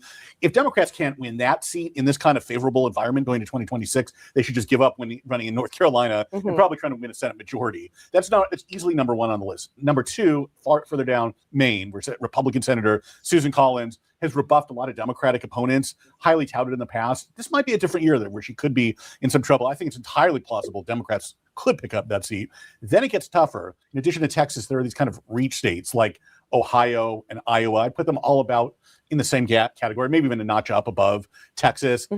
That's about it. And that's just to get to a bare majority of 51 seats. Having said that, though, the Democratic overperformance in a lot of these special elections is pretty strong. It's on average double digits, where just on paper, that would easily be enough to overcome and win all those seats. Not likely to be that way, but you can't just.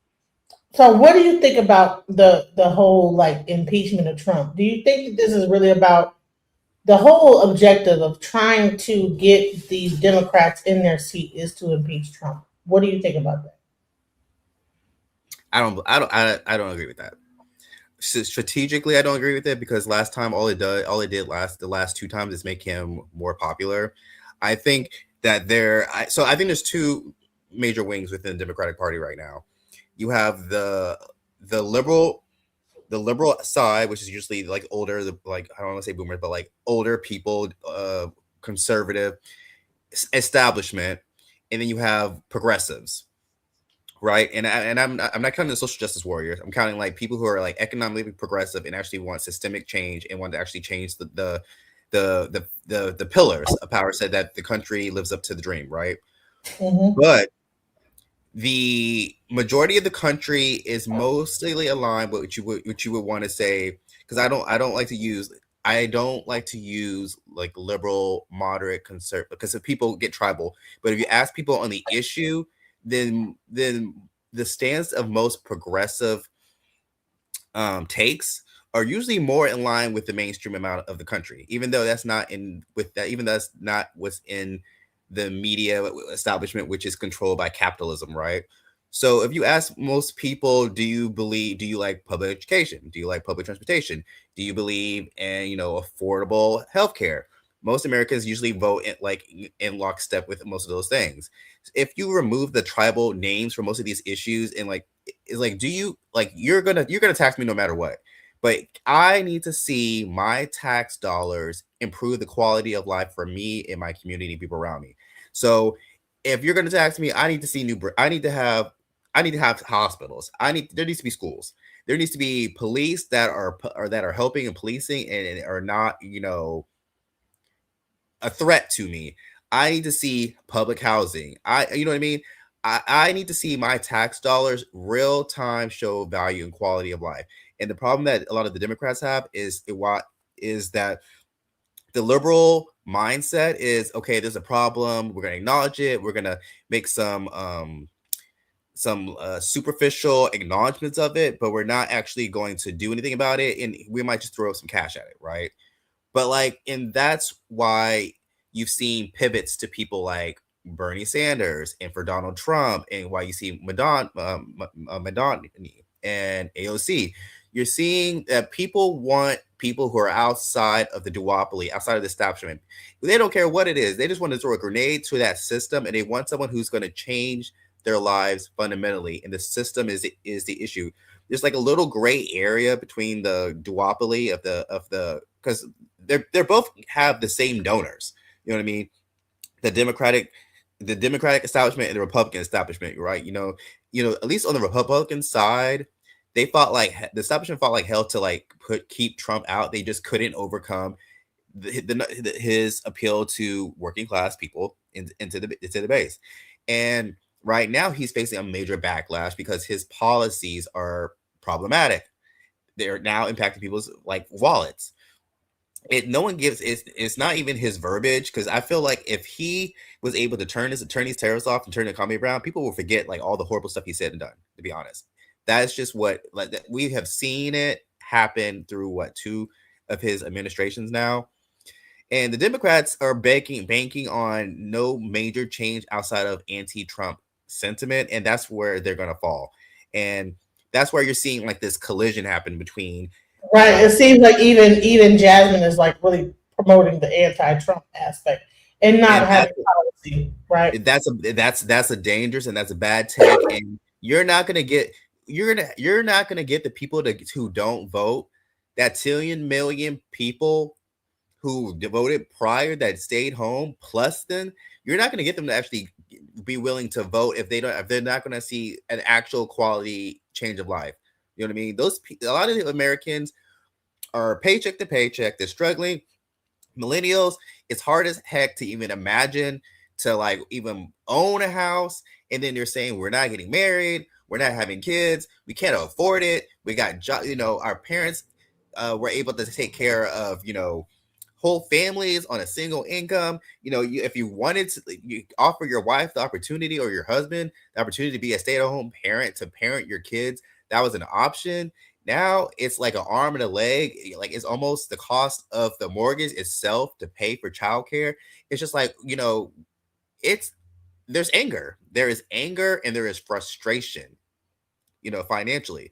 And so unless someone's actually willing to challenge the status quo and actually willing to say, okay, we need to change some of these pillars that on the left that some hold so dear to, these norms, unless we're starting to say, okay, we need to break up some of these monopolies so we can bring back small business, medium-sized business, mom and pops, and we can break up these monopolies of Netflix and Amazon and Walmart. And so there's other options, and we can regrow our communities.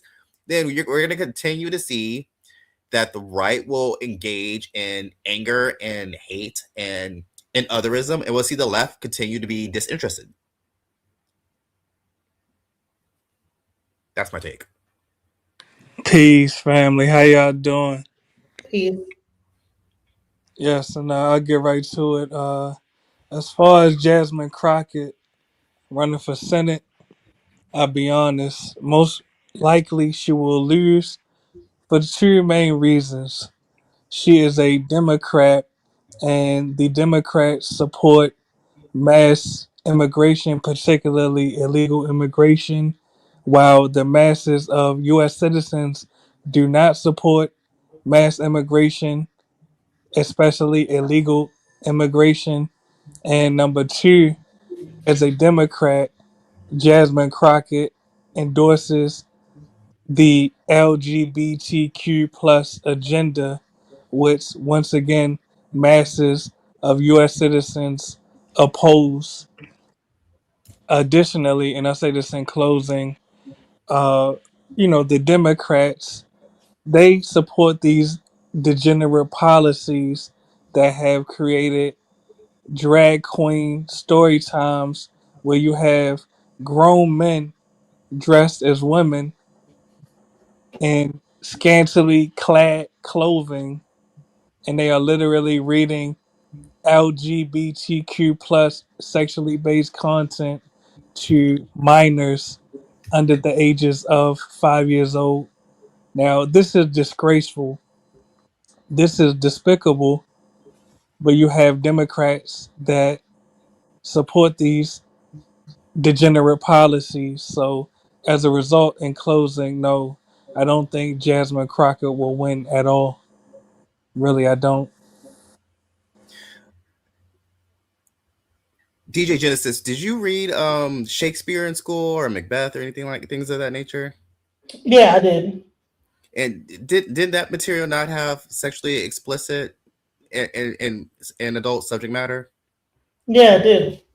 Okay, and then is it the current most powerful man in the country someone who has been credibly, convicted of sexual misconduct? Yeah. And is there a number of prominent right-wing figures who also have been convicted, if not alleged, of sexually explicit conduct? Ain't that what the whole the files, the Epstein is about? Yes. And so my thing is, I have no problem. Like, I like an honest take. And so if we want to talk about about the T's, about the trans people, what they're like 1% of the population. I mean, how many do you know? I mean, if we want to talk about that versus if we want to talk about grabbing women by the P's and talking about congressmen that are in charge of the judicial committees that have alleged crimes with like college aged people. If we really want to, like, I'm all about protecting women, children, and young men. But like, let's be honest about it, and let's go across the board of like who's got more of the bodies. I was not into the whole conspiracy thing with QAnon thing, but it seems to me that if it was the truest indicator of it, seems to be from the very people who benefited from it. And so I say release the Epstein files and let God do what he needs to do. But like there seems to be hesitance against that. And so Now, I agree. I agree that the Epstein files need to be released, but just for clarity, because you sort of deflected. Now, I agree that heterosexual, sexually based content should also be banned from public schools. Actually, as a lobbyist, I advocated to ban all sexually based content. Now, I'm gonna ask you directly: do you agree that LGBTQ plus content should be banned from public schools? I believe that representation matters, but I think it needs to be age appropriate, and I believe that some of these things are in-home discussions that need to be had between a child and their parent and a child and a physician. I don't believe that that's a discussion that should be mandated by law. I am a pretty live and let live type of person. I believe in liberties. I am concerned about when we erode that in the slippery slope based on history. Like, past is prologue, and so I always say I rather the war be fought overseas than here. Regardless, it's going to be fought. So you want it overseas, you want it here. And so when you start moving the goalposts of civil rights, human rights, whatever you want to call it, then that starts as you go up that tree, which we've seen over the past two accounts of this administration. It doesn't stop. It just keeps going up more and more and more, and before it hits your community. And so, do I believe that there should be rated G content? Yes. Do we need to have an actual look about what some of our kids are exposed to and what type of content? Yes. Yes, and brother, I asked a direct question because LGBTQ plus, if we go through the acronym, those are all sex acts. Lesbianism, that's a sex act. Gay, that's a sex act. Bisexual, those are sexual acts. Those are orientations. Well, lesbianism, what defines lesbianism? That's a woman having sexual acts with another woman. Gay, that's a man having a sexual act. So if someone was you could be a lesbian and be a virgin. But that means you're sexually attracted to a woman as a woman, correct? How's If that? you're not How's sex, you're that? not sexually attracted to anybody. But you hear the point I'm making, and I don't know why we have to be. A simple question. I noticed when I talk to the LGBTQ plus community, they are I'm not. intentionally evasive. No, I'm talking to the brothers, sis. They are intentionally evasive. They know that lesbianism, those are sexual acts. They know that gay is a sexual act. They know that bisexuality, the key word is bisexuality. These are sexual acts. So I'm asking a simple question. Do you agree that LGBTQ plus content should be banned from public schools and not disseminated to minors given its sexual nature? Simple question, brother. So if we're gonna be consistent and we say H and we add the H to it, and if you wanted to be across the board, then yeah, I say that's fine. If you wanted to do across the board, And you already heard what I said about heterosexual acts. You heard me say that as a lobbyist, I advocated to ban all sexually based content. So I'm just asking a simple question. right? And I answered. I Since just gave you, my answer. so I since said, you He just agree, said yes. He just said yes. He just so said you yes. agree that yeah. LGBTQ plus content should I be said if banned you're from public including, schools, correct? once again, I said if Uh you're huh. including the H, then and you're consistent, then I don't see any problem with with that methodology. Yes, and just for clarity, so we don't have to deflect to the heterosexuals because I already It's not a deflection, but you need to include if you want to be initially this. consistent. Well, hold on. You heard me say initially. Let me tell you why I think that it should be included.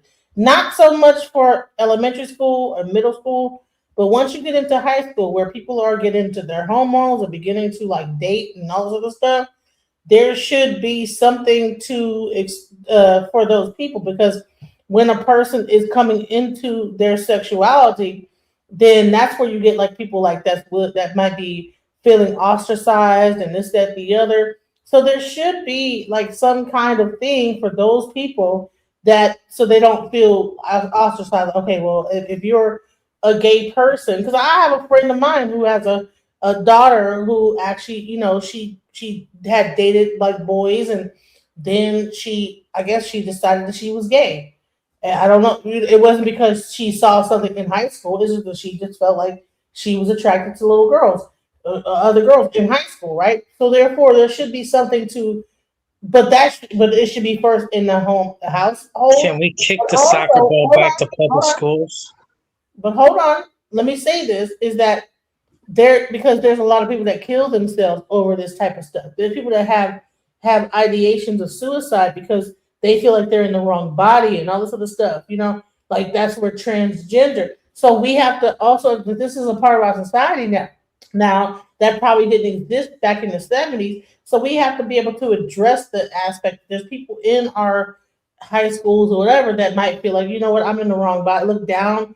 They might have felt the whole time that they was a female or whatever. And that's the thing. It's not because they're taught this. Is something that they felt within their own self, not because they of a transgender reading a book to them in junior high. I don't believe that junior high and everything should be talking about sex, but they do. I do believe in sexual education when it comes down to STDs and things like that. Once you get into high school, when you begin to like date and things like that, there should be some education about LGBTQ issues. And so, And DJ Genesis, you'll notice when I first came on the panel, literally the first thing I said was, as a lobbyist, I advocated to ban all sexually based content, including heterosexually based content from public schools. The reason I said this is so that when we criticize the LGBTQ plus content that is being disseminated in public schools, we cannot deflect to heterosexuality. Now, the reason that we must focus on banning the LGBTQ plus content from public schools is because right now there is no heterosexual equivalent to the drag queen story times that the LGBTQs are targeting minors with in but libraries and public that should schools. not happen. He already agreed earlier that he doesn't believe in that. What I'm okay, No, and what what I actually what he did was deflected to the heterosexuals. If you would have heard no, him, he said that it should be uh across huh. the board. Period. That's No, what he. that's what I said actually. You know, No, Actually, I did. I said across the board. No, you said add the H as in heterosexuality. I'm That's listening. yes. Right? I said yes. I said all of those things. Which was a Listen. deflection, I said for correct? me, That's that's not not a a deflection. deflection. He said that including H, that period, Exactly. education, when it So comes down just to so I'm clear, all, are there any heterosexual drag queen story hours or any equivalents to that going on right now? No, right? So that's why we're focusing are on there any banning. right now? Go ahead. They already banned. What are we talking? It's already been banned. No, actually you're wrong. The Yeah, you're very LGBTQ. wrong. Yeah, you're wrong. The drag queen story times still exist and are taking place throughout the entirety of the U.S. That's why I in cannot public allow. schools. Well, can I complete the sentence? It'll be brief, and I Are pass they the in mic public right back to you. schools? Yes or no? Is that happening in public schools or libraries? 'Cause I Yes, know and in libraries. Yes, both. I thought that they had stopped that in public schools. No, in California they're still doing it. I think in Minnesota they're still doing it. In a lot of these liberal states and liberal enclaves, these Democrat enclaves, they're doing it. So that's why the focal point has to be on banning the LGBTQ plus content because they are targeting our children sexually in ways that we do not see heterosexuals doing. I mean, I'm just being honest. There's no equivalent to LGBTQ plus drag queen. I'll say this is that We'll go ahead. kids, they have a thing called sexual education. So we're not going to pretend that Exactly. we don't have sexual education. That in sexual education where they're not talking about birds and bees. Come on now. And then Was they it talk about STDs and they talk about like exactly? all that stuff. Exactly. So Now, how can you equate that either we to a drag remove queen story time? Though, how can you equate that? listen. I don't agree. No one agrees on this panel, including this guy right here. He already said Exactly. he did not agree with that. That there should not be something like that. But we're talking about sexual education. What I'm saying is that sexual education, all right, should be taught in the home, and if it is taught in school, it would be more about like understanding that there are different like sexual like different you know what I'm saying? There is the LGBTQ. No, I hate you're talking about what should happen. What I'm talking about was it. actually taking place. Was Right. actually We're talking about like the school time. Yes, we all agree that should not be there. There should not be kids being taught stories by transgender to create some kind of a tolerance. I don't. We all agreed that. I think even my guest Roy Alexander agreed as well. Right? Correct, Ray. Yeah, I agree with that. I've been consistent on it. I mean, I And, feel like, and then you say you're and I would deflected. You haven't correct. deflected. Go ahead, Ray.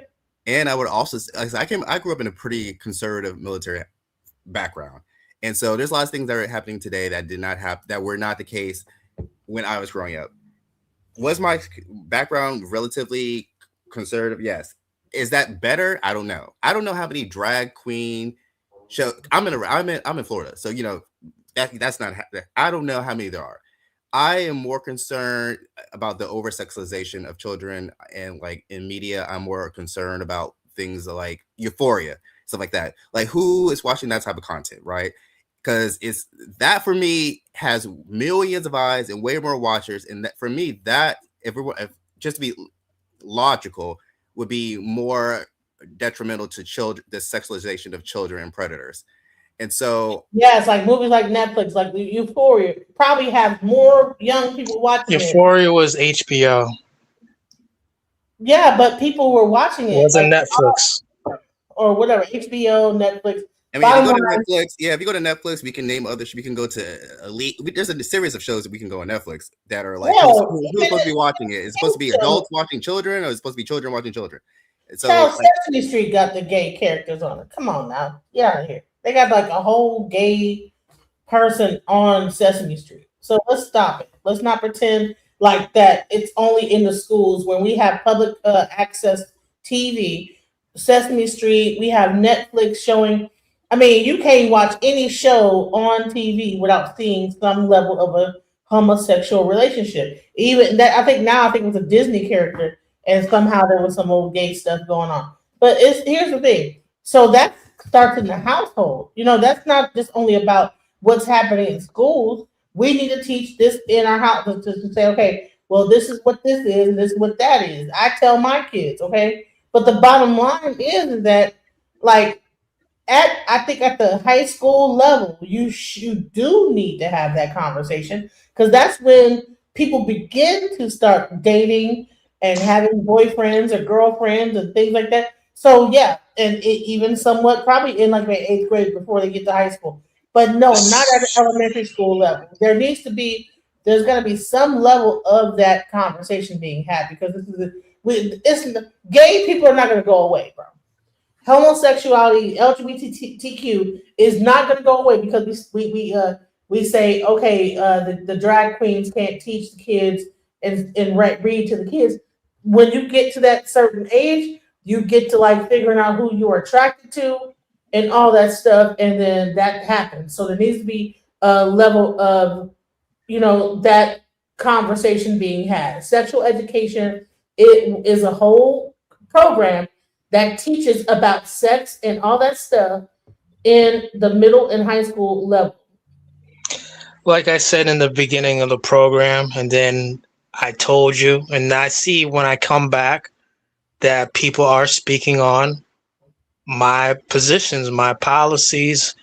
Some are against it. Policy, that's across the board, not your policy. I already spoke about the LGBTQ. And the only one that speaks about the LGBTQ and knows that this is the thing that's existing, sir. Pam Mulattoism. But if you look at California and you look at that Pam Mulattoism is speaking on your policy. If you look at California, Pam Mulattoism has his own mind, and he came up with his own. I'm not talking about Pam Mulatto. No, I'm trying to tell you is that he's the one that brought that conversation up. We were not talking about that. We were talking about Jasmine Crocket. Pam Mulatto. Right. And if we look at and hold on, I don't need you to interrupt me. Hold on. I don't want to put you in the back. Okay. Pam Mulatto. You can do whatever. Listen, Pam Mulattoism has its own talking points. He doesn't have to steal from your talking points. He has his own mind and his own thing that he's done within the government and as a lobbyist. So he did not take your talking points, sir. He has his own. He's a lobbyist in Congress. Why did he drop? What happened? Why did he drop? Well, he had to take him off because no one said he stole anything. All right, and I didn't say that. So as I was saying earlier on in the program, no one took your talk. First of all, let's stop it. That's someone took your talking point. Pam Mulatto is his own. No. And he has his own talking point. No one is using your talking point, sir. Pam Mulatto is a lobbyer in Congress and his own thing. I never said any of that. Okay, all right, never mind. Go ahead. So as I was saying, even with if you look, because I'm going to add on to what Pam Mulatto was saying about Minnesota and California. Look at their leaders. Karen Bass got them weird ass glasses. Tim Walz, the governor of Minnesota, got them weird ass glasses. Pay attention to details. This is the radical left.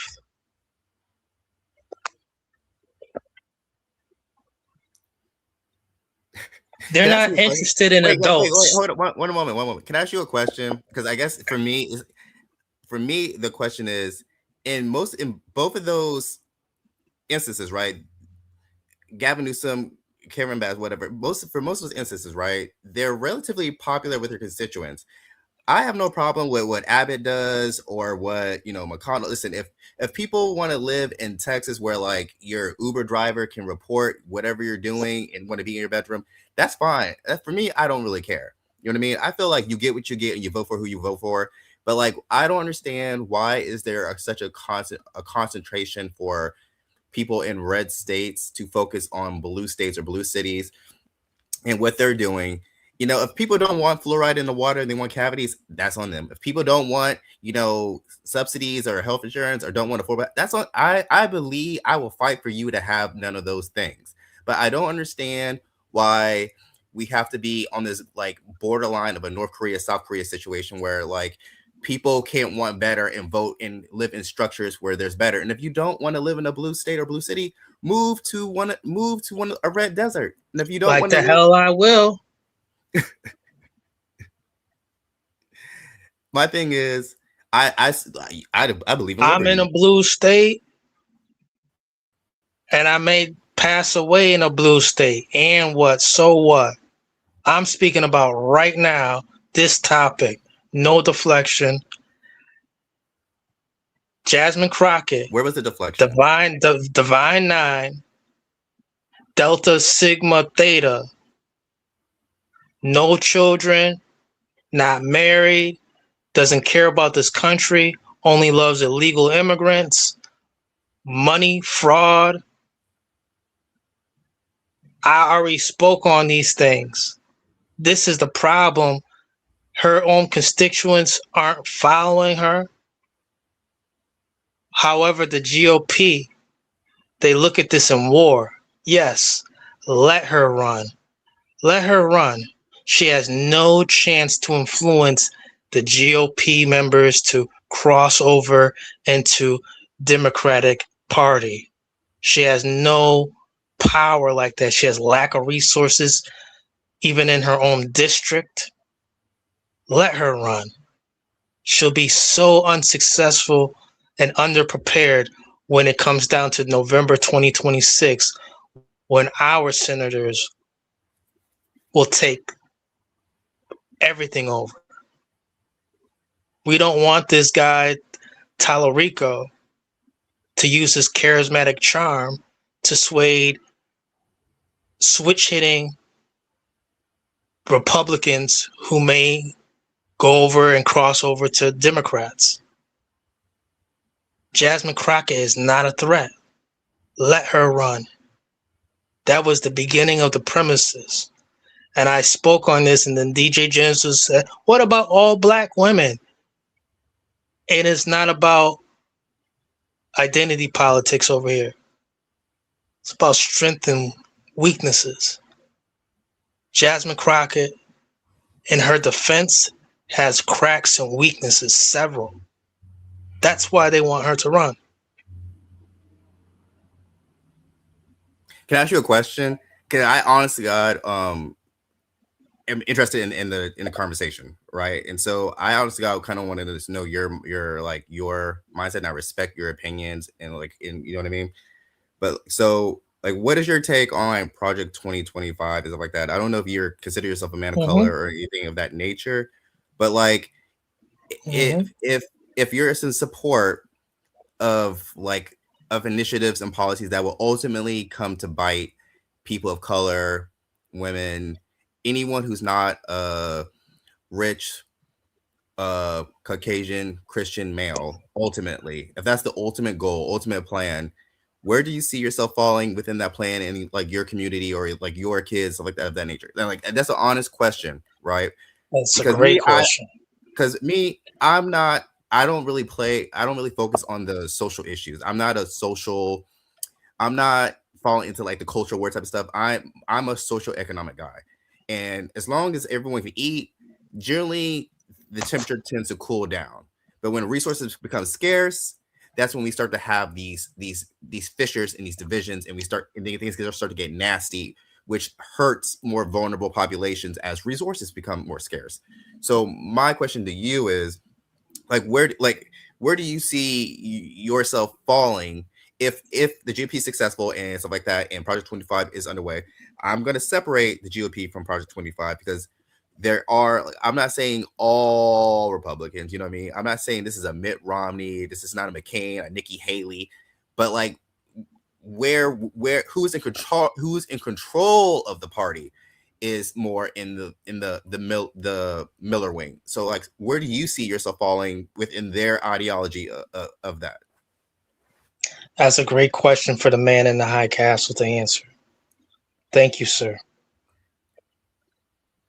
I'm neither Democrat nor Republican. I'm the man in the high castle.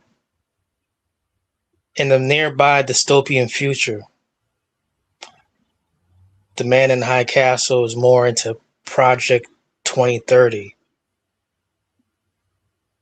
And if you're not aware of Project 2030, then you know nothing about anything right now. We are already past Project 2025. It's already come to fruition in so many degrees. Successfully. Are you aware in 2017, the crystal ball orb in Saudi Arabia, where all hands of these world dignitaries had their hands on the glowing orb. Do you know what that was about? Do you remember? No, See, I think. I focus because my work. I do a lot of community work. Do you remember that picture of the glowing? Do you remember the picture of the the glowing orb with the world dignitaries? No, in Saudi Arabia. No, and I can tell you why. A lot of my work. Wow. A lot of my work is on getting access to Americans to healthcare. So I do a lot of community service, and I do a lot of like medicine with in regards to like public health, and I'm in school. So I focus on the best helping my community and my people best way I can. Gotcha. And who are your people? My community, the people who live here. I talk to all my neighbors. I make sure that we know Americans. Well, yeah, that would be all the residents within my area. Okay. Well, Project 2030, that should be taken in consideration. And the greatest president, Donald J. Trump, he had his hands on the glowing orb, if you don't remember. And he was with a few other world dignitaries. So that's just a simple Google search. Now, if you're not ready to discuss how you have survived Project 2025, have you? Are you okay? Is your family okay? I don't judge. So I was able to pull myself up from the like I said, I have different resources that I Are you fine, sir? Is your family fine? Your household? My direct household, we are fine, but I have a very strong community. We help each other here. Is your household, sir? Yes. Thank you, and likewise. Okay. We're not promised tomorrow, none of us. However, we have a lot of things going on. Project 2025 has come to fruition. I have one question. Do you have because you're saying there's like some kind of a image of everybody putting their hand on an orb called Project 2030, and this. I didn't say it was I want to be clear on this. Were there real people putting their hand on the orb? Yes. Okay, so can you send the link to that, please? All I could do is just I can give you the keywords. Trump, President Trump, glowing orb. And this happened. Even the country singer Keith Toby, he was singing during this whole extravaganza out there in Saudi Arabia. Project 2030, they also call it Saudi Vision. All right, see, in 2026, the smart city of Neom, Noem, will be opened. Exactly. And you see, Mala, this is, how do we all forget these things? Okay, so if you understand about Project 2030. What is so what is this? Okay. Now, an image of Donald Trump with his hands placing over a glowing white orb alongside Saudi King Salman and Egyptian President Abdul Fattah al-Sisi is lighting up social media. On Sunday, the leaders inaugurated a new center in Riyadh aimed at combating extremist ideology. So he arrived. So there's like this whole thing of this orb, right? It's not a satanic ritual. Okay. I'm never saying any of that. I'm not saying I'm trying to understand, okay, what is the meaning behind it? Okay.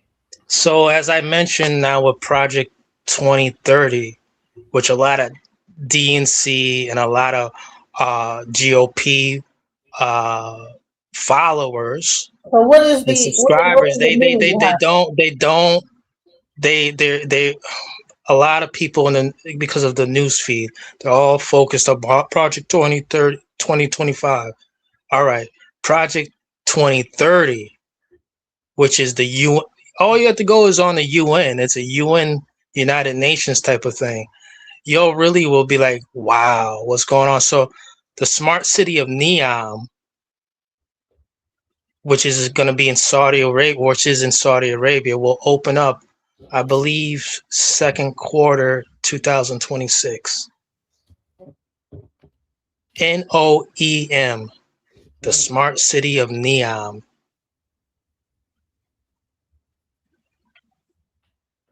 Okay, so let's go into that. All right, so we have a person. You want to know about AI and all this stuff?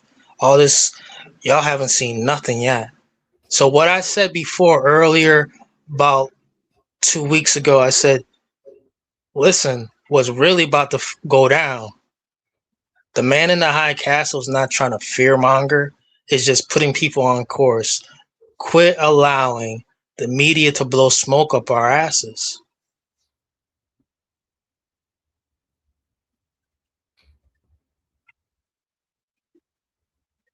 Okay, let's go. Agenda 2030. So this is This is Agenda 2030 for people who don't know, because you brought that up a few times. Okay.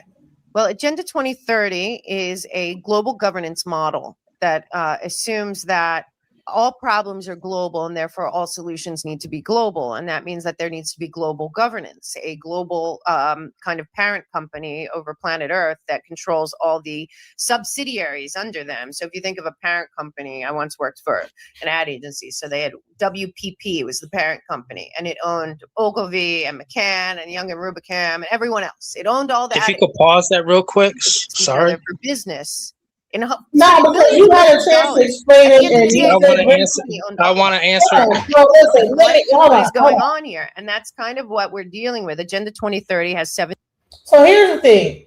Now, men in the high castle, when I ask you to bring something up, right, and explain what it is, you tell me. I have no problem with what you brought on. I have no problem. Okay, well then I'm bringing it up, and now they're explaining it because you didn't want to bring up. There was a question in the audience, a good question. Well, we will get to that question. We're going to go to this first. Thank you. All right. So, all right. 17 sustainable development goals. They are sustainable for their model, for their global governance model. All of them have things like no more poverty, everyone has an ID, there's a world banking system, all of that. So the opposite of all that's true. It is all digital. Right. And it all includes a digital ID. A lot of people know that Bill Gates and others are behind that. Of course, all of our tech firms, basically in America, have come out of DARPA and the Department of Defense and have contracts to track and trace, surveil us. They did way before the Twitter files were revealed. This comes out of the Patriot Act, like everything else that has destroyed our country in terms of surveillance and being a police state. But on top of that, so Agenda 2030, they put all these things in there, and they're all sustainable goals. But I will tell you the end goal is, and what you need to ask is, well, who's enforcing these? Who enforces Agenda 2030? And then you see that they have a pact. The UN and World Economic Forum are one and the same. It's called the Great Reset to them. It's called Our Common Agenda at the UN. It's called global governance. And if you go on any of the websites of the Octopus of Global Control's tentacles, that's every one of them, including all the way up to the Bank of International Settlements. And you put in Agenda 2030, they all have an Agenda 2030, including the Vatican, including NATO, including, because NATO is really the one world military. You know, they want the central bank digital currency, which will be global, not American. It will be run through the IMF. They do not hide this. And what they will require of all of us is to have a digital ID that includes our climate tracking and tracing, includes our vaccine passport, and they did a run through with the vaccine passport. It will include all of our spending. We will have a concept of taxes will be immediate. It will include a social credit score, like in China, being built. It will include also. The other thing that it will include is travel and anything that you're using that takes up energy, kind of they call it, what do they call it? Climate trace. So they have all these things in play, and they've all been pushing through the UN and World Economic Forum a global digital ID, global wallet they call it, and that you will not be able to function.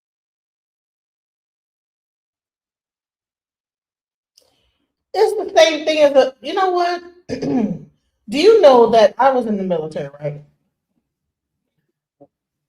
The military ID, on your ID had your medical records, it had everything on it. Okay.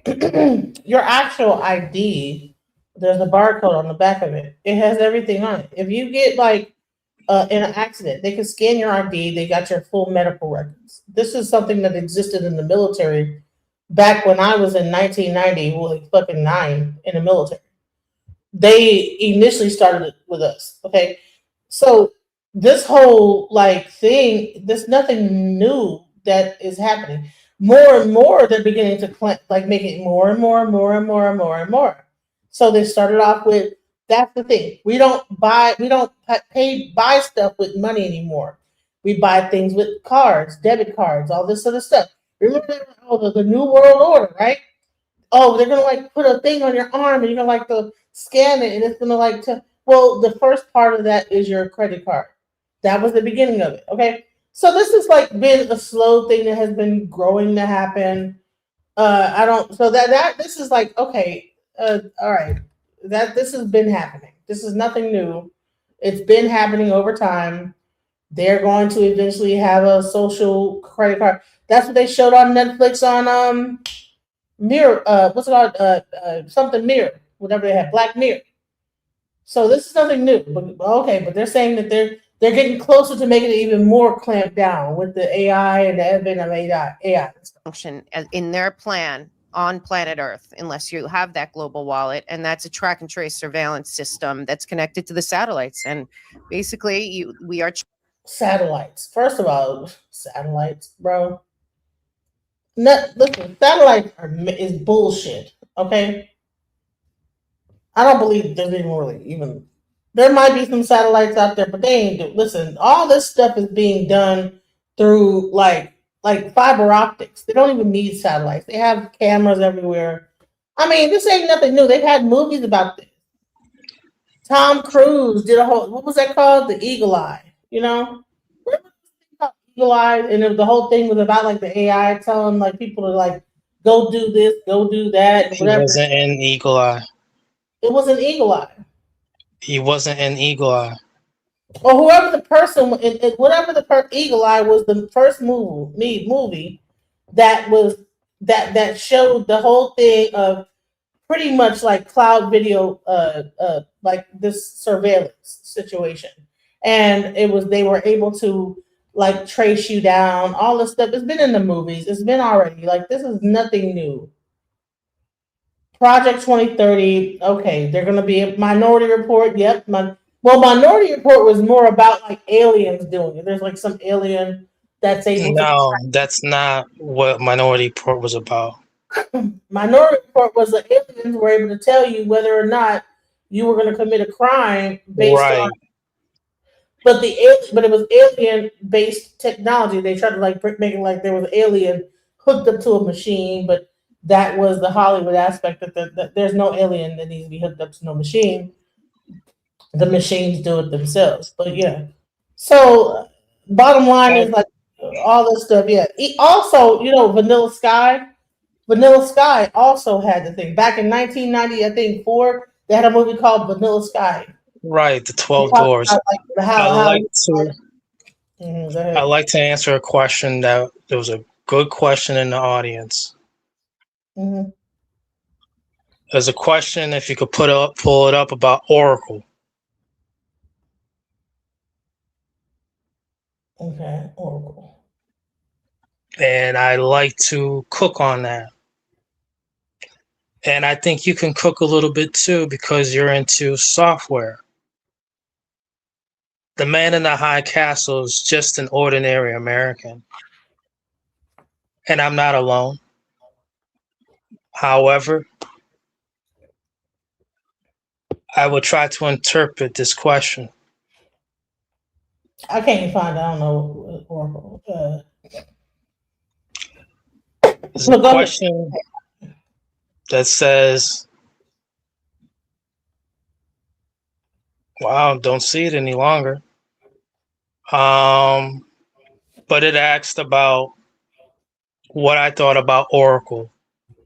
And Oracle, as you see right now, and they use the abbreviation, the stock ticker symbol, they use ORLC or ORCL. And yes, it's been in the media for a while. But what I remember about Oracle is this. When we're dealing with coding, Python, Java, Oracle's that one. And from what I see is that Oracle is going to be Oracle's Java, by the way. That's all Oracle is. I just said that. Didn't I just say that? Not Python. Oracle is Java. And Python. Oracle is Java. And Python.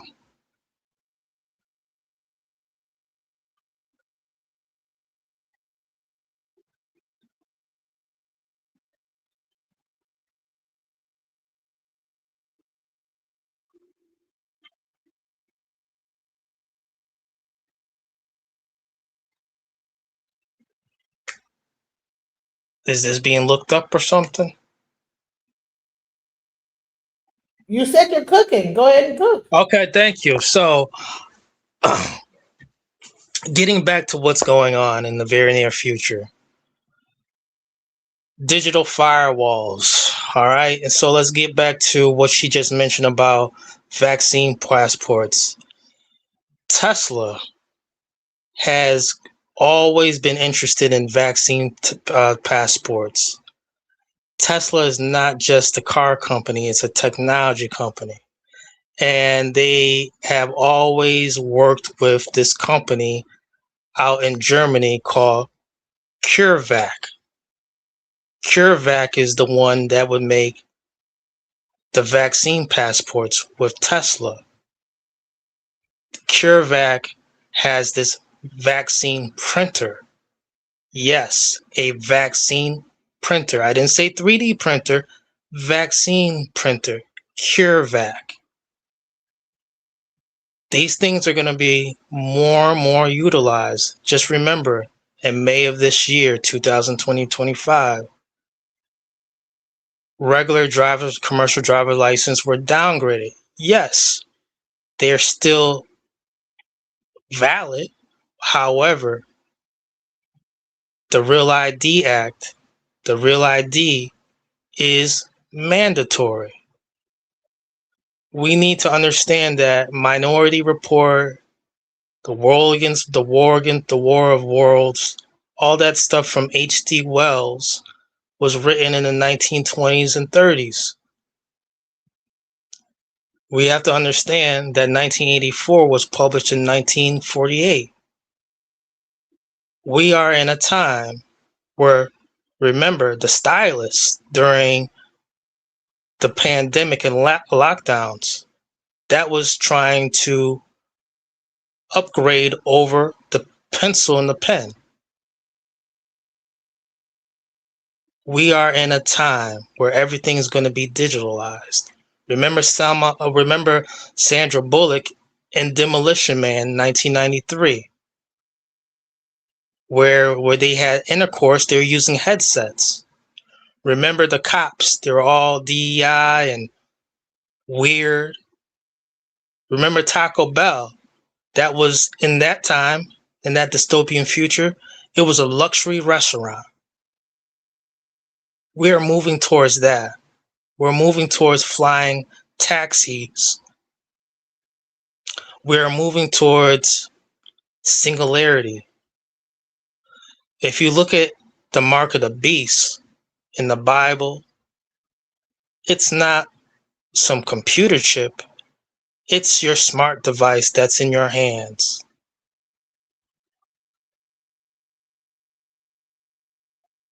The Neuralink. Once the one in the Vatican, supposedly puts it in. Now they can speak to everybody in one tongue. Everybody, all languages. It's coming into fruition. The World Cup 2026, going to be held in Los Angeles.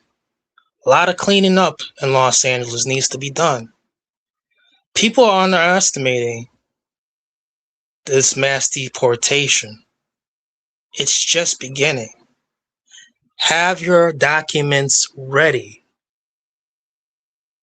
Quit harboring illegal immigrants in your household. Who is harboring illegal immigrants in their house? I'm not saying you. See, there was judges who were harboring illegal immigrants in their household. Remember that. There was judges. But see, all this stuff is fear mongering. This is not fear mongering. This is delightful. No, you know what? I can show you something even more deeper about what you're saying. You're talking it's not about even delight. It's not scary. No, it's not fear mongering. It's not fear mongering. It's delightful. It's delightful. Who is delightful? And to other people, we're on the precipice. We're on the precipice. If they're married to a person, DJ Genesis, let me cook a little bit. We are on, and excuse me too. Right, but you just can't listen. When I said excuse me, I mean thank you for allowing me to speak on your program. Speak, but I'm just saying that. Hold on. Here's the thing. Listen. Stop. Don't do that. I'm trying to tell you is that it's not just about like this America. This stuff that you're talking about is global. You're saying about illegal and this, that, and the other. That's bullshit. America stuff. That is just to keep us numb. But let me tell you, if you really want to get into like some real shit, some real stuff, and let's this is a DNC tactic right here, everybody. Let's get past American politics. Because listen, you're saying that I'm a Democratic national talking point, but I told you I'm a Democrat. I'm a globalist. I believe in global economy. You're a globalist? You heard that, guys. I'm gonna tell you what. Listen, they have a thing right here called telomere. Right here, I'm gonna show you right here. That actually can make you live longer, and it was owned by a black guy. He got killed just recently. He died, or I don't know how he died. But this actually, they figured out how to take the telomeres in your DNA and stretch them out so you live past the average age group. And the actual owner of this company, Telomere Pharmaceuticals, just got a thing like a couple of weeks ago. Black guy. So I'm trying to tell you is that like I'm saying is that we're see when you're saying all this stuff is going on, you're telling us, oh well, we need to like even more be tighter. Don't do this. Get more closer. Okay, get into your household. Don't leave the house. I'm saying, none of this. Take your ass. That's wild. Listen, take your ass to Japan, China, all this because it's gonna be a time frame where you're not fixing to be able to do that unless you are a certain person. But right now, when you can, go on ahead and try to like open up business and be a global mindset, global business mindset. Don't be just a fucking social security number. Take your tax ID, become a tax ID number, become a business. Go outside the country and open up business all around the world. Don't just be only America minded in your operation, because when things go down, you do not want to be only centralized in America, because things are going to be going down to where whatever's going on here, they tighten it up. Yeah, they tighten up the borders, they tighten up shit, but it ain't tightened up for everybody. Only us, only the niggas. They tighten it up for listen, white people are not tightening up. They expanding. They're going out to different countries. They're buying land. There you go again. Christian church. They're using the church to actually go in the missionary missions and all these different things, going over to different places, buying land. Here we go again. What?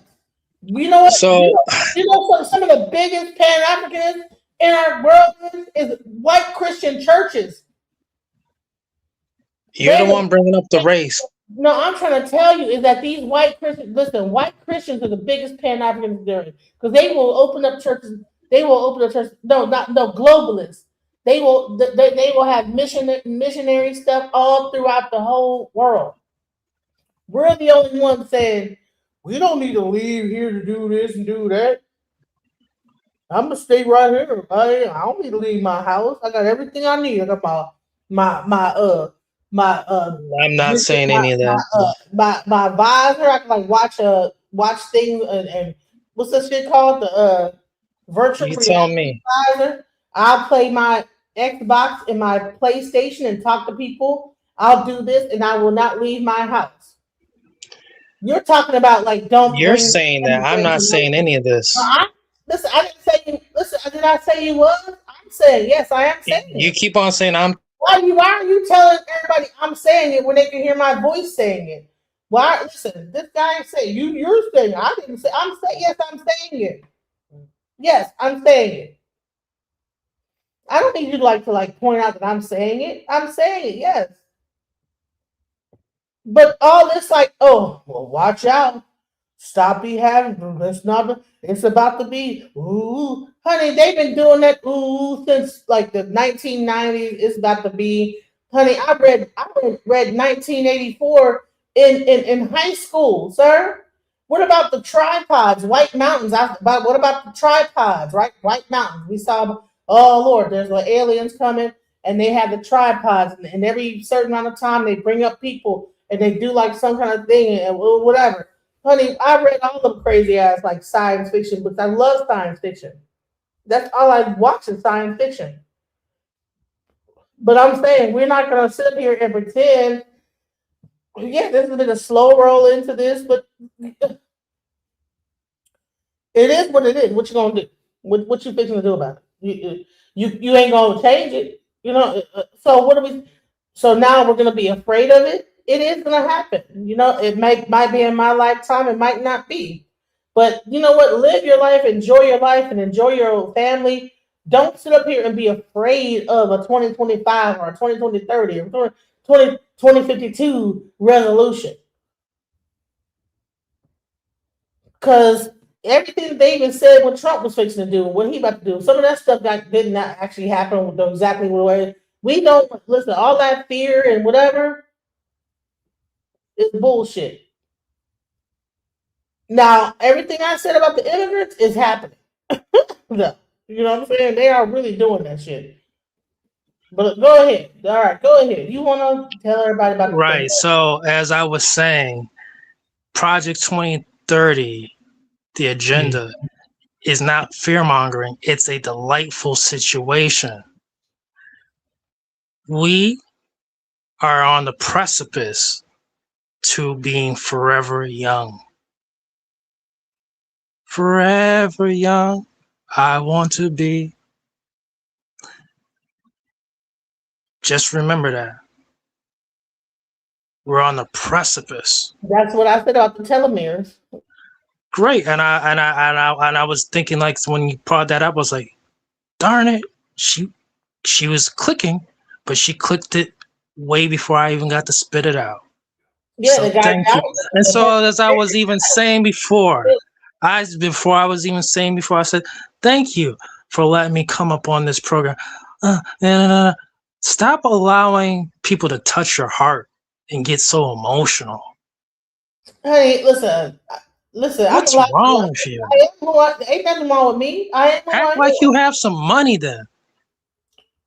What? You got it, right? She got it. Got it. I'm gonna say, so act like that. Behave like that. I don't have to behave. I'm gonna be who I am. I'm gonna be who I am. Right. Listen, there's a reason why you come to my panel. Whatever the reason is, to get the frequency across.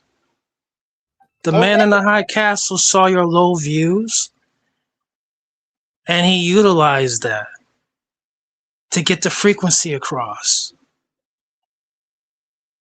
Grow this channel. He encourages that to get the frequency across, the right message, the right information. 2026, DJ Genesis is hitting 40K in her live chats. That's the estimate goal. You want to be like, oh, someone trying to keep me down. Fuck all that bullshit. I don't even believe what you're saying. You heard what I said. No, the only reason for my low You views. heard what I said. No, the reason for my low views is because I covered. I don't give a fuck. That's the goals now. 2000. I get it, but I'm saying is that because everybody want to like say my low views, but because no one liked your content. That's not the truth.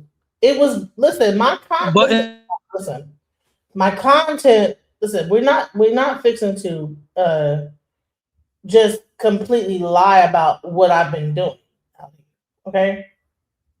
So when the first time I got attacked is that I like covered a video, and then so I've gotten several strikes on my channel, and shouts out, thank God my channel is still here. Other people's their channel are gone, but I've gotten several strikes, so that's the reason why my views went low. So whenever YouTube give you a strike, I got a strike right now. They also toggle your views, so let's be real about what's going on here. I got a strike. Right now, I gotta wait until January. The strike will be up, and then they will open it up again. But if you don't have a YouTube channel, you don't know that when you get a strike, they don't necessarily open up the floodgates. But my stuff was like on its way up until I got that strike, and this happened several times, and I had to like refactor my stuff and do this. So let's not pretend like you are the one. The only thing that's like doing is like, no, bro. My stuff was going up, and then I got a strike, and that's what happened. So let's go. All right, there you go. Again, read your comments. Read your own mod. What he just said. Salaya. And I was letting you build. Just read his comment. Just read his comment. Listen, I read his comment. You kind of stopped his build, and I was letting you go. But you can't like attack me at the same time as like. No one's attacking you. Don't try to. That's what I just said. No, you said some stuff like, "Oh, someone." No, I'm not. And you keep doing it. It's like, "Oh, you had no views, and I can't." No one is attacking. No, you don't. You're attacking yourself, sir. You don't understand how people don't have no control over like they say stuff. They don't have no control. Like, bro, like. Don't just, you're on my channel, sir. You don't get to just say whatever you want to say. Like you say like, sir, I at several points I was going up, and then something would happen, and then it would go down. So that's what happened. In this case, yes, you know what I'm saying? We you know, you come up here, whatever, you give the alternate view on what I'm doing. But please don't make it seem like I'm not over here busting my ass every day. It's 4 hours I've been on this channel. Today. The other day I was up here for 8. Like, don't like discount my time and the effort I put in, bro. Stop it. Again, this is your channel, and I just said I thanked you beforehand. However, what's going on? What's going on, everybody? What is going on is this. Let's move forward. Yes, and what is going on is this. What is going on is this. Right. It's called, what is going on is this. What is going on is this. Go ahead. Thank you again for the 16th time. Thank you. ITE. ITE is illusory truth effect. That's what's going on here. ITE, illusory truth effect. It's a real thing.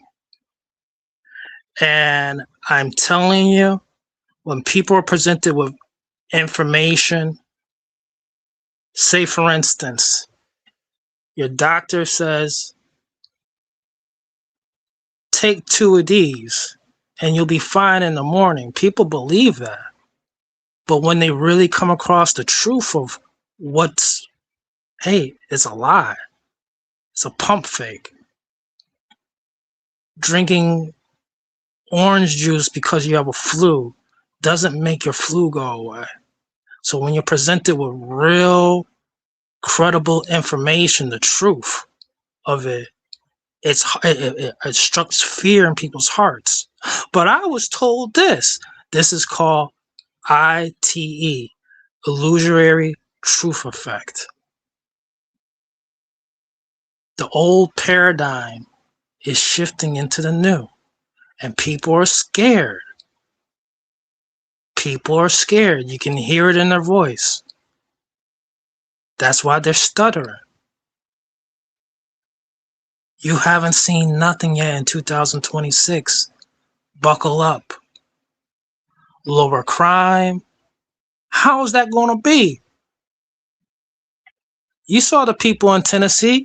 They were like, come, Trump. Come on. We need you. We need you here too, Trump. You would have never believed it. My kids could play outdoors again. Man, people need to wake up of what's really going on. There's some great things going on, but you're out here fear-mongering. A lot of these talking heads are fear-mongering. Why? Because of ITE, illusory truth effect. The golden age is here. Common sense is back. Let's love America. Our ancestors didn't run from this country. They didn't flee. They fought. Stick with it. You can invest into these companies. Look at Jeff Bezos' portfolio, what he really invests in. He invests in about like 4 or 5 things. His own company, SpaceX, Blue Origin, real estate on a global level. Look at these people. Look at what Berkshire Hathaway, Warren Buffett invest in. All of his things are basically in America. But I keep on hearing this fear-mongering. Oh, the market's gonna tip. It's a crash. I've been hearing this all year from fear-mongering DNCs. Let's stop it. The money is here in the United States. Don't trick people into moving your seat so they lose their seat. It's time to have national pride again. Is it better to send our offspring to college, or maybe encourage them, hey, join the military, the Space Guild that's coming up? What's wrong with people? I love my brothers and sisters, of course, but a lot of folks in America, they have self-hate for their own brothers and sisters in all demographics.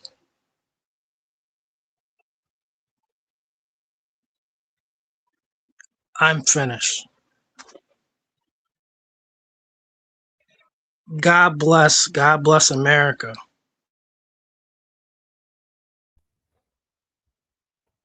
So when I said I have a globalist mindset, you said, okay, you guys see what you're saying? See what you know what a globalist is? I said a globalist mindset. What is a globalist in your mind? Exactly. It's like it's not the right word to be using. I just have a global mindset, not a globalist. Man, do you know what a globalist is? It's like internationalist. These could be politically. So you're talking about politics. I'm talking about right. A globalist mindset or global mindset is the ability to understand, appreciate, and effectively navigate diverse cultures and international complexity, seeing the world through a wide lens that recognizes interconnectedness and different perspectives beyond one's own culture, fostering adaptability and global cooperation for positive impact. It involves intellectual curiosity, cultural empathy, cognitive complexity, and adaptability, enabling leaders and individuals to make decisions considering global implications and work effectively across borders, balancing local practices with global standards. Intellectual capital, global savvy, cosmopolitan outlook, cognitive complexity to understand different systems, cultures, and markets. Psychological capital, passion for diversity, openness to new experiences, curiosity, self-assurance, and resilience. Social capital, intercultural empathy, strong diplomatic skills, effective communication, and ability to build relationships across cultures. You're always using the N word. What are you talking about? I didn't say this the is not you. The N word? What? You're always using the N word. You're always talking about how people are stupid. So Yeah. how are you a globalist mindset person? Everything I talk about on this channel. Where would you move? Where would you move outside the United States? What would you recommend? And China, I would go to like South America. I would go to certain aspects of South America, Colombia, Costa Rica. I would go into Africa. I would go to aspects of Tanzania.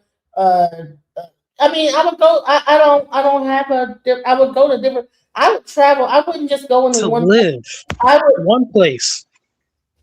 I don't. There's no one place. I would go. I would travel. I would live in America and then travel around the globe and do business around the globe.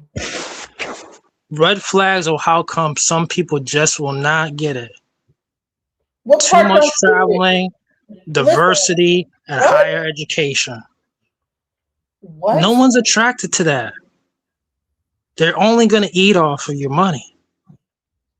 They're never going to try to push, encourage you to achieve these goals. No, listen. That's the reason why we're behind. No one's attracted to that. That is why you're behind a person that thinks like that. No one is attracted to that. Who gives a fuck what anybody's attracted to, bro? They'll only eat off of you. So what? How many people eat off of Amazon? How many people eat off of Temu? How many people eat off? I'm talking about an individual person. No, I'm a corporation, sweetheart. I'm not an individual. You're a corporation. I have so what country in Asia is the most successful right now? Just one. The most successful? What country? Taiwan? No, Singapore. Singapore. Okay. Always. I knew I was. That's close. our American ally. Are they over here in America? Or would you say to go over to Singapore? Zero crime. Just think about zero crime. They don't play that. What are you talking about, Their economy's always exactly. But you're talking about going to China? What's wrong with going to China? Going to Japan? Yeah, I would go to Japan. Yeah. Okay. Why wouldn't I? That's crazy. Like, what do you? Why would? Do you know what's going on with their economy?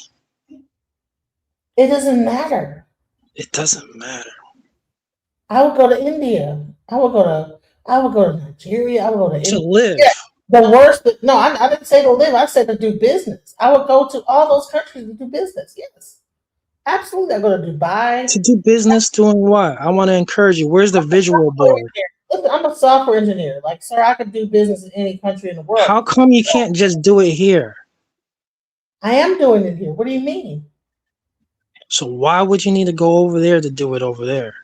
Because I want to expand my business. How come you're not teaching young kids who look like you? Ask Bill Gates why doesn't he just do it here? How come you don't teach young kids how to fix computers and rebuild them and build their own right here? My business model is not of a teacher. It's of a software engineering corporation. So right. Yeah. And there you have it, America. You heard it first. Hit the like button, share, and subscribe. It might be an The American man, and the one and only, yours truly. While I deliver my speech and take you on my journey. My journey begins in Moscow, Russia, where I was growing up on the outskirts of the city with a big dream. My dream was to travel the world, to explore, to learn about other cultures. Growing up in the 80s in Russia at the time of a big change from communism to a different political structure, it was a far-fetched dream. Until one day my dream came true. 18 years ago, my family went on a big adventure. We moved from Moscow to New York and arrived at JFK Airport. I remember that moment like it was yesterday. I was so excited, eager to learn about new culture, learn a new language, connect to people around me. I couldn't wait to see what's next. So what came next is a couple of years later, I found myself at JFK Airport once again. On that day, I felt defeated.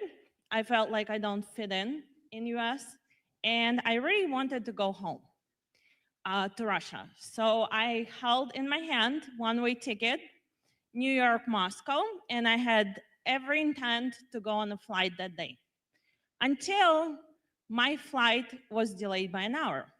And I started people watching. And if you've ever been to JFK Airport, it's a melting pot. There's a lot of people from all parts of the world traveling through or starting their flight from JFK. Let me see this. Let me just say this, okay? Now, this is like the perspective from a person coming into America, right? Now, these people that are in Europe, or in Africa, or in all these different countries have no problem going to Europe, going to Spain, going to China, going to Japan, going to Africa, going to America. We're the only ones that are stuck here and afraid to leave we don't want to go outside of this country. I get it. It's a not country, but continent. You know, we don't want to leave the continent. You know, but everybody else don't have a problem. We are afraid to leave and go to other places. I met a guy on a date thing, and he was saying, you know, nah, he don't even want to leave the state. He don't even go outside. I mean, like, bro, like it's people in this world over here in America. I swear to God, they don't want to go nowhere. They want to stay here. And then you have a person that I just like talk to, like he's just like, you know what? Why wouldn't you just do this and do this and bro, I can do it all over. Like people like Oprah Winfrey. I'm sure she has schools here, but she also has schools in Africa. She has schools everywhere. She does whatever, like global. People that are business minded do not only think about doing business in America. But this whole live was not even about. I got like sidetracked. I allowed him to sidetrack me. That's gonna be a whole nother. I'm gonna continue this part about globalism and about having a global business mindset on a whole nother chat. Let me get back to Jasmine Crocket because I got sidetracked. You know, this whole conversation was about Jasmine Crocket. Somehow it got into my mind and how I think about business. Yes, I believe in the global business, but I believe in like not just only doing business here. I want my business to be all around the world. That makes way more money than only like relying on American dollars. So I already heard it before you even got here. Yes, it is true. I am running to become your next United States Senator from the state of Texas.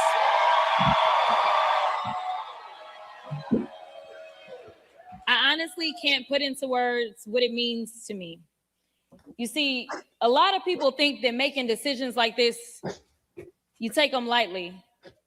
I'm here to tell you that I understand that there's a responsibility. I'm not reading from my script, so they're about to be confused. There's a responsibility that lies with all of us, especially in this moment. There are a lot of people that said, you got to stay in the house. We need our voice. We need you there. And I understand. But what we need is for me to have a bigger voice.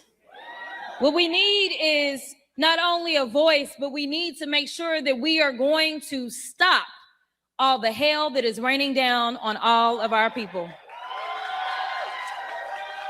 So over the last couple of months, I've been thinking about our future. Where do we go from here?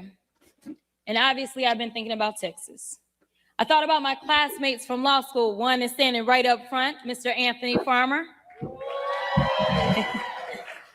I thought about the big dreams we all had, fighting for justice in the courtroom, starting our own businesses, buying a home, starting families. If you think about it, our dreams were the American dream. Opportunities for those who work hard, home ownership, jobs, entrepreneurship, and security. And that time we were headed into the Great Recession. I took a job in East Texas for a pretty well-known family-owned law firm. I began doing class action defense work. And honestly, I wondered if I'd made a mistake. I wondered if that was really what I was supposed to be doing. It just so happened that they had just started a new public defender's office in rural East Texas. And so I decided that I would join that public defender's office. I joined it because I believed everybody deserved a voice in the courtroom. Even if they couldn't afford an attorney, one would be provided to them, and that attorney was me. I loved being a courtroom warrior. I got some judges here. They probably can't identify themselves, but nevertheless, I loved being in the courtroom. You know, I never thought that I would run for office, but some people are able to inspire others as they walk their own path. As a 27-year-old public defender walking in her path, there was someone who came along and inspired me. There was this charismatic, funny, intelligent, and exciting young candidate with a funny name who just got into the US Senate and was running for president. Many doubted if this country was ready, while others, well, we got to work and kept hope alive. We didn't focus on the naysayers. We didn't get distracted by any pollsters. We remained laser focused on getting the person who was best for the job into the seat. We didn't let history diminish our hope in what was possible. We ignored that the devil on our shoulder that sometimes tries to tell us your vote doesn't matter. The country's not ready. He can't win. And responded with that timeless American creed. Yes, we can. Yes, I'm talking about President Barack Obama. How many no's do you think he heard before he got a yes? No, you can't win. No, the country's not ready for a Black president. No, a Black man can't get elected. No, your middle name is Hussein. No, you can't beat the Clinton machine. But every time they told him no, he looked them right in the eyes and he told them yes. He said, yes, we can. Yes, we can deliver on health care. Yes, we can enshrine equal rights. Yes, we can bring jobs back to America, create opportunities for all. And yes, we can save the economy after a Republican president sends it into the gutter. People ran lies, rumors, and tried to poke holes in everything about Obama, from his faith to his heritage. Falsehoods about his daddy, mistruths about his mama. There was even a question about his birth certificate. But he didn't let any of that get in his way. He worked and worked and worked to inspire and instill a sense of hope. And man, do I remember. I remember hoping.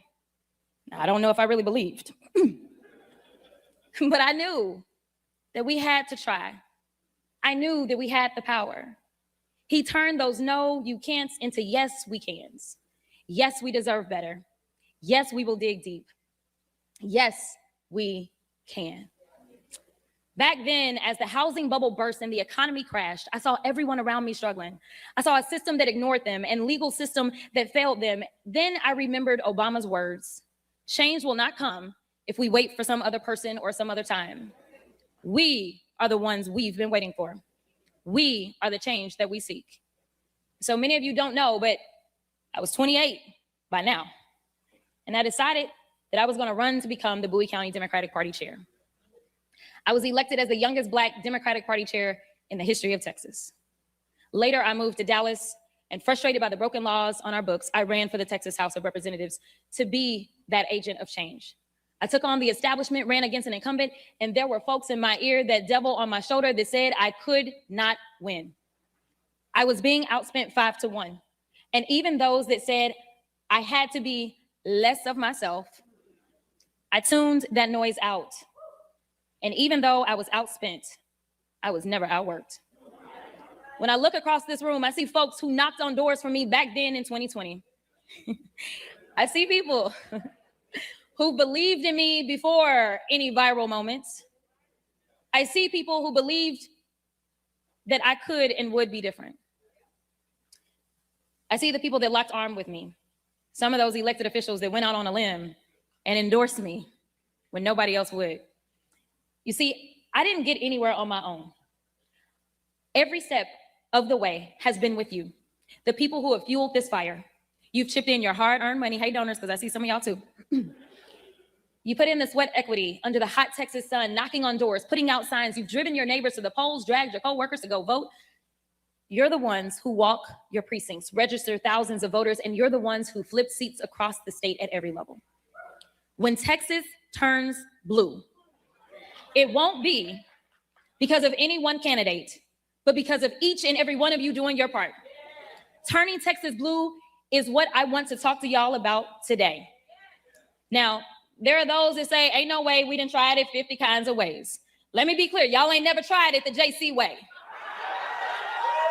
We used to telling us what I can't do, but they have no idea what Crockett's crew will do. And so I just want to be clear for all the haters in the back, listen up real loud. We gonna get this thing done.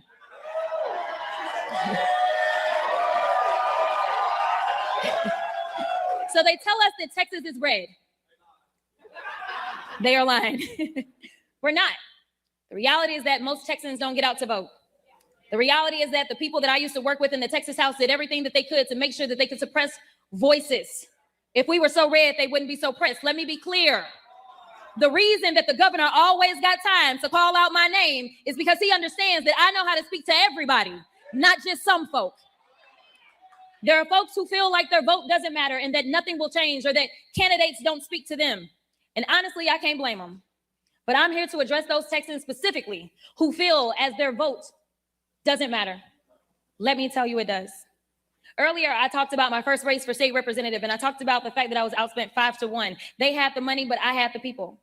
When the first batch of votes came out, I was down by 700 votes. I told my team it was over. Carmen, who's right up front, rushes down and says, no, we about to go to elections. I said, y'all, it's over. We've been voting for 3 weeks and we down by 700. We ain't coming back. Around 10 o'clock, somehow somebody said, Rep, you only down, well, I wasn't Rep then. You only down by 50 votes. I said, oh, we getting good. We getting good. I said, now y'all tell me what's still out. Is anything out? Are we done? Because it was getting late. And they said, MLK is still out. I said, oh. I said, if anybody came through for me, it was gonna be MLK. And when I tell y'all, when the votes were counted, I had won by 90 votes. Out of 10,000 votes that were cast, I won by 90. It was the closest state house race in the entire state of Texas that year. So you know where those votes came from? They came from the mom who organized the entire neighborhood to go vote because she knew I would fight like hell for her daughter. It came from the retired firefighter who talked to each and every one of his or her neighbors in the senior homes and the people that they lived around. It came from everywhere. It came from the churches. It came from home healthcare workers who ran across the street to vote at the library during their lunch break. It came from citizens who hadn't voted in years, but went to cast their ballots because they believed that I would bring a new generation of servant leadership to the government of the people, by the people, for the people. Each and every one of those votes made up the 90 votes we needed to bring change. And I'm gonna add this. It even came from unhoused folk. See, what y'all don't understand is that people like to devalue certain people, but the only place that equalizes us is at the ballot box.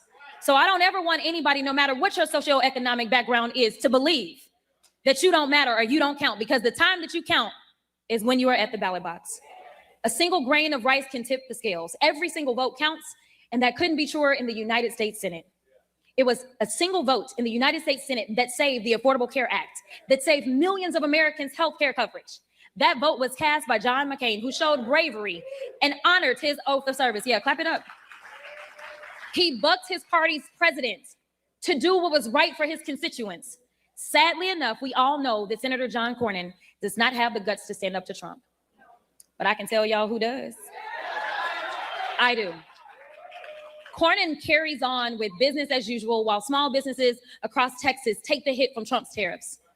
Well, I'm done with politics as usual. I'm done with going along to get along, and it gets us nowhere. I'm done watching rural hospitals and public schools close their doors. I'm done watching parents be afraid to send their kids to school or the mall or the movies because Republicans have flooded our streets with guns. I'm done with the senators sitting around doing nothing while Trump takes your hard-earned money, skims your Social Security, slashes Medicare, and gives tax breaks to billionaires. I'm done. I'm done watching the American dream on life support while Trump tries to pull the plug. The gloves have been off, and now I'm jumping into the ring. I'm asking for your support to be the next United States Senator from the greatest state of Texas.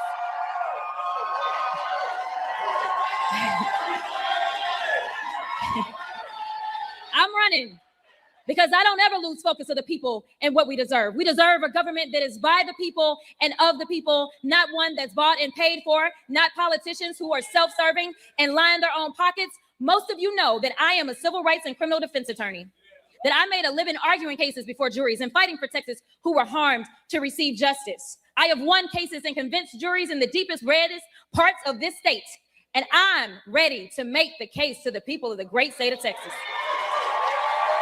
My experience spans both state and federal. As you may have seen, I have spent more time on the federal level than I did on the state level. And frankly, I'm very well aware of what is happening on the federal level, on the deepest levels of the federal level. If elected to the Senate, actually when, I was about to say, y'all slow. I will begin on day one fighting to lower costs, deliver on healthcare, make home ownership and entrepreneurship accessible to all, and hold Trump accountable. I'll hit the ground running because I'm already in the belly of the beast right now. Many people wonder why I jumped in this race so late, and I just want to be clear that this was never my intention. This was never about me. I never put myself into any of the polls.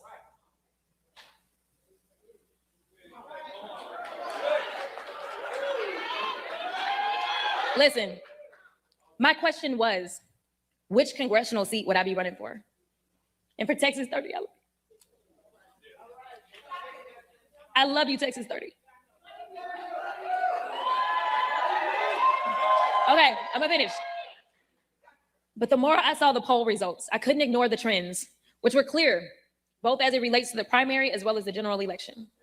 I could have played it safe and continued serving in the United States House of Representatives for as long as my constituents would have me. But I don't choose to do that because Texas, this moment we're in now, is life or death. It's all or nothing. It's now or never. We find ourselves at a crossroads. We're faced with a hard choice to make people believe. We've got to make sure that they understand that we are not to go back. We are not to allow our hard-earned progress of our foremothers to be wiped away. We lose Social Security, Medicare.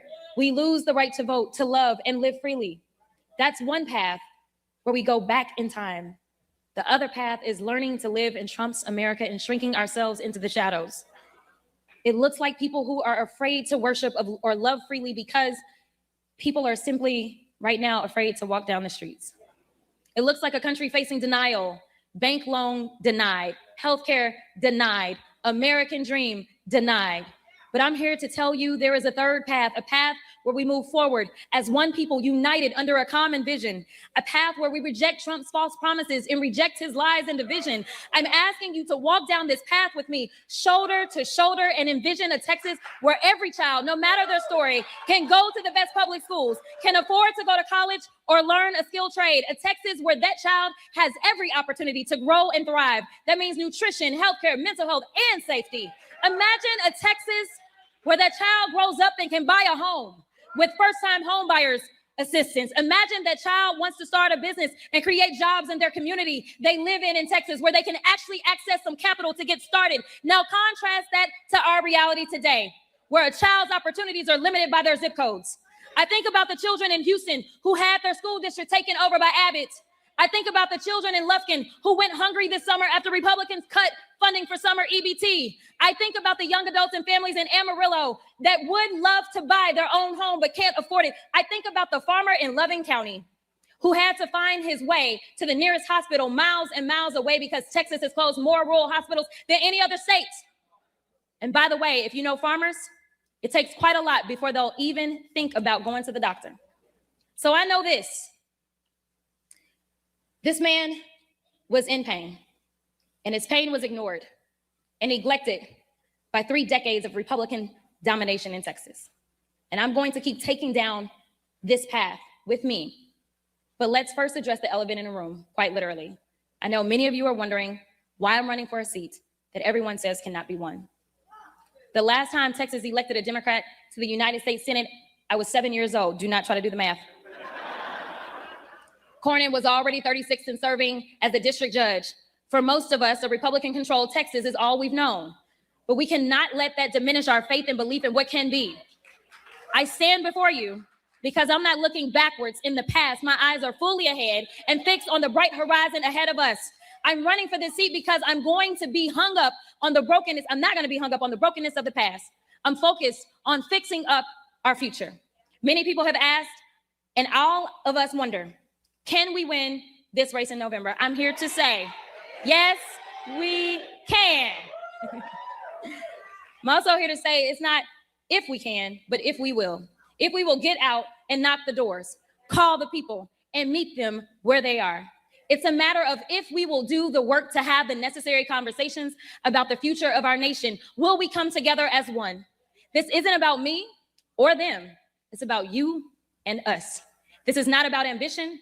It's not about my ambition. It's about yours, your hopes and your dreams, and a government that has your back, not pushes you back. No Democrat has done what we're seeking to do, and that is win a statewide election in Texas in the 21st century. So there is no roadmap. There is no blueprint, and there is no cheat code. So for everybody that thinks they got it, just watch and I'll give it to you. This path we're going on together is one that must be forged ourselves. So let's be honest. If there was anyone with the recipe, well, they would have already won. But I also know this. If Mississippi can flip seats, then why can't Texas? If Georgia can elect 2 Democrats to the United States Senate, then Texas can too. In 2012, Mitt Romney won Texas by 16 points. In 2016, Trump won Texas by 9 points. As his administration went on and people felt the hurt, his margin in 2020 shrunk. In 2020, as people were fed up with his administration, as people sat around the dinner table, 500,000 American families stared at the empty chairs. The chairs once filled by loved ones who died from COVID. I remember the long lines, the lines we waited in for rapid testing, the line folks needing unemployment, the long lines at the food banks. Well, guess what, y'all? Under Trump 2.0, people are still unemployed or forced to work multiple jobs. And after all the cuts to SNAP, the rising cost of everything except wages, food banks are stepping up once again to fill the gap. But I remember another place where the lines were so long and in many places wrapped around the building, and that was at the polls. We turned our pain into purpose. We kept the faith and we did the work. We put fear in the hearts as the margins tightened and we were closing the gap. What did they do in response? Did they take a look in the mirror, try to offer real solutions to the real issues? No. Instead, they decided to come up with ways to keep you from being heard, to make it harder to vote and easier to cheat. Well, I'm here to tell you, don't cheat yourselves. Don't fall for the okie doke.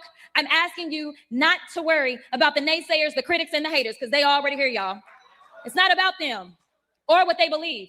It's about you and us, what we know is possible when people come together. So I'm asking you to tune out those intrusive voices that say she can't win because she's Black, because she's a woman, or because she's a Democrat. If you believe women should be in all spaces, then I ask you to stand with me. If you believe we should be judged by the content of our character, then I'm asking for your support. And if you believe this election should be about the issues, who has the better policies and ideas, and who is best for the job, then I ask for your vote in the Democratic primary election this March and again in November. You see, we know what the Republican tactics will be. A flood of lies and attacks designed to turn Blacks against whites, city against country, and you against me. They are experts in the politics of division. It's how they've gotten here. Division is how Trump got elected and then re-elected. This election is about adding voices to our electorate, about multiplying turnout with a robust operation and a unifying message that asks, how is it that Texas is prospering, but the people are struggling? We have the 8th largest economy in the world, yet kids go hungry. Seniors have to skip their prescriptions. Parents are forced to choose between braces for their children or hospice for their parents. We are the #1 state in exports, driving the American economy, yet somehow we are also #1 in uninsured women and children. The state is thriving while the people are facing tribulation. We are better than that. tougher than that. And Texas deserves better, and together we will. This campaign is for those who believe that the government should work harder than the people it serves. This campaign is for every single person that is done with politics as usual, that's fed up with the establishment, that's sick and tired of being sick and tired. Texas has no shortage of talent, no shortage of ideas, grit, or tenacity. Our state powers this nation. Our economy drives the world. Texas is a big boy state made up of brawlers and people with a moral code. Our representation should reflect that, and sadly enough, it doesn't. After evaluating the data, analyzing the trends, researching historic numbers, and combing over the crosstabs, it was clear the numbers were strongest for my candidacy for United States Senate. That's why I decided to enter this race, because otherwise I would have continued doing what I've always done, which is support whichever candidate had the strongest numbers. So I want to be clear. I'm not running just to run. This is about winning. As a candidate who is constantly attacked and seen as a threat, it's because I am. I'm a threat to the system that's been holding us back from our full potential. I'm a threat to a system that works to protect politics as usual, that seeks to maintain the despair and unfairness in our state. I'm a threat to those that have lost their moral compass, abandoned their purpose, and want to be kings instead of public servants. I'm the only candidate in this race who has served on the federal level, has taken on this administration, and sought accountability. I'm the only one who has gone toe-to-toe with Donald Trump, and there's a reason he's always got my name in his mouth. There's a reason John Cornyn has been attacking me since before I even entered this race. There's a reason folks have tried everything they could think of to try to keep me out of this race. And I believe that's because Trump has seen the same numbers I have. I have a track record of getting people out to vote, moving people who were disillusioned with politics and felt like their vote didn't matter. Since running for public service, I have vowed to increase accountability, accessibility to every office I've held. Through it all, I've never lost sight of the people. I've built winning coalitions and brought together voters of all backgrounds, all stars and stripes, and every walk of life under the common belief that government should be of and for the people. Government should work to make living easy for those who work hard for a living. My message, rooted in slashing costs, making home ownership and entrepreneurship attainable for all, strengthening and growing the middle class, is one that Texas, all of Texas, from the Panhandle to Port Arthur, and from El Paso to East Texas, can believe in. This campaign is about winning with a strong, multiracial, multi-generational coalition of people that is reflective of this great state that is, by the way, 61% people of color. There is room in this campaign for everyone who feels like our state is heading in the wrong direction. And that's the majority of Texans, whether you live in Dallas County or Dickens County. Groceries are too expensive. The light bill won't stop going up. People are being crushed by their rent or their mortgages. That's why I'm running now, to get Texas back on track, to be a fighter for the middle class. Hardworking Texans, ranchers, farmers, young families, oil workers, small businesses, and everyday people who make this state vibrant and make us an economic powerhouse. Today, under Trump and 3 decades of Republican rule in Texas, those very Texans are under daily attack. They are attacked for how they worship, who they love, what language their grandmother speaks. And you don't know who will be next on the chopping block. I'm running to protect Texans from these attacks and safeguard the rights our Constitution guarantees. I'm running to knock down the door to opportunities that have only been cracked open for the elite few. I'm running to make home ownership and entrepreneurship pillars of the American dream and obtainable reality for all Americans once more. I'm running to get Washington back to work on issues that actually matter. Together, we will send a signal to the entire nation. Don't mess with Texas. And certainly don't count us out. I believe I am the candidate in the strongest position to defeat whoever emerges after they finally get out of their stuff. Even if that's my buddy and dancing partner, John Cornyn. John Cornyn has spent 41 years in elected office. Anyway, I'm not even gonna get off track. He's been an elected official since I was 3 years old. Speaking of 3, I want y'all to know that Cornyn has been in office so long that he collects 3 fat pensions, courtesy of you, the taxpayer, on top of his Senate salary, which is also paid for by you. By the time I graduated law school in 2006, Cornyn was already drawing his first pension.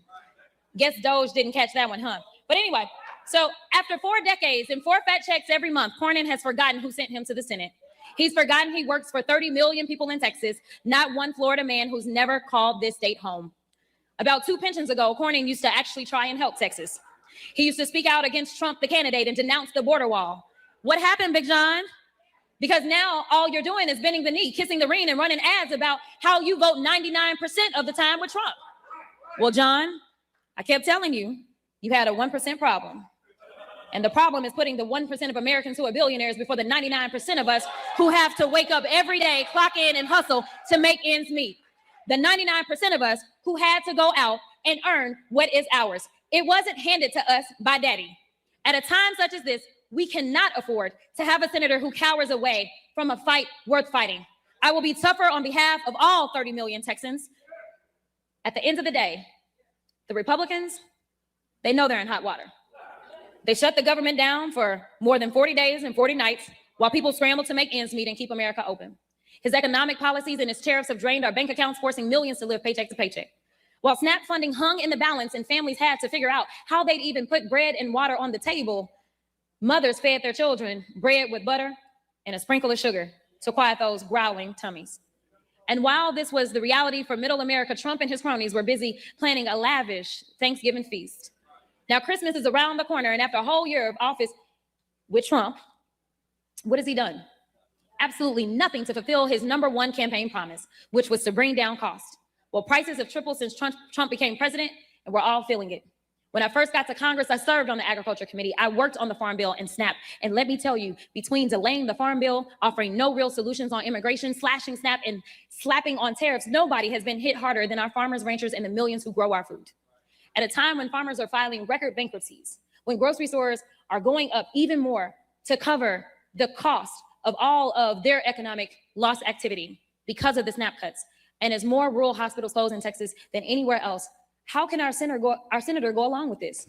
How can he vote for 99% of this and then ask for yet another term with a straight face? John, you listening? You're the only one in Texas who gets 4 checks to do 1 job. Meanwhile, there are households where both parents work 2 jobs. The oldest child has to get a job as soon as they legally can, and still the family is barely keeping their head above water. That is the reality for far too many people. But John Cornyn and his MAGA buddies, or shall I say frenemies, since we never know how he really feels about MAGA, they're so far out of touch with reality. They live in their own worlds. The cost of everything has gone up except for wages. People are working more and they're working harder. But that check is looking just the same, and that dollar doesn't stretch as far.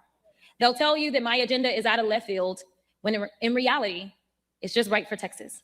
My agenda is affordability, it's healthcare, it's energy independence, it's American manufacturing, it's protecting our natural resources, it's providing the best education to every child and not saddling them with lifelong debt in the process. When prices are lower, the dollar goes further. Consumers have more confidence in spending power, businesses thrive, and our economy is healthy. The more people that are insured, the less healthcare will cost for all of us.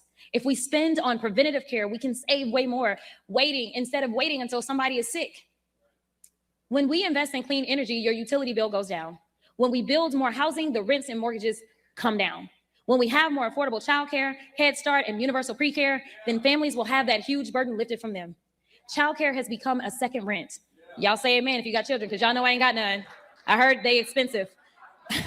My whole platform is rooted in my belief that life should be more affordable for those who make America run. It's centered around opportunity and a fair shake to work hard, get ahead, and have a chance to earn your dream no matter your story. To live in a country where you know your rights will be protected at every level, to feel safe walking down the street. That's what I have always fought to do, and I won't let up now. The stakes and the prices are way too high. That is why Democrats are truly about. This is what Democrats are truly about, and it's our opportunity now to remind the nation of what it looks like when we put our values into action. While Democrats were working overtime to protect healthcare and lower costs of insurance, prescriptions, and the care you need to be alive, Trump was too busy golfing, y'all. I don't even want to tell y'all how much money y'all spent on that. He was looking over carpet patterns and paint swatches. Y'all know, for his little room. Anyway, while Americans had to decide between paying the car note or paying the mortgage, Trump's toughest choice was between Chantilly lace or alabaster for his billionaire ballroom. The American people have been watching, and even those who weren't watching, they felt the effects and know the pain. Trump's unpopular policies will cost him the Republican majority in the Congress. He knows that, and that's why he called Greg Abbott and said, I need 5 seats from Texas. I'm entitled to them. And Abbott got right to it. Well, Trump, I know you're watching, so let me tell you directly, you're not entitled to a damn thing in Texas.